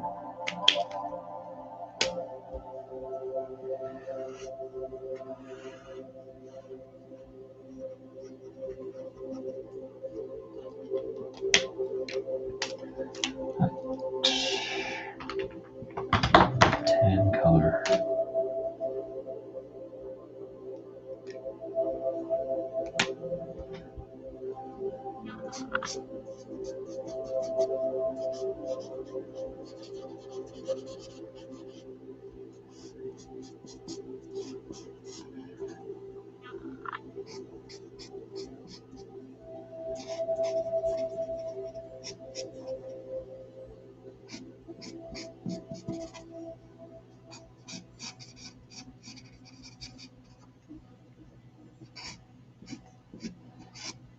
Classic sort of Wile E. Coyote gag, strapping himself to a rocket.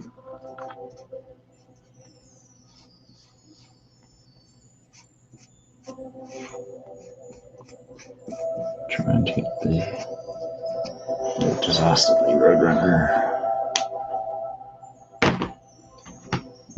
And the rocket was always from the Acme Company.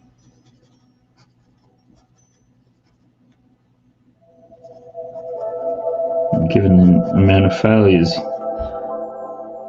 Coyote always has, like maybe Acme Co. didn't make good quality products.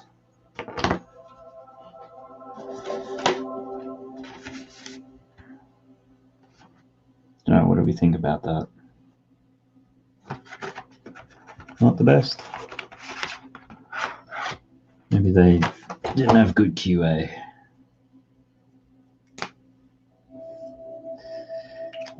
Looks like it's too close. I have to do it. The thing with I only work with about these 12 different colors in total, so, and a few grays. So trying to get some of these colors, make it make sense, is always a bit challenging.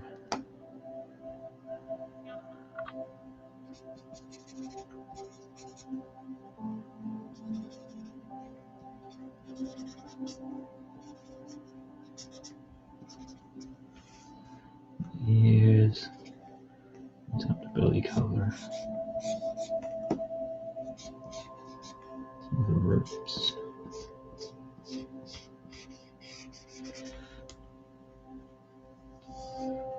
Just some gray smoke. And whatever happened to this road.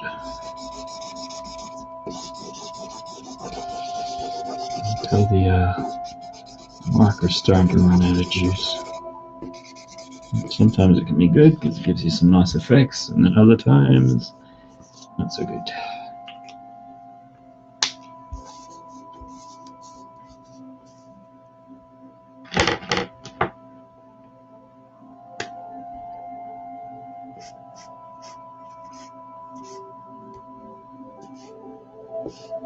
The sandy desert.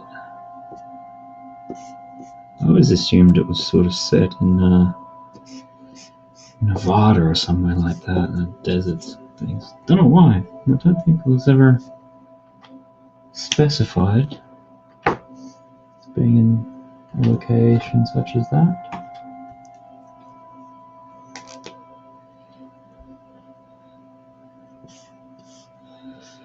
Oh, this is dark. I think it might be a bit lighter. Don't want to swallow up the head.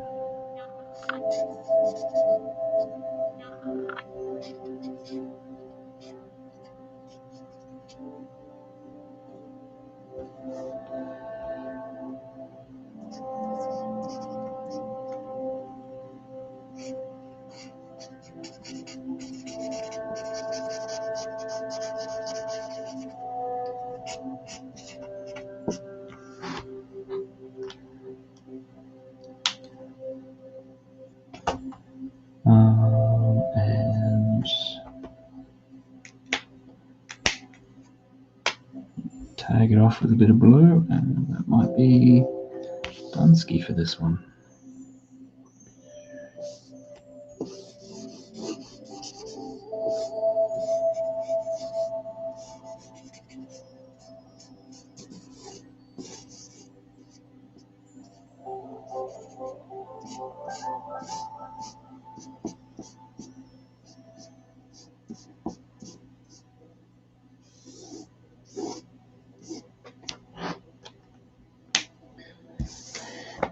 And I think that is going to be good for that one. Let's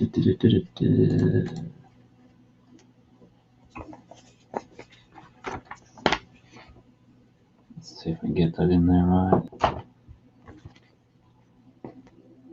Wild-Eyed Coyote and the Roadrunner, and of course, the favourite little Acme rocket. There's something bugging me about the rocket, just one little tweak. Just doesn't feel like it's rounded enough. Just needs a little bit of a...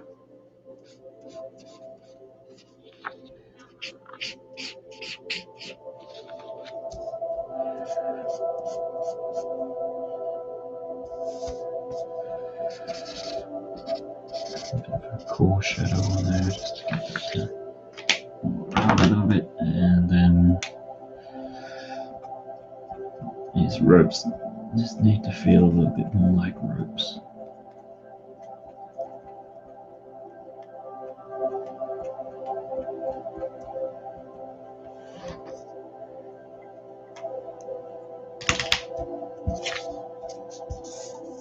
And I think, yeah, that works much better. Just need that little tweak. So, Brett Spills, that's Epic Family Bricks. Thanks for that, appreciate it. So, meow. Off it goes there. So, I think we'll just quickly run through what we had. We'll come through. Roadrunner, Coyote, Paddington Bear, Train Station, Monkey Kid, Beavis and Butthead. I have to do that every time. Dick Disasterly. So it's like, nya, nya. It's complimentary sound effects. Tom and Jerry, classic. SpongeBob SquarePants, SpongeBob SquarePants. And Mickey Mouse. Almost want to do his high-pitched voice, but I might make too much of an idiot of myself at this hour of the day. I just want to have a quick look at Tweety Boy is suggesting a type of bird which I've never heard of before, so I always like to check things out. What do you call it? A green checkered converse? There's a green check. Okay, looks like a type of parrot, small little one or something.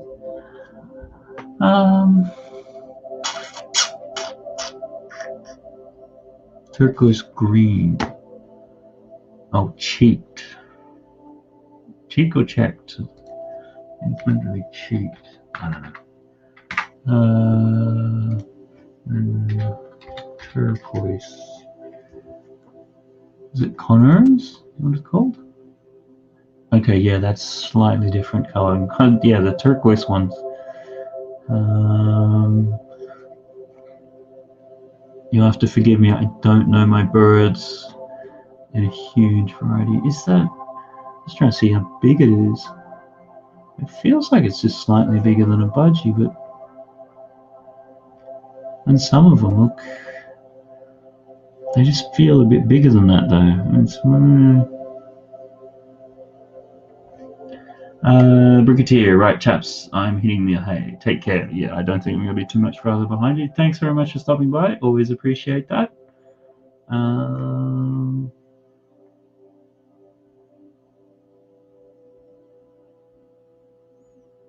Okay.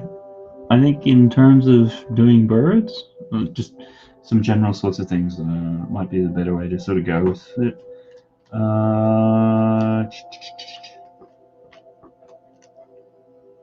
That's going to be the better way to do this. I think I always like to just do a little bit of a block in. For me, at least, what I find is kind of works best. You're always looking at. I mean, drawing is always proportion. So you're always looking at how big shapes are relative to one another. And in a bird, like particularly in a head, you're generally always going to have the main mass of the head itself. So let me just bring this up here. I'll do it that way then. So I'm sure you've seen general how to draw books and things like that, where they're always telling you to start off, basic shapes, whether it's circles or, some sort of oval or square, whatever. So that's sort of what looking at doing. You're breaking it down to the big shapes. So big shapes and what's characteristic. So on a bird, you're going to have the head shape, you're going to have the eye, you're going to have the beak. So they're going to be the three things to really play with, because if you have parrots, they generally have their beaks are really big relative to the eye and things like that. When just looking at this sort of bird here, I'm never going to pronounce this right. Turquoise green checked conure. Where are these birds generally found? Is it a UK one or America or? So anyhow, okay. So you got the big head shape. You're then going to have an eye. So you kind of put in. It's kind of near the top of the head. Obviously, if this is going to be the front, so the back of the head would come down here somewhere. Now with this one, it seems like you have the eye, and the other characteristic is you have this white sort of shape around it of some description.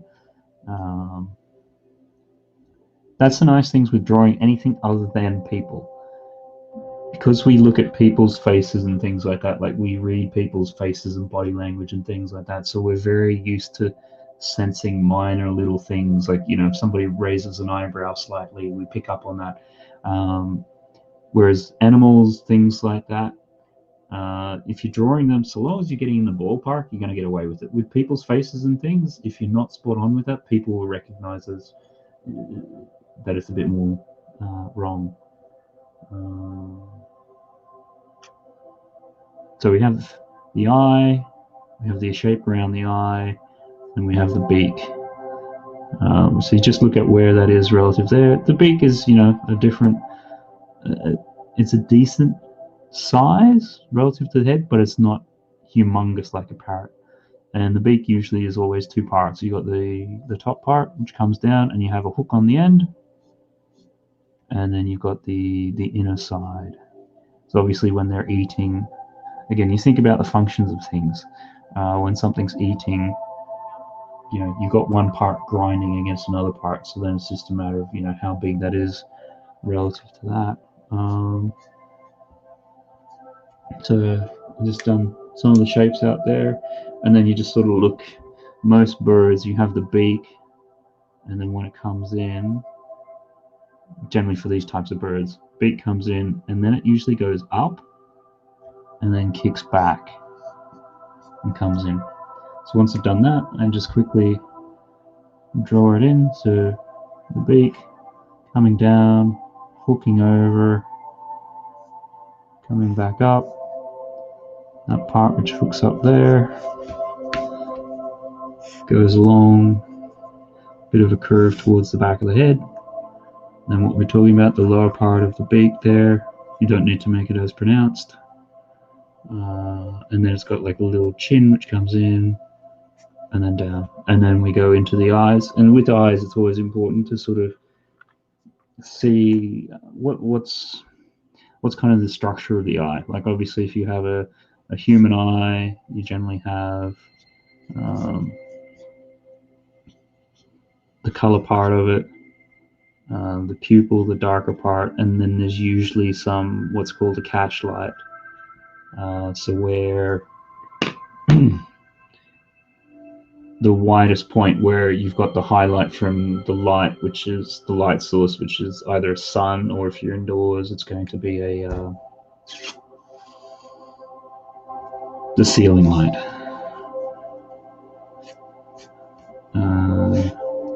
So that's kind of the general sort of shape to that. So if you're doing an eye like that, and then if it was a blue eye, a little bit of color around the outside. So you get that sort of thing. And then I think, is it cats? If you're doing a cat eye, it generally has, or a snake eye, it's more these vertical type ellipses and shapes like that. And then, when you're coming to birds, again, all birds are different, but generally the eye is usually completely solid black, and you're getting this little catch light. And the catch light, again, if it's outdoors, it's going to be where the sun is hitting that, and then it's reflecting back, so you see it in your eye. So you'll see if I'll just do it here. That there, so you can just sort of see that little white bit there will make such a difference. In a second, I'll fill that in, and it won't look right. It'll look a lot. All of a sudden, it just looks a little bit too cartoony. So that's why you see a lot. It's very important to get wherever that catch light is, and it's why when you see a lot of 3D models and things like that, bad ones won't have that little bit of light in there. That little bit of light makes such a difference. It makes the thing come alive. Or if you don't have it there, it looks like a statue or it's dead or whatever else. So I mean, it's long-winded, but so when I do my bird's eye here, generally it's round. Same thing. I'm just going to make sure I get that catch light in there. And you can see even just, it's really important just having that little bit of white space in there. You can sort of tell the difference between, when we did that there before. And then, just filling out that shape a little bit, and probably put that angle a little too sharp. And that kind of gets you there. And then usually there's and then, so you got the basic shape. And then from there, it's all just little tiny bits of detail and things. So again, the bird's top beak is usually, it's almost like it's got two parts to it. So there'll be a lighter part to the beak and then a darker part. And then sometimes it's actually got little minute holes in there. I don't know bird physiology, but I'm guessing it's kind of like a nostril. Could be wrong. And then once we do that, it just depends on how you want to finish it off. Like, you could go, I think I'll do it lightly, because there's always two ways of doing something. You can either do it like really easily or really difficultly. So the difficult way is to try, birds are made up of feathers, try to represent every single little feather.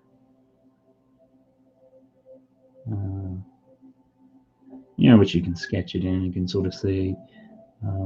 Again, it depends upon the effect you're going for. If you've got a lot of time and you want something that's realistic looking, then going through and doing all of these and working them out, and just as with a lot of things, the way that the feathers are in there and structured has got a lot to do with what it's trying to do. In this case, obviously a bird's flying, aerodynamics, so all the feathers are going to be generally flattened backwards. So then you generally build it out like that. So you start from the front, and then you can just keep working backwards. And you can get a nice effect with that.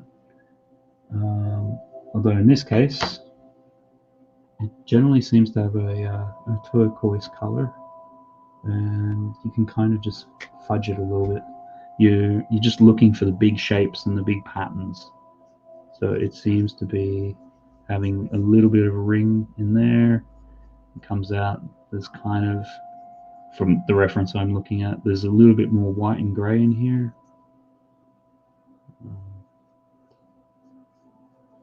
And just filling it in. It's just giving that suggestion of detail.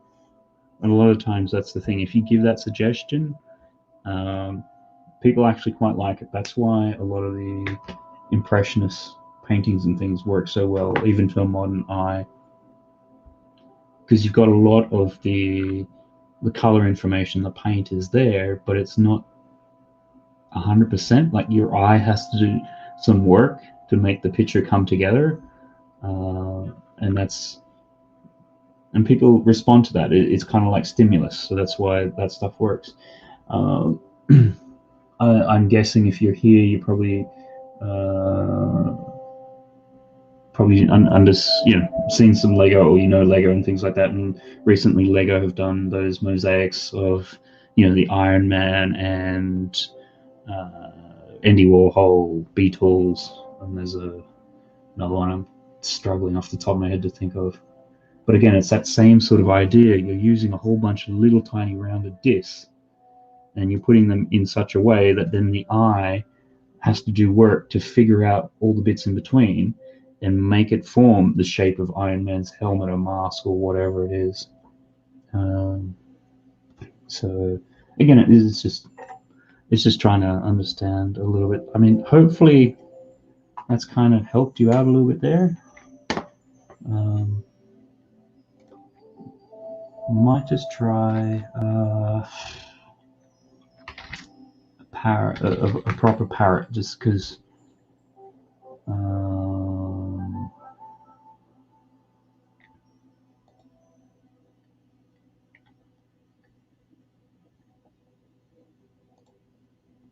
just to show you again, this is a decent macaw one. I'm trying to, yep, okay, this is very similar, it's the same direction.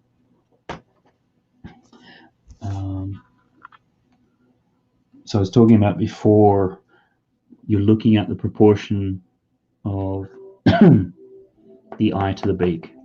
How big is the eye compared to the beak? In this case, the eye with the eye shape is about the same size as the beak. So when it's like that, you generally associate that with slightly smaller birds.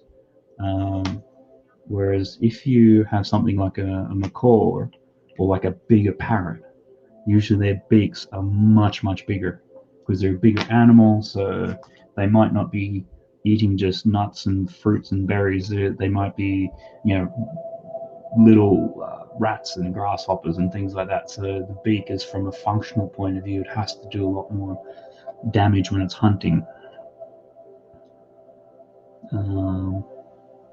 So I'll just quickly, again, the same sort of thing, some sort of ovoid for the head. It's going to connect to the neck. That there. You try to place where the eye is. It's kind of in the same position. It's kind of halfway back in the head.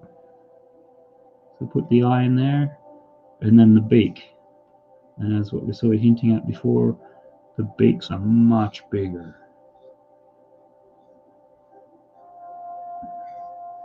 And it's generally some form of a hook shape. The bottom mouth in there. Again, we've got this little secondary element off the beak. It's coming up, hair pattern coming back. It's got a little bit of a fringe, this one. A bit of a marking detail in here.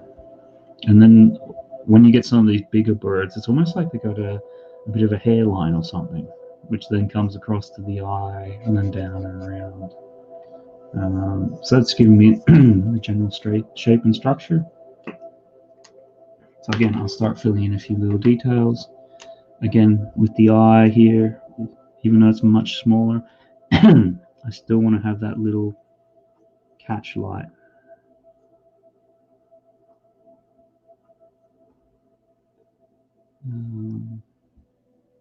It's looking a bit sad because it's not rounded, so let's fix that up there.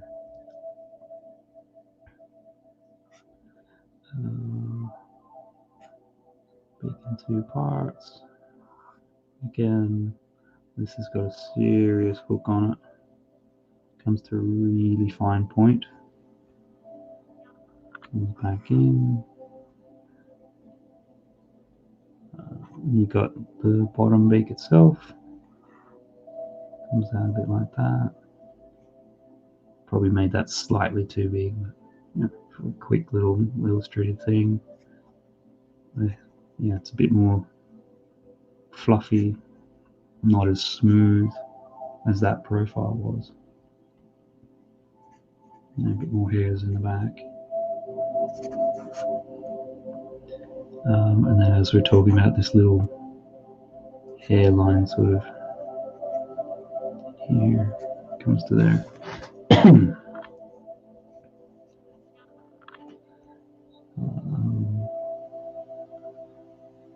Then there's colour that wraps around, comes up to there. And then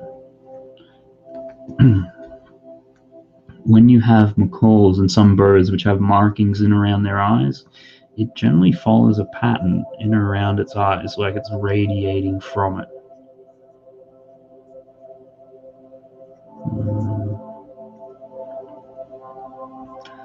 And then it's just got the graphical design of the black.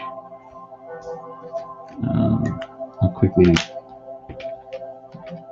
drop in a couple of colors. Again, I'm not coloring it in as a solid block, so in this case I'm not doing that. I'm leaving a little bit of gaps and things in between. Just having those little bits of white will give you that impression of hair and things, as opposed to a solid block of color. A bit of green there.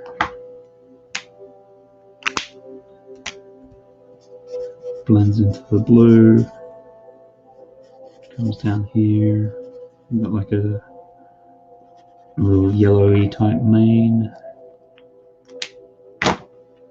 More of a yellowy orange.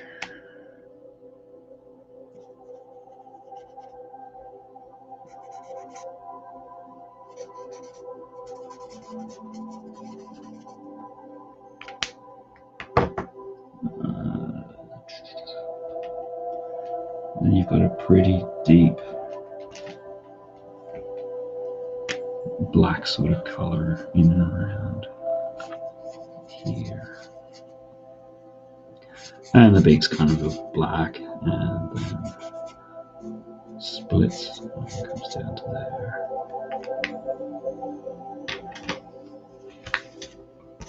So again, this is more just I'll try to get that in a decent way, just to illustrate. If you're drawing a bird, the idea, just keeping in mind, what is the size of the eye relative to the beak? So if it's a massive beak relative to the eye, you're generally used to seeing that as a bigger parrotle type bird. But when it's a smaller type one, the eye shape is comparable to the beak shape. Hitting that catch light in there, again, just helps the eye seem alive and not dead like that. So yeah, hopefully that was useful. A lot of things are just playing around with different shapes and sizes of things relative to one another. Yeah, cool. No, that's a really interesting question. So I think that might just wrap it all up then, because it's getting a bit late here. So thanks very much for being here. I'll just quickly run through one more time for anyone who's joining us late. Just a quick little thing on birds. some suggestions and tips. Wildeye Coyote Roadrunner, Paddington Bear train station, Monkey Kid, Beavis and Butthead, Red Stream. Sorry, I have to do that. Probably one character. I think that was from Hercules. Tom and Jerry, SpongeBob SquarePants, Mickey Mouse. Alrighty then, thanks very much for everyone who's been along tonight, making your suggestions. And hello to Magdalene Sion. Sorry if I've mispronounced your name. I don't think I've ever seen you around before. Great to see you here, even if it's right at the very end. So if you've sorry, it's just been a long stream. I think 4.5 hours. I was only hoping to do about 3. And let's see now. What was I going to just finish up? Back next week, same time, 8 o'clock UK, 3 p.m. New York, and 7 o'clock Australia. So they can join us back then again, and we do this all again. Please, if you can, just hit that thumbs up button if you got some value out of this. I am trying to get towards 500 subscribers. I think I'm only about 14 shy. So if you're not and you'd like to subscribe to the channel, I'd really appreciate that. That'd be great. Helps things out very much. And thanks to everybody who's been along. So we had Tweety Boy, Magdalene, Solar Brick Builder, Bricketeer. And of course, a huge thanks to Lex Daily Brick, who was in for the first 3 hours, really helping me out with the chat and all those things. Brett Spills, always great to have you around. Appreciate your continued support. That's always great. Just Build It, who was in earlier. Brick Clicker, AT's is Life, and Matthew Builds Bricks, who's also in. That was brilliant. Cy O'Connor, Lorraine Fox, and Brick Sloth, and I'm sure there's some others who are around. Thanks very much for joining us, and we will do it all again next week. Have a good evening, night, afternoon, morning, wherever you are in your part of the world, and I will see you again soon. Thank you. Have a good evening.